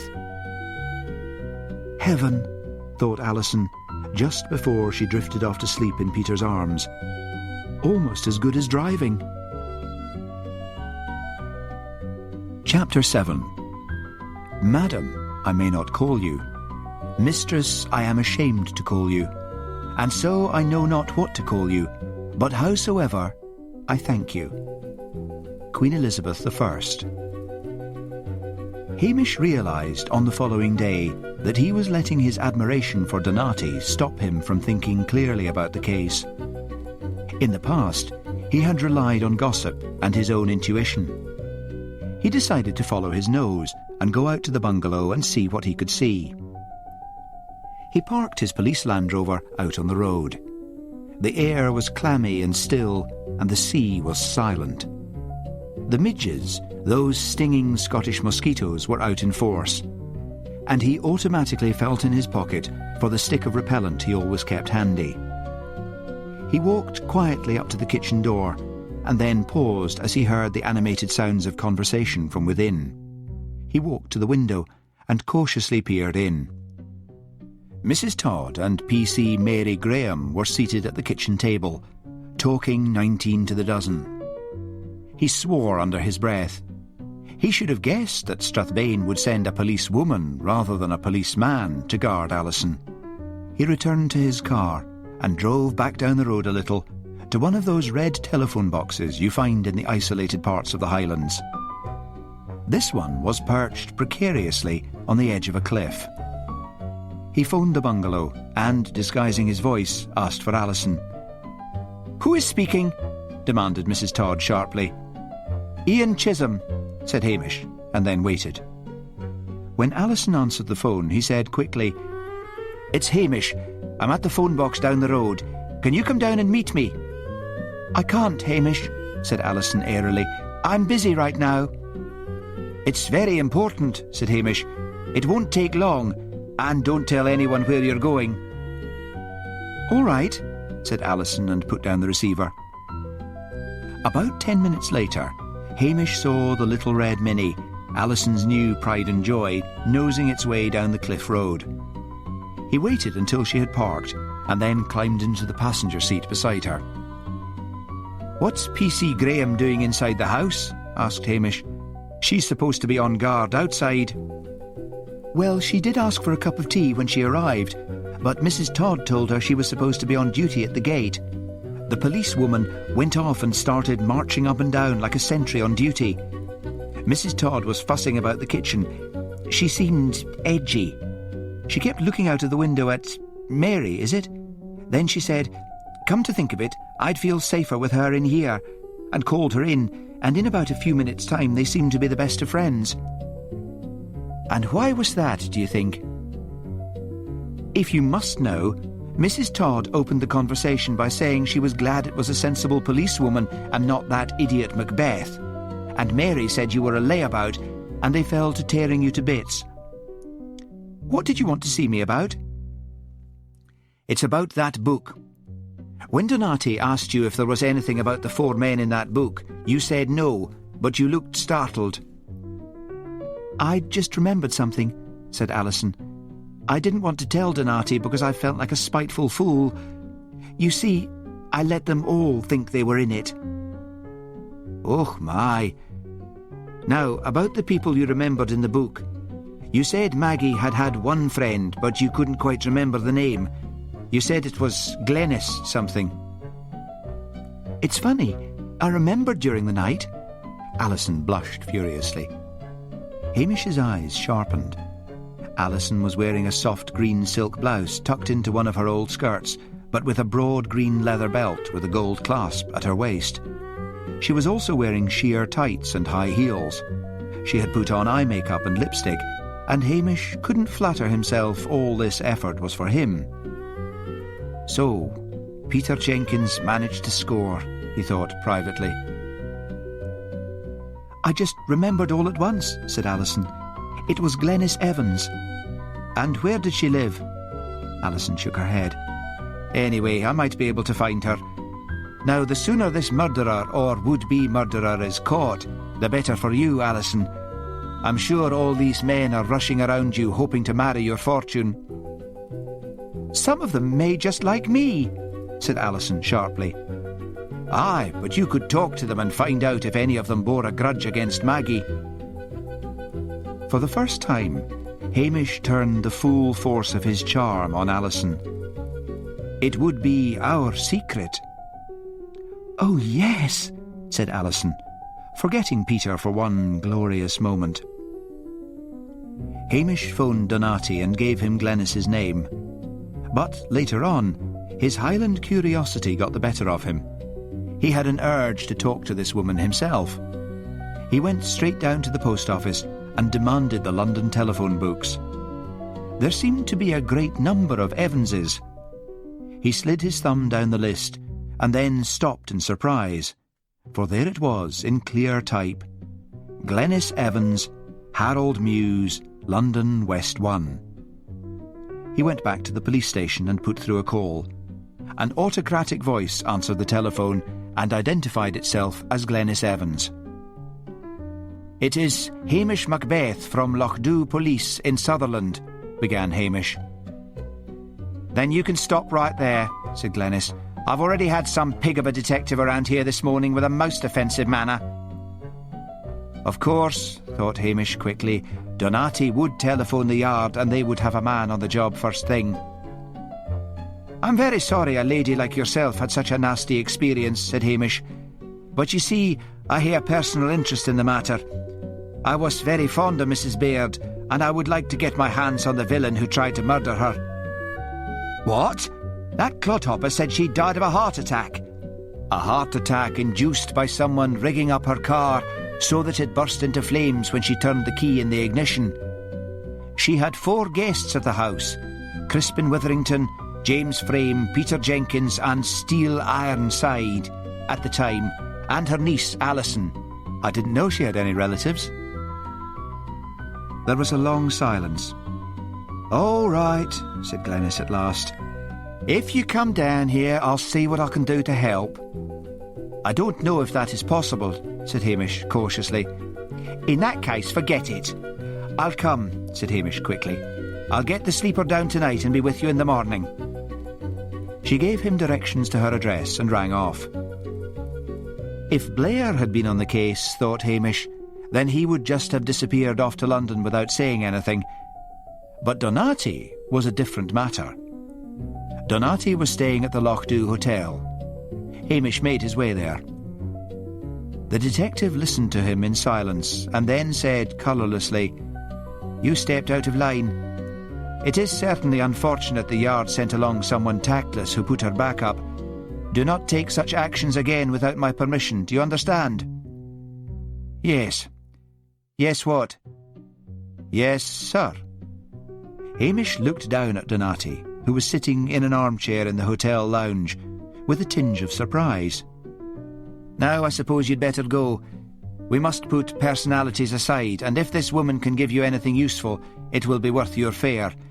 You may go." And Hamish left. Blair would never have given him permission to go. Blair would have practically foamed at the mouth. So why was it that he suddenly missed Blair? Alison set about helping Hamish Macbeth. She felt she had everything in the world she had ever wanted, except security. While the criminal remained at large, there was no peace, and every evening shadow held menace, and every footstep on the stairs was that of an assailant. Unlike most bungalows, this one had most of the bedrooms on an upper floor, with dormer windows. Peter Jenkins, Mrs. Todd and James Frame slept on the same floor as Alison, with Steele Ironside and Crispin Witherington in bedrooms off one of the two corridors that ran off the large sitting room. The dining room, which adjoined the sitting room, was little used since Maggie's death, the guests preferring to eat their meals in the more cheerful kitchen. Another incentive to help was that, despite her blossoming love for Peter Jenkins, Alison felt restless and wanted something to do to occupy her time. The efficient Mrs. Todd had made all the arrangements for Maggie's funeral, and Alison had weakly left it all to her. Alison had replied to P.C. Graham's questions about where she had been that morning by saying evasively that she had felt upset and so had gone for a little drive. Mary told her sharply not to leave the house again without saying where she was going, leaving Alison feeling more like the hired help than the lady of the house. Mrs. Todd added her own admonitions. Alison resented Mrs. Todd all over again and kept away from her as much as possible, unfairly blaming her for Mary's high and mighty manner. Alison took pencil and paper into the dining room to start making notes on what she already had gleaned about the men's relationships with Maggie. There was a better chance of being undisturbed in the dining room than in the study. But no sooner had she started than Steele walked in. "Feel like getting out of this place and going somewhere?" he asked. Alison looked at him and thought he might still be quite presentable if he shaved and wore ordinary clothes. His shirts were always open to the waist, showing that repulsive mat of hair. "Where did you think of going?" she asked. "Up the hill at the back. Get some fresh air." "All right," said Alison. To P.C. Graham's sharp question, Alison told the policewoman where they were going. The couple walked past the garage and through a little gate in the garden fence and up a winding path that led to the top of a heathery hill behind the house. A stiff breeze had sprung up, blowing warm air in from the Gulf Stream. They paused at the top of the hill and looked at the view. Great clouds were rolling in from the Atlantic, and down below, the restless sea was green with flying black shadows as the clouds passed overhead. "Can you lend me any money?" asked Steele abruptly. "I'll need to consult my lawyers. I don't have the money yet." "They'll advance it to you if you ask," said Steele crossly. "You've already got enough for that car of yours." "Well, it is my money now." "Look," wheedled Steele, "I've got this great song. I need money to launch it. I could pay you back with interest." "Let me think about it," said Alison. "Isn't the view pretty?" "Bugger the view," he said morosely. "You must still be very upset by Maggie's death," said Alison, seizing on what she hoped was the one subject that would divert his mind from money. "I was shocked, but not particularly upset," he said. "She'd changed. Used to be all fun and games. God, the amount of money that harpy took from me, now I think of it. At least you could say she did something for it. It's just fallen into your lap, and all you do is screw around with Jenkins." "That's not true," said Alison, her face flaming. "Ah, come on. You could hear the pair of you all over the house." Alison rounded on him. "You can't have any money, not ever," she shouted. As she ran down the hill, his jeering voice followed her. "Just mind how you go, sweetie. With you out of the way, there wouldn't be any trouble in us getting our hands on it." Alison walked into the house. Donati was in the kitchen telling off P.C. Graham. He had just been reminding her it was her duty to keep a watch on Alison and not to sit drinking coffee. He subjected Alison to another long interview before taking his leave. Alison went into the sitting room and James Frame rose at her approach. "Where's Peter?" asked Alison. "Gone down to the village for cigarettes, I think," said James. "I've been wanting to have a talk with you." "What about?" asked Alison, although she was sure she knew what was coming. "Fact is, I need a bit of financial help, and wondered if you could let me have a few thou." "No," said Alison. "Why should I?" "Because I think you should pay me back some of the money Maggie got out of me in the past. She was insatiable. The things I had to do to find money to keep her. His face took on a faintly Cockney whine. "Come on, darling, you wouldn't miss it." "I don't know," said Alison desperately. "Leave me alone for just now. In fact, now I think of it, I think you should all leave after the funeral. It's my house, and I can turn you all out when I want to." "Well, that's downright inconsiderate. I took leave, and I need a holiday." "I shouldn't think you would want to stay under the circumstances."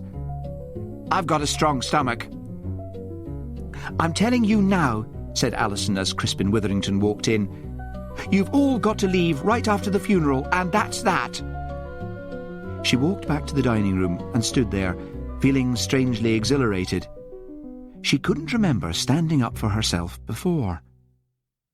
Then she sensed someone standing behind her and swung round. Crispin Witherington was there, a little smile curving his mouth, though his eyes were hard. "So, the chips are down, are they?" he said. "No money for any of us, except perhaps what Jenkins gets for laying you. Do you know why we all rushed up here? Money. Maggie's money.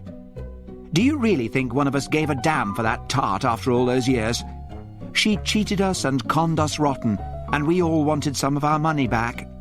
It makes me sick to think of a wimp like you with your prissy ways walking off with that old tart's fortune. If I were you, I wouldn't walk along any dark roads for some time." "Mrs. Todd!" screamed Alison.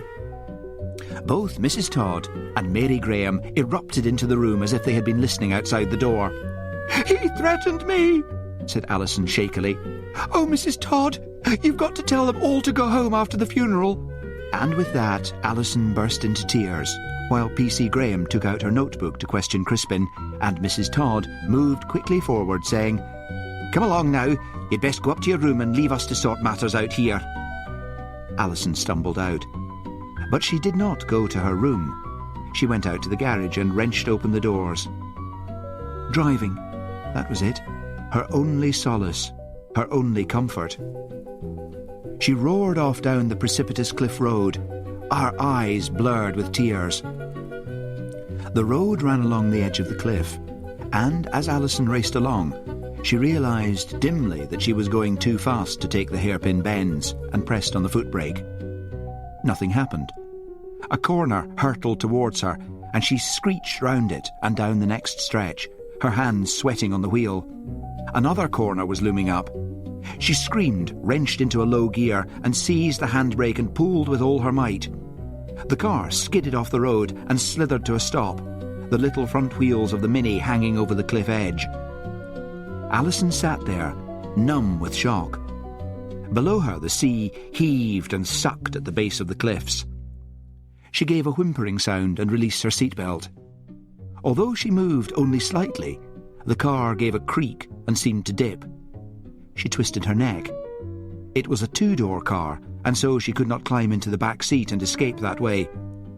It was out of the question to try to struggle through one of the back windows, for they were too small, and any effort to escape that way might overset the car. She sat there for what seemed like ages, while the screaming seagulls wheeled overhead. The wind was rising, she realised numbly. If she sat there much longer, one good gust would tip the little car into the sea. Praying loudly, she grasped the door handle and pressed it down. The door swung open. Immediately below her was the sea, just behind springy turf. With a yell, she flung herself out of the car, twisting sideways, her fingers scrabbling at the springy turf. She lay face down, her legs dangling over the edge of the cliff. Beside her, with a sad little creak, the Mini slowly slid over the edge of the cliff and plunged down into the sea. Sobbing and grasping grass roots, Alison pulled herself forward on her belly.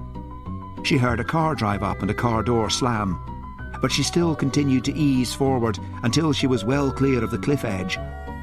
Then she looked up. Peter Jenkins was standing there, his hands on his hips, looking down at her. "Whatever are you doing?" he asked. "Playing games?" Hamish Macbeth could never understand why Mews cottages, those old converted carriage houses, should be considered chic. They had been built for carriages and coachmen out of the poorest of brick, and usually faced north. The cobbled way outside Mew's cottages always seemed to be a magnet for dog owners who allowed their pets to use it as a lavatory. The cottage owned by Glenys Evans was painted white and bedecked on the outside with honeysuckle and roses in tubs. Inside it was decorated in Neo-Georgian with hunting prints on the walls, fake Chippendale furniture and a Persian rug made in Belgium on the floor. Hamish Macbeth was not a sentimental man and did not believe in the fiction of the tart with a heart, and Glenys was not of the breed to prove him wrong. She was a thin, stringy woman, dressed in tweed skirt, twinset and pearls. The tarts who squandered their money went down the gutter, and the ones who invested became middle class, thought Hamish, if Glenys and Maggie were anything to go by. Charm was not going to work with this one, and so he did not waste any time in conversation, but got down to the interview, asking her respectful questions and calling her ma'am. Glenys visibly thawed before all this correct courtesy and began to talk about the old days. It was rather like listening to an opera star reminiscing about her heyday, thought Hamish. She talked of the casinos, the private planes, the best hotels, the best restaurants. Her eyes filled with happy dreams. Hamish gently steered the conversation round to the four men he was interested in. "It's all so long ago," sighed Glenys. "Let me see, Crispin Witherington." Her face darkened. "I remember him. Maggie and I were sharing a flat at the time. He had the nerve to say it was his flat and try to turn us out. There was ever such a scene, but the deeds to the flat were in Maggie's name, whether he paid for it or not. He was only sore because she ditched him for that little pipsqueak James Frame. Now, what she ever saw in him, I don't know. Anyway, I remember she was just getting tired of him when he disappeared from the country. He wrote to say he was bankrupt. I remember. What a laugh we had about that. As Maggie said, it was nothing to do with her. He would have gone bankrupt anyway. Then, steel ironside. I don't know that much about him. I was living in Cannes with Lord Berringsford at that time. But she was always in the papers. Said they were going to get married. Not her type. But I suppose she enjoyed all the fuss. Peter Jenkins was soppy about her. Wrote her poetry and turned white when she came into the room. She liked that. We used to have such a giggle. Here comes love's young dream, I used to say. But this Arab sheikh came on the scene and Maggie flipped off with him. She said he was a beast, the sheikh I mean, and she didn't get as much out of him as she had hoped. Wait a minute, I'm out of some photographs. Hamish waited patiently while she disappeared upstairs. So much for the fallen woman of Victorian novels, he thought. Glenys showed no signs of being racked with guilt about her past. In fact, she seemed proud of it, and obviously thought she had had a successful life, which, indeed, in material terms, she had obviously achieved. She came back downstairs, carrying a box of photographs, which she proceeded to rummage through. There we both are, with Crispin, she said at last. Hamish looked at the photograph. Crispin had been a fairly good-looking young man. He was standing with Maggie and Glenys beside a white Rolls-Royce. Maggie was slim and blonde, and Glenys a sultry brunette. They must have been a formidable pair, thought Hamish. There was a press photograph of Maggie leaving a pop concert with Steele Ironside, a thinner, younger Steele without the beard. What happened to her husbands? Asked Hamish suddenly. Baird died not long after she married him. He was a stockbroker. Taught her all about the market. What did he die of? Heart attack. He was a lot older than her. The other one, let me see, Balfour, was a bit of a crook. Got done for doing a bank and went inside. Maggie divorced him. What is Balfour's first name and where did he live? His name was Jimmy, and he lived in Elveston Place in Kensington, but I can't remember the number. It wouldn't help you anyway, because he rented the flat, and that was years ago. And when did you last see Mrs. Baird? The last time I saw her was about a year ago. We didn't part friends. In fact, I gave her a lecture. Letting herself go like that, and all over some two-bit waiter. "Go on a diet," I said. "You look a fright, you do." Glenys patted her bony hips complacently. "You should be like me," I said. "You've forgotten that men are only good for one thing." "Sex?" Glenys looked amused. "No, darling, money." "What about this waiter?" asked Hamish. Glenys sighed impatiently and told Hamish as much as she knew about the waiter, but said she could not remember either his name or where he had worked, but that Maggie had allowed herself to be cheated, just like a beginner. Hamish asked more questions and looked at more photographs, and then finally took his leave. He felt he had learned nothing much to help towards solving the case. He seemed to have spent hours and hours with Glenys, but he found, to his surprise, that it was only 11 in the morning, and that he had only been with her for an hour. He decided to catch the midday train to Inverness. During the long journey back north, he kept turning the case over and over in his head. If only Priscilla would call on him, he might be able to see things more clearly. He always did after talking to Priscilla. But there was no one waiting for him at the police station. Only a note from Alison to say she was staying the night at Mrs. Todd's cottage in the village, and would he call on her, no matter how late. Hamish sighed. He hoped it wouldn't turn out to be a waste of time. There was a constable on duty outside Mrs. Todd's cottage, relieving P.C. Graham.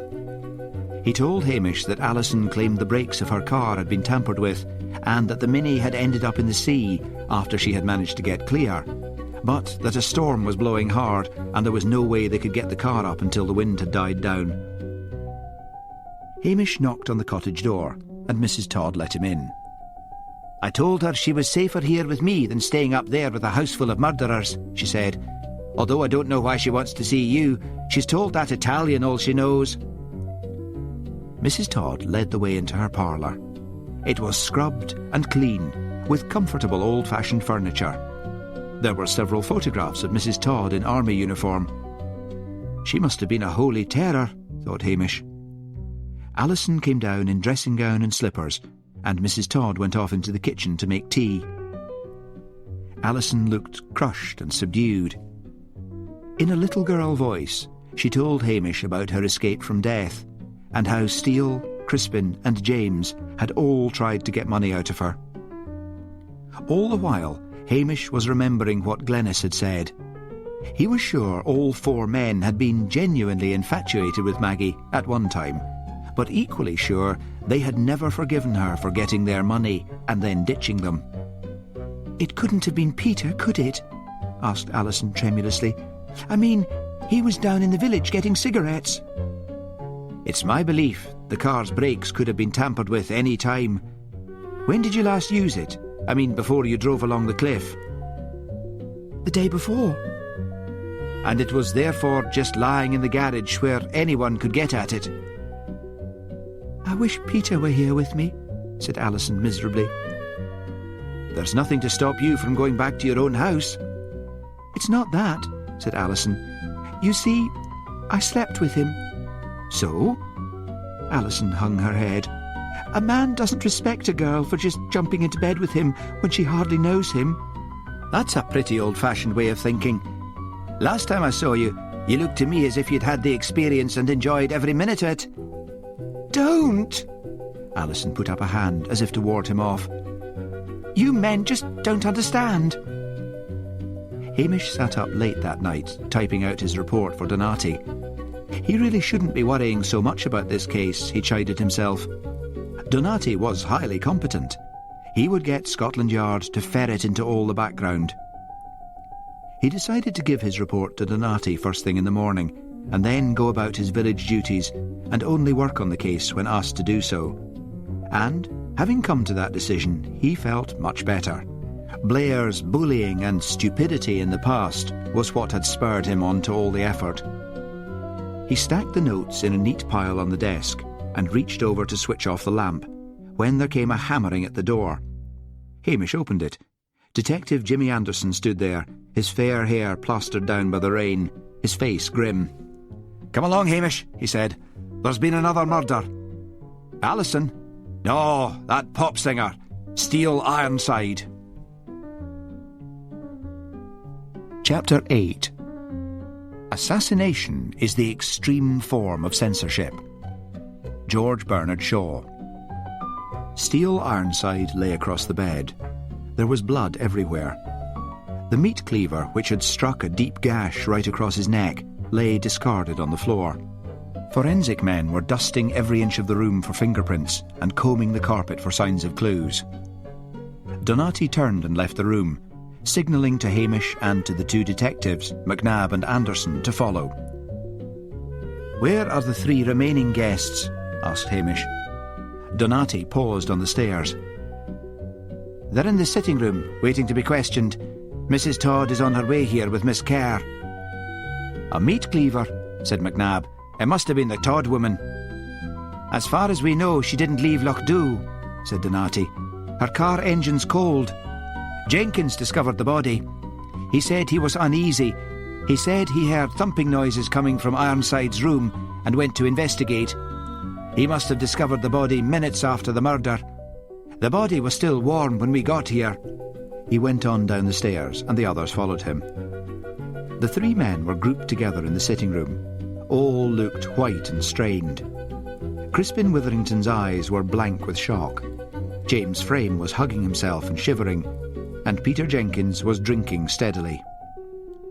Donati started with Peter. "If you will just go over it again. You say you heard thumping noises. When was that?" "I looked at my alarm clock," said Peter, "and it was just after 1 in the morning. I'm upstairs and Steele was on the ground floor. Then I thought I heard a door slam. I decided to go down and have a look. I looked in Crispin's bedroom first. I didn't put on the light, but I could make out his shape under the bedclothes in the light from the passage. Then I opened Steele's door." He gulped. "I could just make out his figure on the bed, but I felt there was something wrong. I don't know why. I switched on the light and saw... "All right," said Donati. "Take it easy.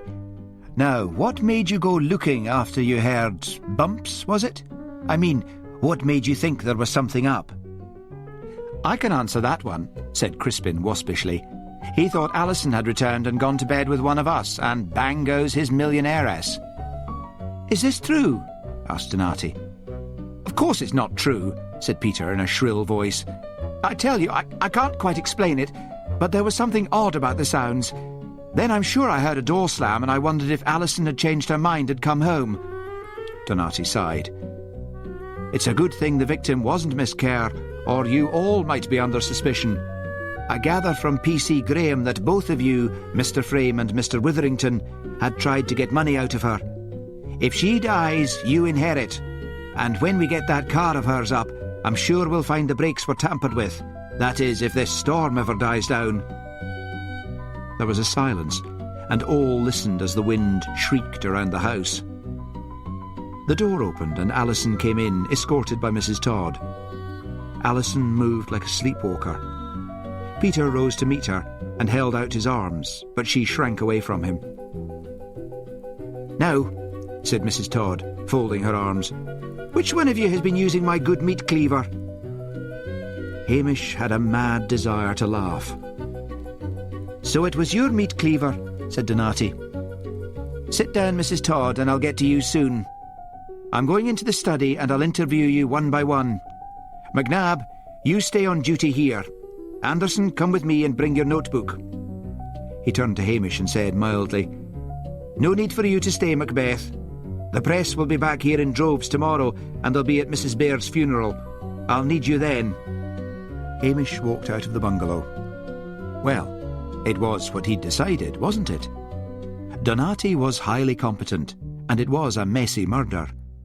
But as he drove back to Lochdoe, he could feel anger boiling up in him. Lochdoe was his patch. It was his responsibility to find out the murderer. He was also being blinded by Donati's efficiency. Also, it was almost as if Donati had assumed the mantle of Blair and had decided he didn't want Hamish Macbeth on the case. So, forget Donati and imagine the man in charge of the case to be Blair. If Blair were on the case, what then would he, Hamish, do? Keep it very simple, he thought. He went into the police station and made himself a cup of tea and sat down at the kitchen table. He longed for a cigarette and wondered if the longing would ever go away or whether he would be stuck with it for life. He went through to the office and got pen and paper and then sat down at the kitchen table again and began to make notes.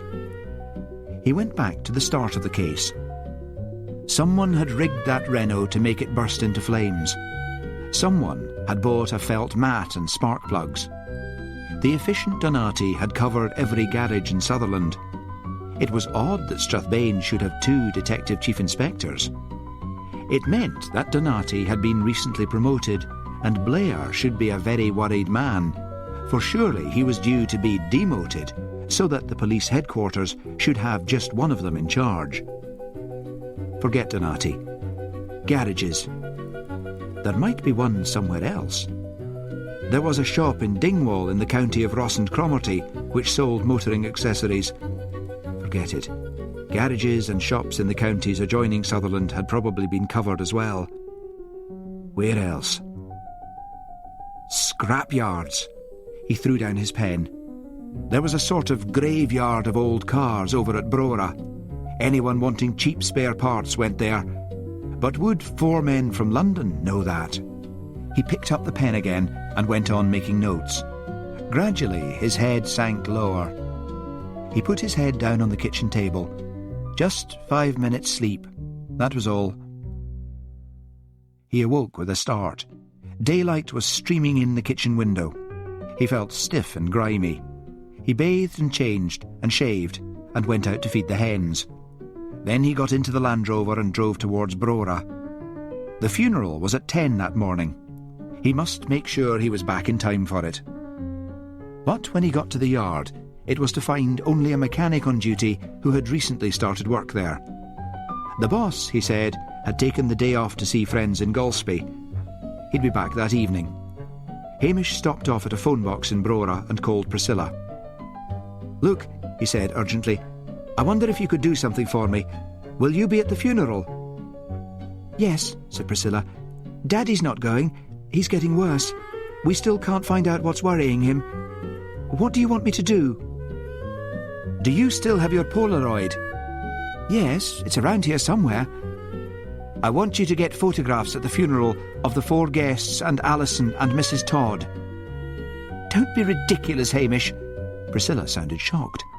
"The press will be there in droves, and if I start taking pictures as well, they'll think I'm some sort of ghoul." "It's awfully important," pleaded Hamish. "Tell Alison and anyone else that you're taking the pictures as a memento. Tell them it's an old Highland custom. Tell them anything. Please, Priscilla." "Oh, all right," said Priscilla crossly. "But if I get into any trouble, I'll blame you." The wind had died down, and a warm drizzle was falling as Maggie Baird's coffin was lowered into the grave. All the villagers were there, as they were at any funeral in Lochdew. It seemed to Hamish that they were nearly outnumbered by the press. Television vans stood outside the graveyard, photographers perched on the top of tombstones, and reporters in black ties stood respectfully around, although questioning everyone they could get hold of in hushed whispers. The funeral reception was to be held in the village hall. Mrs. Todd and the minister's wife, Mrs. Wellington, having decided Alison would not be able to manage the funeral baked meats on her own. Hamish reflected that it might have been better off if the organisation of the reception had been left to Alison. She looked very frail, and she had nothing to take her mind off her fears. Priscilla was discreetly taking photographs, but there were so many press photographers around that no one seemed to notice. At the funeral reception, she handed Hamish the photographs. "When this is all over," said Hamish, "let's you and me go off somewhere and talk. You're not looking your usual bonny self these days." "I'm worried about Daddy," said Priscilla. "Yes, I'd like that. The atmosphere at home is all gloom and doom. Did you see Daddy at the funeral? Why on earth did he decide to come along? Thank goodness he didn't stay for the reception. There is so much whisky on offer here, and Daddy's been sinking quite a lot of it recently. Look at this photograph. He's standing with Mrs. Todd and Alison. See how swollen his face is. He's all bloated up. He won't go to Dr. Brodie any more either." Hamish wondered whether to tell Donati where he was going, but Donati would simply phone the police at Brora and tell Hamish sharply to leave the case alone. Something made Hamish approach Donati and say earnestly, "I've got some ideas about the case I would like to put to you, sir." Donati frowned. "I haven't the time to listen to you at the moment," he said. "The press are all over the place. The wind has died down, so we've got a chance of getting that car up out of the sea. Just stand by for the moment until I give you your orders." Hamish humbly touched his cap and strolled away. He obeyed orders for the rest of the day, and even the news that he was to guard the bungalow from the press in the company of P.C. Graham didn't seem to ruffle him. He stood by one gatepost, and P.C. Graham stood at the other, flashing him an occasional venomous glance. At 6 o'clock, Hamish looked at his watch and then began to walk off down the drive. "Hey, you!" yelled Mary Graham. "Where do you think you're going?" But Hamish did not even turn around. As he was driving along the waterfront, he saw the gnarled figure of the gardener, Angus Burnside, leaning over the sea wall and drew up. Angus turned around. "Ah, what is it new, Hamish?" he asked crossly. "I've been answering the police's questions for days." "Well, humour me, Angus," said Hamish. "When you were working around that bungalow, did you see anyone go into that garage apart from Miss Kerr and Mrs. Baird? That wee greaser with the uppity manner?" "Which could apply to all of them," said Hamish patiently. "Which one was it?" "The smarmy one, him called Witherington. It was about 2 days afore the death of Mrs. Baird. 'What do you want?' I went and asked him, and he got very hoity-toity. 'Go back to your gardening, my good fellow,' he says. 'Damn English. They should all stay on the other side of the border.'" "Anyone else apart from him?" "No, no one but that dafty Miss Kerr. D'ye ken she used to go out and talk to that car?" Hamish thanked him and drove off on the long road to Brora again. It was still high summer, and in the north of Scotland it hardly ever gets dark. There was a blazing sunset as he arrived at the scrapyard. The derelict cars lay about in various stages of rust and decay. The purple flowers of the willow herb bloomed amongst the heaps of 20th century junk, and long sour grass spouted through shattered doors and windows of the less popular models, less popular for their spare parts.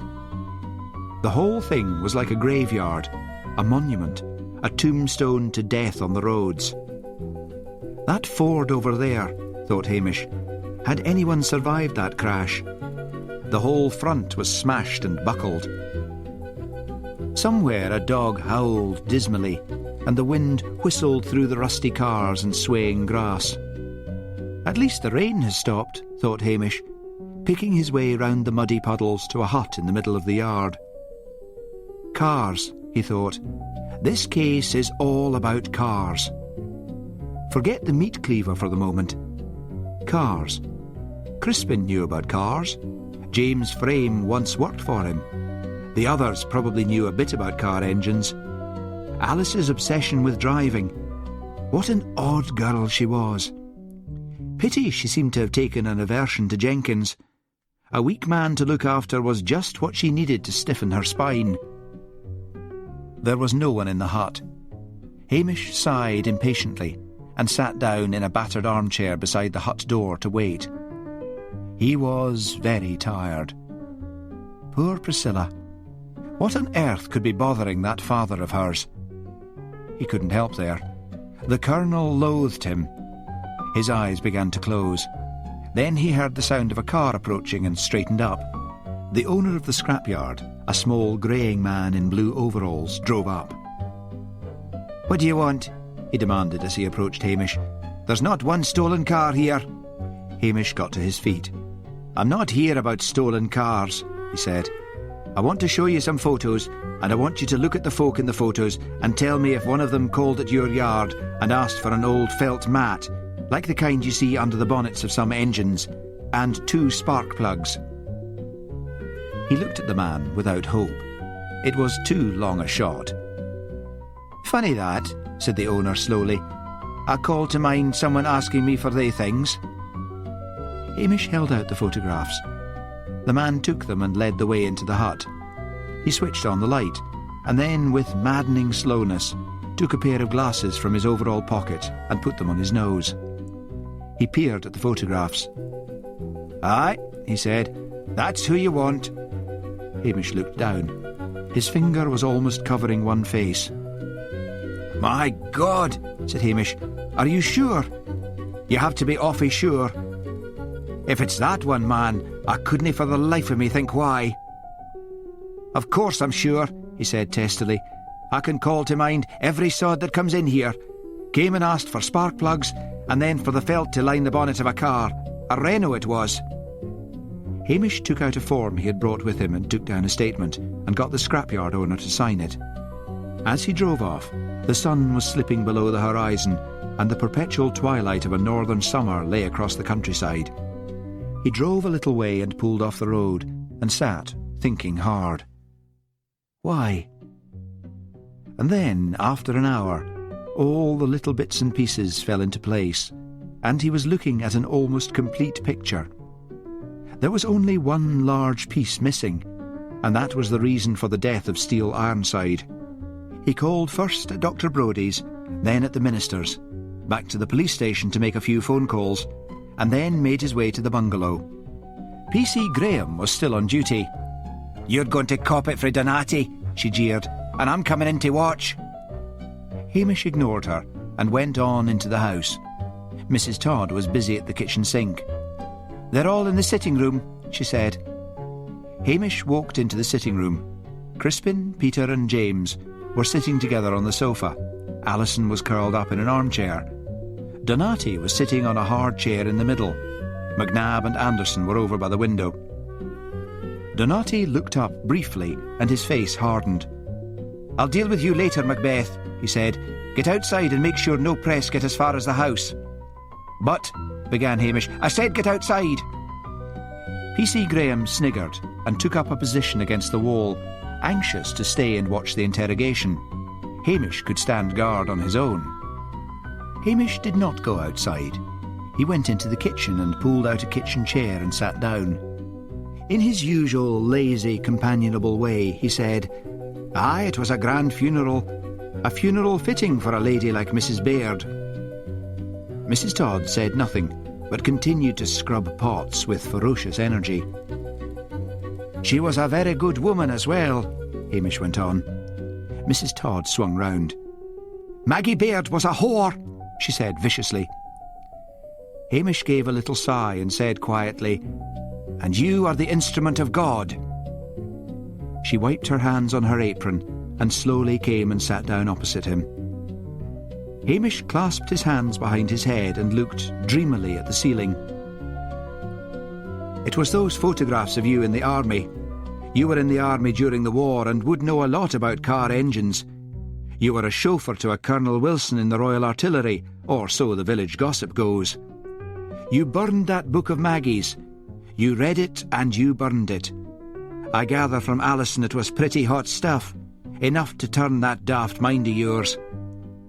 Your husband took to the drink, and you joined the Temperance Society, and you never gave the man a day's peace till he drank himself to death. You asked Brodie to put heart attack on the death certificate because you thought alcohol poisoning was a disgrace. He refused, but it was what else Brodie told you that shocked you. He told you your husband had venereal disease. Brodie told me that Mr. Todd had confessed to going with prostitutes from time to time in Aberdeen because he had had nothing in that line from you since your wedding night. Then I remembered the case of Mary McTavish. She had an illegitimate child, and Mr. Wellington said you made that lassie's life such hell she had to leave the village. When the minister reproached you for your lack of charity, you said you were doing God's work. Now we come to Alison Kerr. She was a girl after your own heart, quiet and shy, but I gather you can hear everything in this house, and so you listened at her bedroom door, and that way found out she was in bed with Peter Jenkins. You had committed murder once, and to my mind it was murder. You knew Maggie Baird had a weak heart, so you tampered with the brakes of Alison's car. she had become unclean and had to go. But when you managed to poison her mind against Peter Jenkins, oh, I'm sure that rubbish Alison was talking about, that a man would never respect you after you had slept with him, came from you.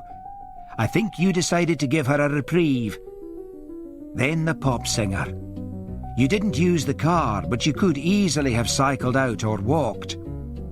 You can't prove a thing, said Mrs. Todd. Oh, but I can, said Hamish, straightening up, his eyes hard and implacable and cold. You went to the scrapyard at Brora and got the spark plugs and the bit of felt, and the man there identified you from your photograph. Mrs. Todd rose and went back to the sink and started scrubbing pots again. I'll tell you something else, said Hamish. You're like Maggie Baird. Mrs. Todd stopped scrubbing. Never, she said passionately. Yes, in a way. You see, when Maggie was all fat and tweedy and playing the county lady, I had an odd feeling that there was a pretty, flirtatious woman locked up inside all that fat, ready to come out like a butterfly coming out of a chrysalis. Inside that motherly outside of yours, Mrs. Todd, I see another woman, a thin, sharp, bitter, murderous woman. Heavers, said Mrs. Todd calmly, and opened a kitchen drawer. Detective Jimmy Anderson was to say long afterwards that the biggest shock he had ever had in his career was when Hamish Macbeth erupted from that kitchen and dived over the sofa and the three men sitting on it, pursued by Mrs. Todd, who was waving a glittering bread knife. Galvanised into action, McNabb and Anderson and Donati grabbed hold of her, while P.C. Graham twisted the bread knife out of her hand. She struggled and cursed, trying to escape, her eyes bulging with hate as she surveyed the lanky length of Hamish Macbeth rising from behind the sofa.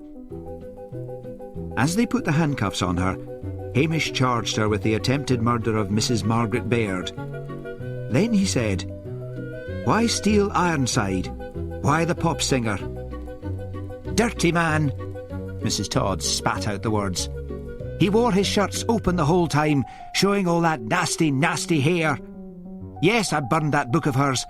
I knew men were filth, but I never realised how filthy till I read it. Wallowing in filth. Filth!" she screamed. And she was still screaming while they led her outside. "She's mad," whispered Alison. "Yes," said Hamish wearily. "Barking mad, and I never even noticed." "Yes," said James in his fake upper-class voice. "Of course, one never really looks at servants. I say, Alison, what about drinks all round? Thank God it's all over." "Yes," said Alison, a little colour beginning to come into her pale face. "Yes, it's over and I'm safe." She flung her arms around Hamish. "Oh, thank you." Hamish looked across her head to Peter Jenkins and signalled with his eyes, and Peter came up. Hamish pushed Alison gently into Peter's arms. "I'd best be off," he said. He had parked his Land Rover on the road outside. The press had disappeared for the moment, but he knew they would soon be back. P.C. Graham was standing morosely on duty. "I suppose you think you're damned clever?" she sneered. Hamish looked at her, at the thin mouth and at the dislike in her eyes. "You look beautiful when you're angry," he said. He jerked her into his arms and kissed her on the mouth. Then he walked off, whistling. Her voice followed him. "Why, Hamish, I never knew, I never guessed. Hamish! Darling!" Hamish threw one horrified look behind him and then ran to his Land Rover and drove off, breaking the speed limit all the way to Lochdoe. At the police station, he fed Towser, locked up the hens for what was left of the night, and started to make himself some supper. And then the bell at the police station door sounded. He walked up to it and shouted, "No comment!" through the letterbox. "It's me, Donati," said a voice. Hamish opened the door. Donati walked past him and into the police office. "I'll need your notes, Macbeth. Was it a lucky guess?" "No, I hae proof." Hamish fished in his pocket and brought out the statement by the owner of the scrapyard along with the photographs. Then he outlined what he had found out about Mrs. Todd's background. "I should say good work," said Donati crisply, "but we could have found all this out much sooner if you had confided in me." "But I only got the proof this evening," said Hamish. "So you say. Well, type up your notes and let me have them along with this statement and the photographs. I shall be at the hotel until lunchtime tomorrow." "Very well," said Hamish.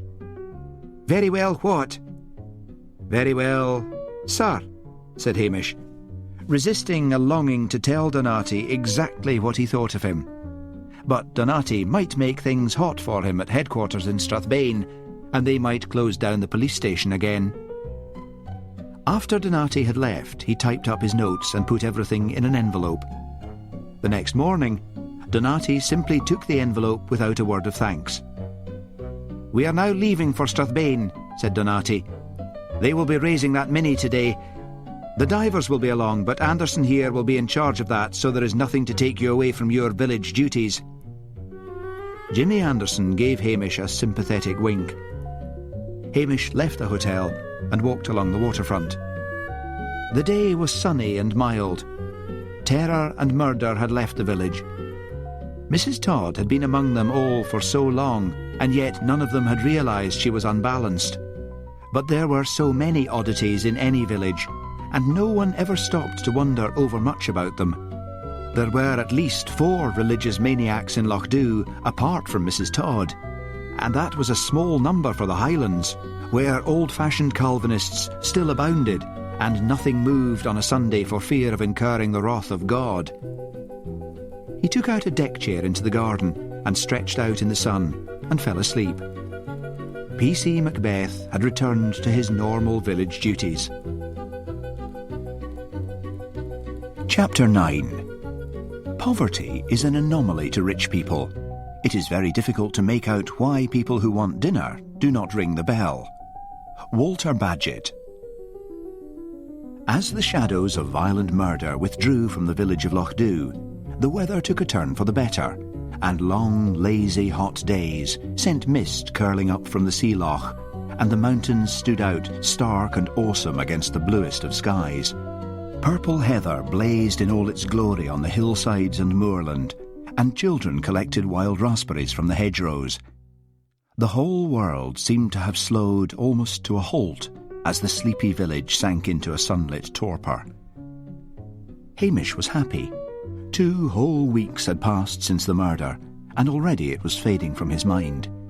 He had heard that Crispin and James had left the bungalow, but that Peter Jenkins had stayed on, which explained, thought Hamish, why he had not been pestered by Alison.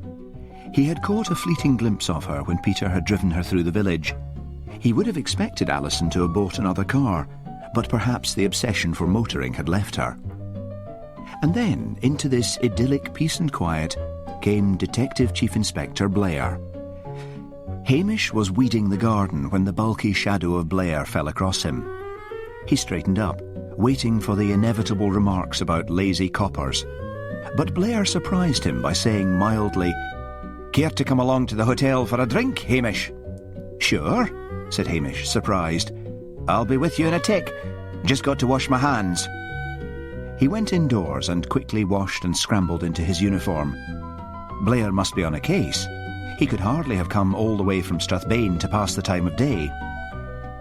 They walked along together to the hotel, but Blair seemed to be reluctant to get to the point of his visit.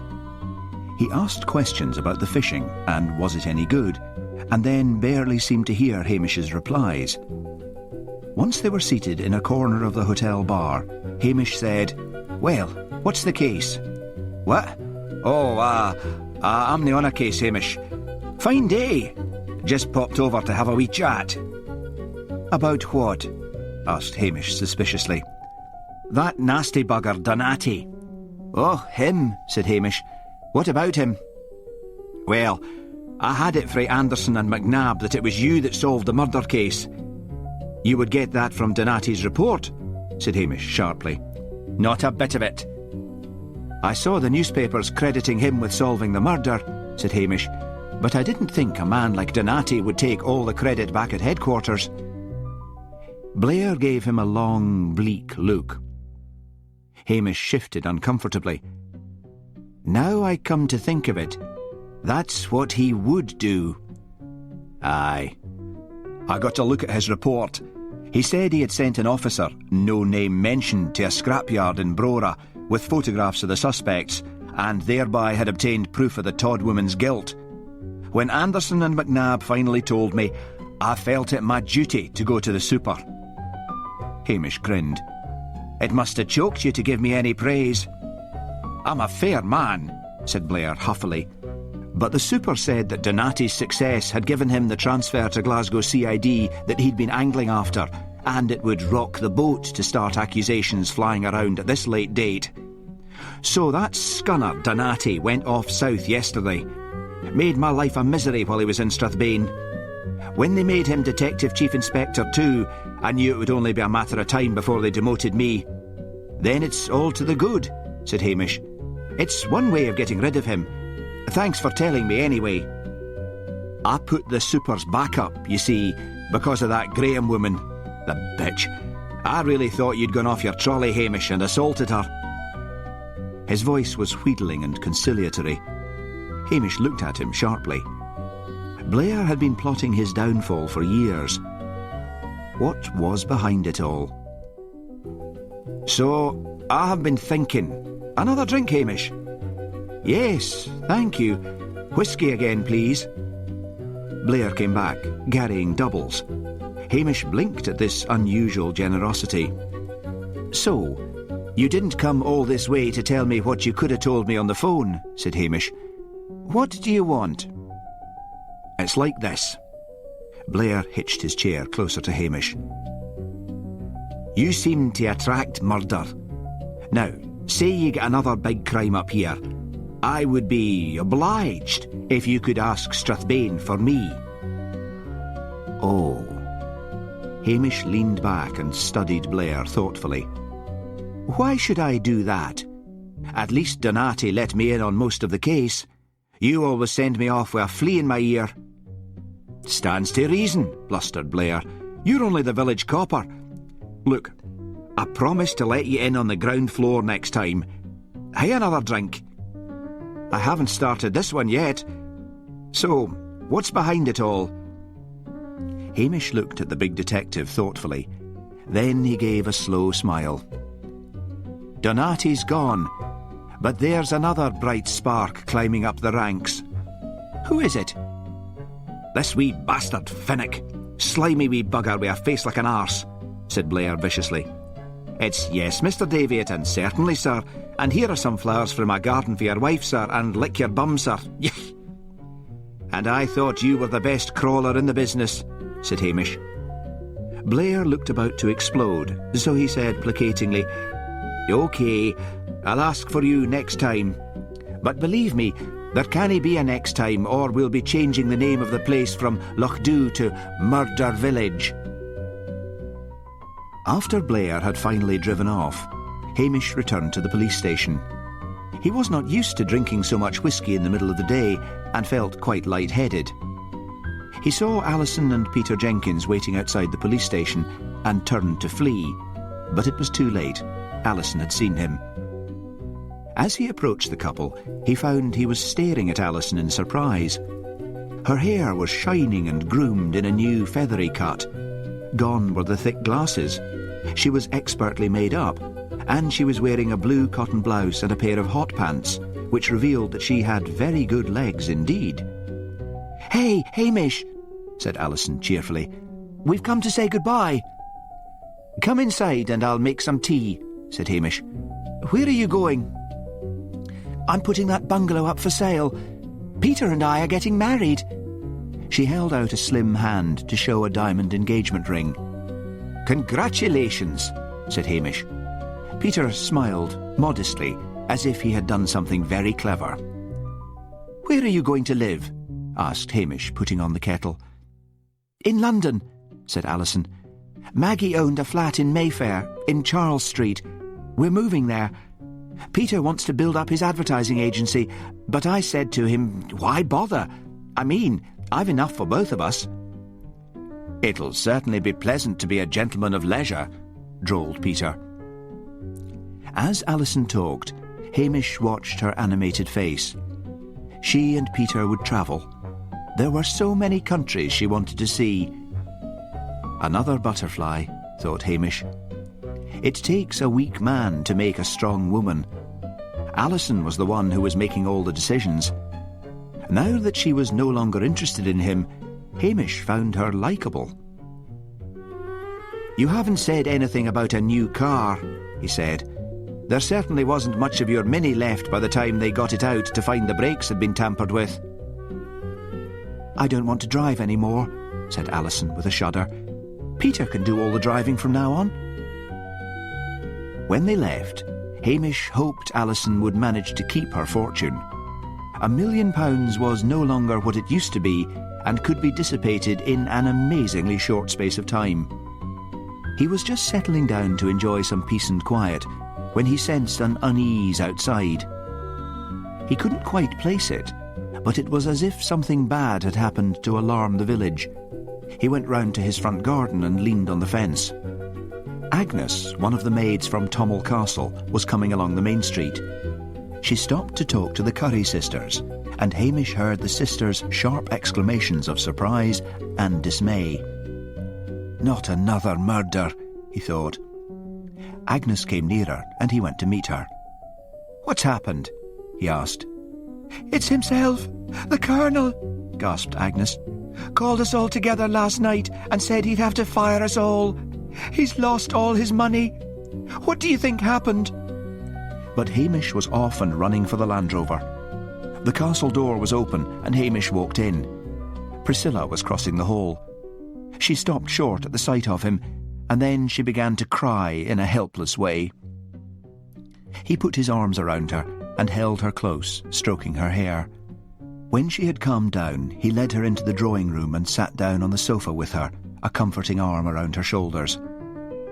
"What exactly happened?" he asked. "Agnes says he fired all the staff last night." "Yes, he called Mummy and me into the study and told us what was worrying him. As he talked, he got into one of his rages, and I was afraid he might have a stroke. I feel so guilty." She dried her eyes firmly and gave a pathetic hiccup. Mrs. Halberton Smythe came into the room and stopped short at the sight of Hamish. Then she came forward and sat down, looking helplessly at him. "What are we to do, Hamish?" she said. There were 2 spots of colour on her pale cheeks, and, unlike her daughter, she looked angry. "How could he do this to us?" "Do what?" asked Hamish sharply. Priscilla twisted her wet handkerchief in her hands. "That's why I feel so guilty," she said. "If it hadn't been for me, this would never have happened. Do you remember John Burlington?" "Your boyfriend who got done for insider trading? Yes." "It turns out he had persuaded Daddy to let him have a vast sum to invest. Well, he didn't invest it. He skipped bail, and the country with it." "We've got nothing at all," said Mrs. Halberton Smythe. "Nothing." "Oh dear." Hamish looked about him. "But you have the castle, and the estates alone must be worth a fortune." "Yes, but everything costs a fortune to run," said Priscilla. "We can sell it. We have to sell it. But we're letting down the locals. Most of the staff, apart from Jenkins the butler, come in daily from the village, but they rely on us for work. Daddy decided to fire the lot of them, not to mention the gamekeepers and gardeners and water bailiffs. We tried to tell him that somehow the place would need to be kept going until we could find a buyer, but he wouldn't listen." Hamish thought quickly.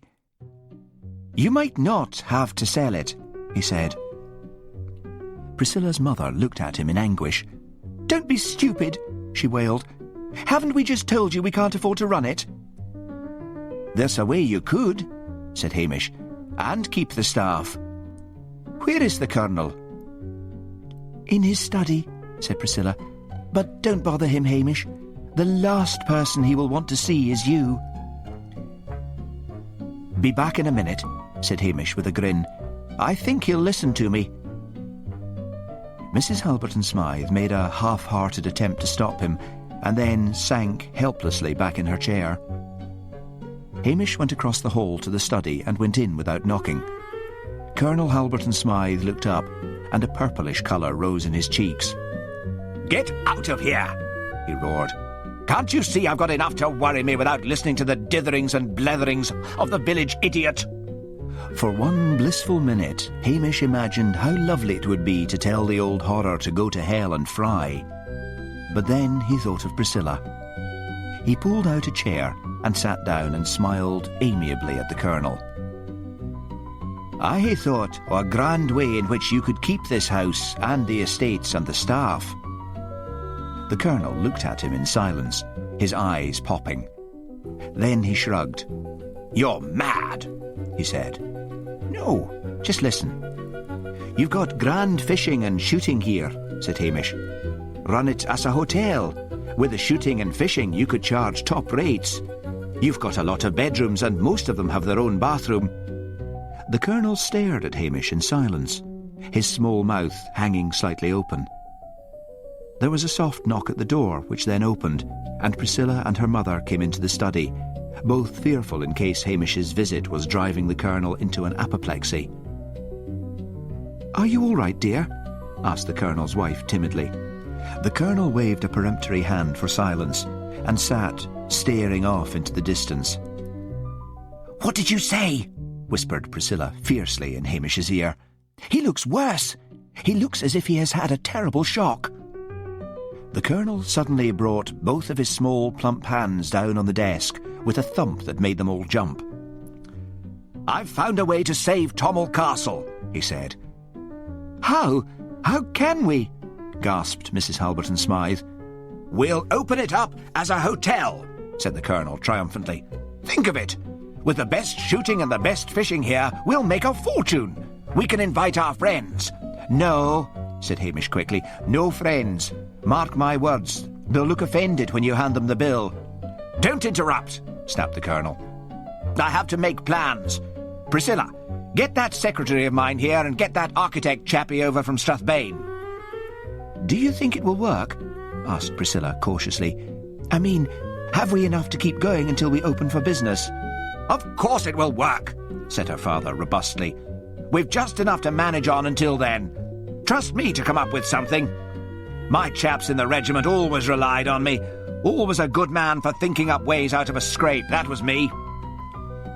Priscilla glanced at Hamish, who gave her a limpid look. "Well, dear," said Mrs. Halberton Smythe, "I am sure we are all grateful to Hamish for—" "Stop wittering, woman, and tell the staff they can stay. Priscilla, get that architect on the phone. And you, Macbeth, have you nothing better to do?" "I'm off," said Hamish cheerfully. "Grand to see you're your old horrible self." Priscilla followed him out. "Honestly," she said furiously, "Daddy is the uttermost limit. That was your idea, Hamish." "So long as you're all happy," said Hamish amiably. "I just hope I have not messed up your own career. I mean, surely they won't expect you to work in the hotel." "They won't, but I'm going to," said Priscilla. "Can you imagine Daddy as mine host, Hamish? He'll forget they're paying guests and start insulting them. I was going to point out to him that he could have sold off his estates and kept the castle," said Hamish. "It wouldn't have done any good. He wants to keep everything, and you've found him a way to do it." "Aye, that's what I thought. So long as he remembers that a hotel keeper can't go on like the lord of the manor." "I doubt he'll remember it for a moment," said Priscilla. "I'll probably have to run it myself and let him think he's doing it all on his own." "You really don't mind?" "Not really, Hamish. I was getting tired of London anyway." "And I hope you don't feel guilty any more," said Hamish. "Anyone daft enough to trust a rat like Burlington would be bound to lose their money to some fool sooner or later, or their heart." Priscilla's cheeks turned pink. "That's below the belt, Hamish." "Perhaps." "Is Alison staying on in Lochdew?" asked Priscilla, deliberately changing the subject. "No, she's getting married to Peter and they're going to live in London. Let's hope that's the last of crime in Lochdew." He told her about his visit from Blair. "I don't think you're cut out to be a policeman," said Priscilla. "You let these detectives walk all over you. And for what? so that you can stay on as village constable and do as little as possible." "That's right," said Hamish amiably. "You are infuriating. Why don't you come in on this hotel lark?" She walked out of the hall with him and across the drive to the police Land Rover. Hamish raised his hands in mock horror. "To my mind, working for your dad would be worse than working for Blair any day. What's the matter, Priscilla? Don't you like me the way I am?" She looked down thoughtfully at her sandalled feet and did not reply. "Well, cheerio," said Hamish. "See you around." "Hamish, "Yes?" He turned around. "Nothing," mumbled Priscilla. As Hamish drove down to the police station, he found he was feeling very happy indeed, almost elated. It could surely not be because a moneyless, hotel-owning, working Priscilla was within his reach. No, he told himself, that nonsense was over. But happiness bubbled inside him. He felt sure the days of crime were over for Lochdu, and Priscilla would be just up the road all year round. In the evening, he realised he had forgotten to buy anything for his dinner. He had sent, as usual, a good part of his monthly wage back to his mother and father and brothers and sisters over in Cromarty, and so he could not afford to dine at the hotel. He ransacked his cupboards and came up with a solitary tin of baked beans. "Beans it'll have to be," he said to Towser. "And no butcher's meat for you tonight, my boy. Dog food's all we've got." Towser hung his head and glared at the linoleum. The phone rang. Hamish put down the cans and went to answer it. The caller was Priscilla. "Hamish," she said, "there are a few points about this hotel business we would like to discuss with you. Could you possibly come to dinner this evening? Just the family, and don't dress. You can even bring Towser." Hamish accepted the invitation. He put down the phone and grinned at the receiver. "The old man must have been at the whisky," he said to Towser, who had followed him. "Dinner at the castle for us. Come along." He put on a clean shirt and tie and a pair of new trousers. He gave Towser a quick brush and then led the dog out to the police Land Rover. "Times are changing, Towser," said Hamish Macbeth as he drove through the heathery twilight. That was Death of a Hussy by M.C. Beaton, read by David Monteith.